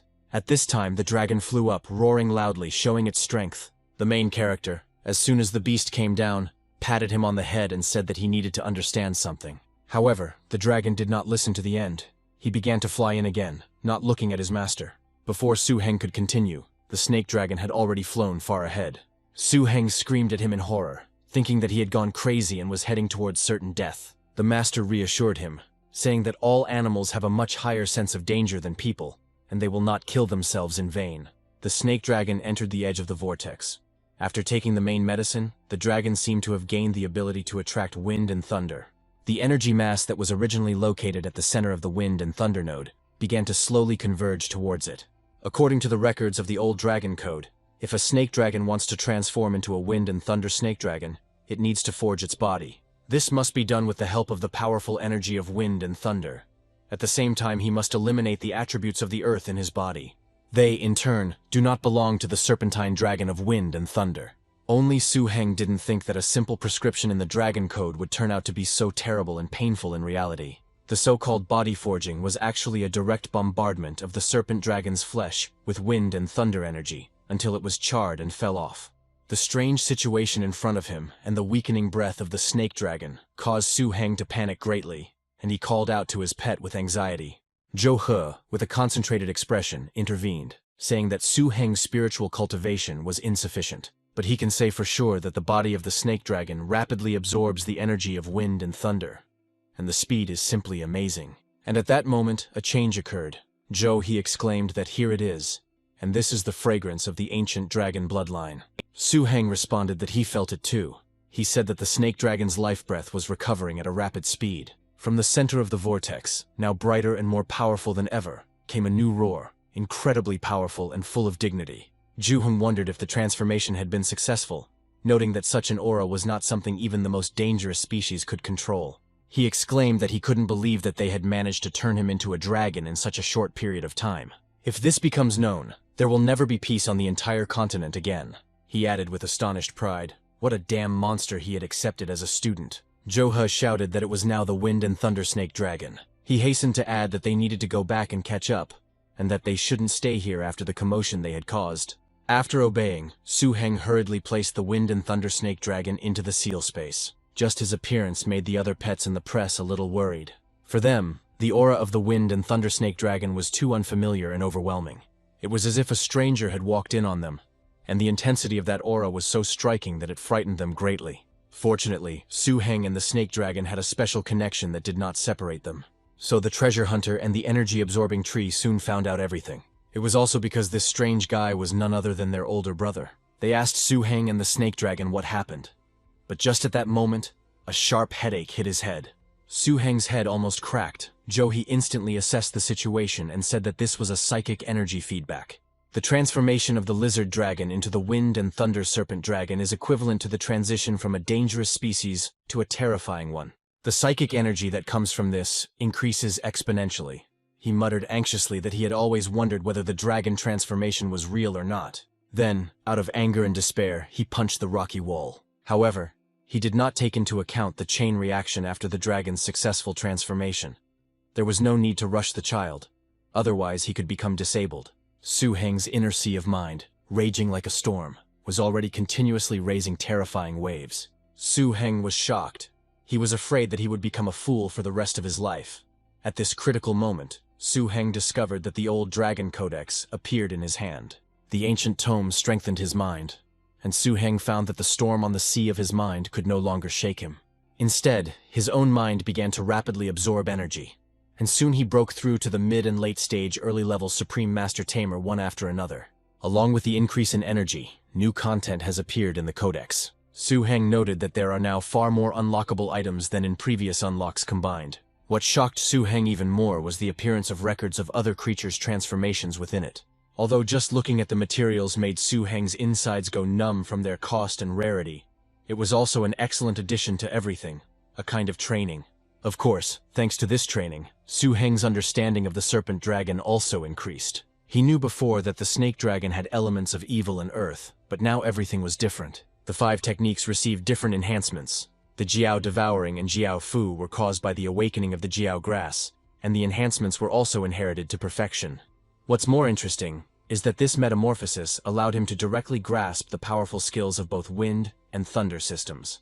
Bathing in lightning can restore injuries and physical strength by attracting lightning to oneself and forming a protective layer on the surface of the body. Dance of the Silver Snake, a rare racial lightning-based energy skill that is extremely difficult to train after birth. Wind Harness is a skill of wind and thunder. He gained the ability to fly on a whirlwind, develop speed, and consume very little energy.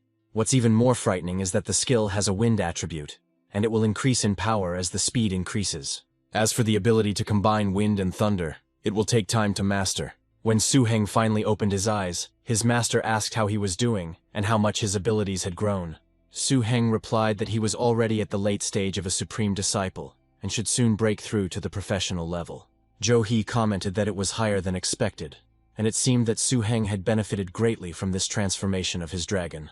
He also said that the snake dragon created a commotion, attracted the wind thunder eagles, and they came when Su Heng plunged into the sea of mind. Su Heng was shocked to realize that the master could defend himself for so long using only his psychic energy. At that moment, the mentor, looking at the shadows approaching in the sky with a menacing cry, said that they deserved to kill his strongest pet.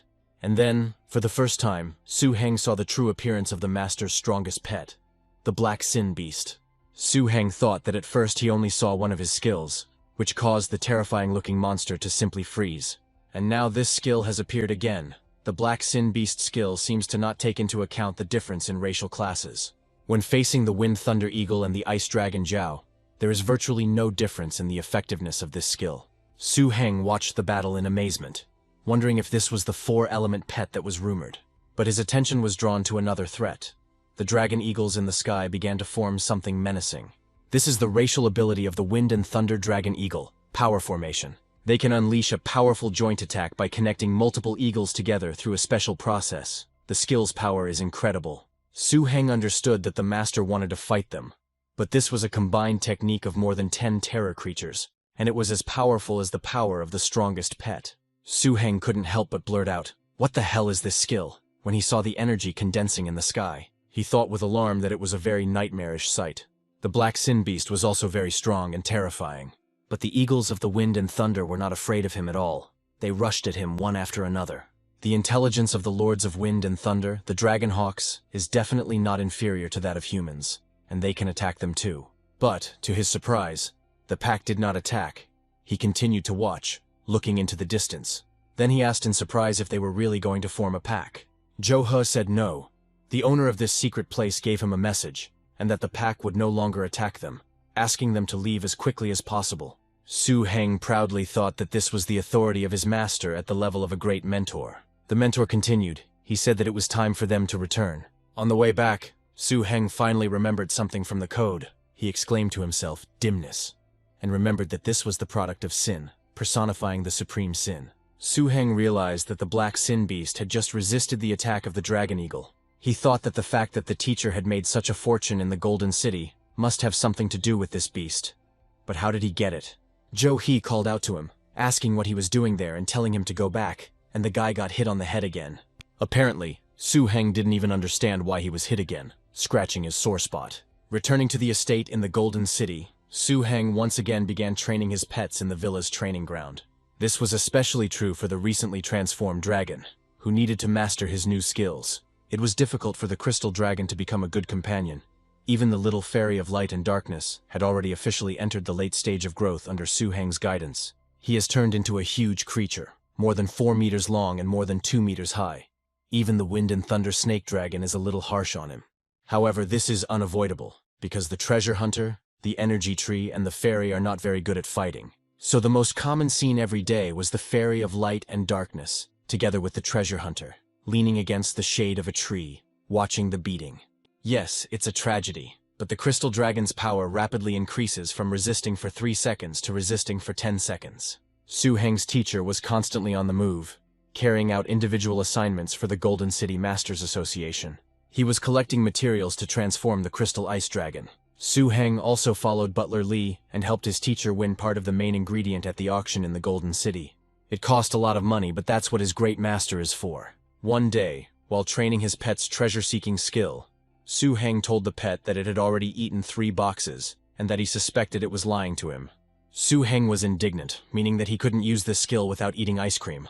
I suggested that if he liked ice cream so much, why not put it in the master's refrigerator, where it was only -80 degrees, and keep it there. The hunter had mastered the ability to summon treasures since his transformation into a dragon. But Su-Heng had never tried it. After all, communicating with certain treasure locations requires an unknown understanding, which is what allows the hunter to find treasures. However, the ability of the treasure-seeking dragon is that without 3 boxes of ice fruits, the ability will not activate, judging by the hunter's character. Su-Heng suspects that he is most likely being deceived, but there is nothing to be done in the current situation. All that remains is to try. And after the hunter had consumed the required amount of frozen fruits, he pointed out the direction. Su-Heng, looking at the unremarkable piece of land, asked if he found anything like this. He asked again if he meant that there was nothing nearby. But the hunter insisted. He showed the number 2 on his fingers. The whole estate could hear the cry that his pet had played enough. Su-Heng ran to the master and told him what he had found, holding a bundle in his hands. The treasure hunter was frozen and could not move. This was how his master punished him. The master asked what he found, taking off his sunglasses, taking a break from his rest. Su-Heng explained that right here, according to the clue, was the last material for transforming the crystal dragon. The mentor said that this area is an abandoned zone on the Yashin Peninsula. There are no large settlements there, but only a few scattered small ones. He added that the area had recently been hit by a catastrophic wave, and there were no more signs of life there. Su-Heng said, looking at the hunter, that he wasn't sure if the ice wolf's eye was there. He needed to ask him, and added that if it didn't help, they would just freeze him again. But the hunter seemed to be completely sure of his feelings. He made a low growl, and then tried to say something, uttering inarticulate sounds.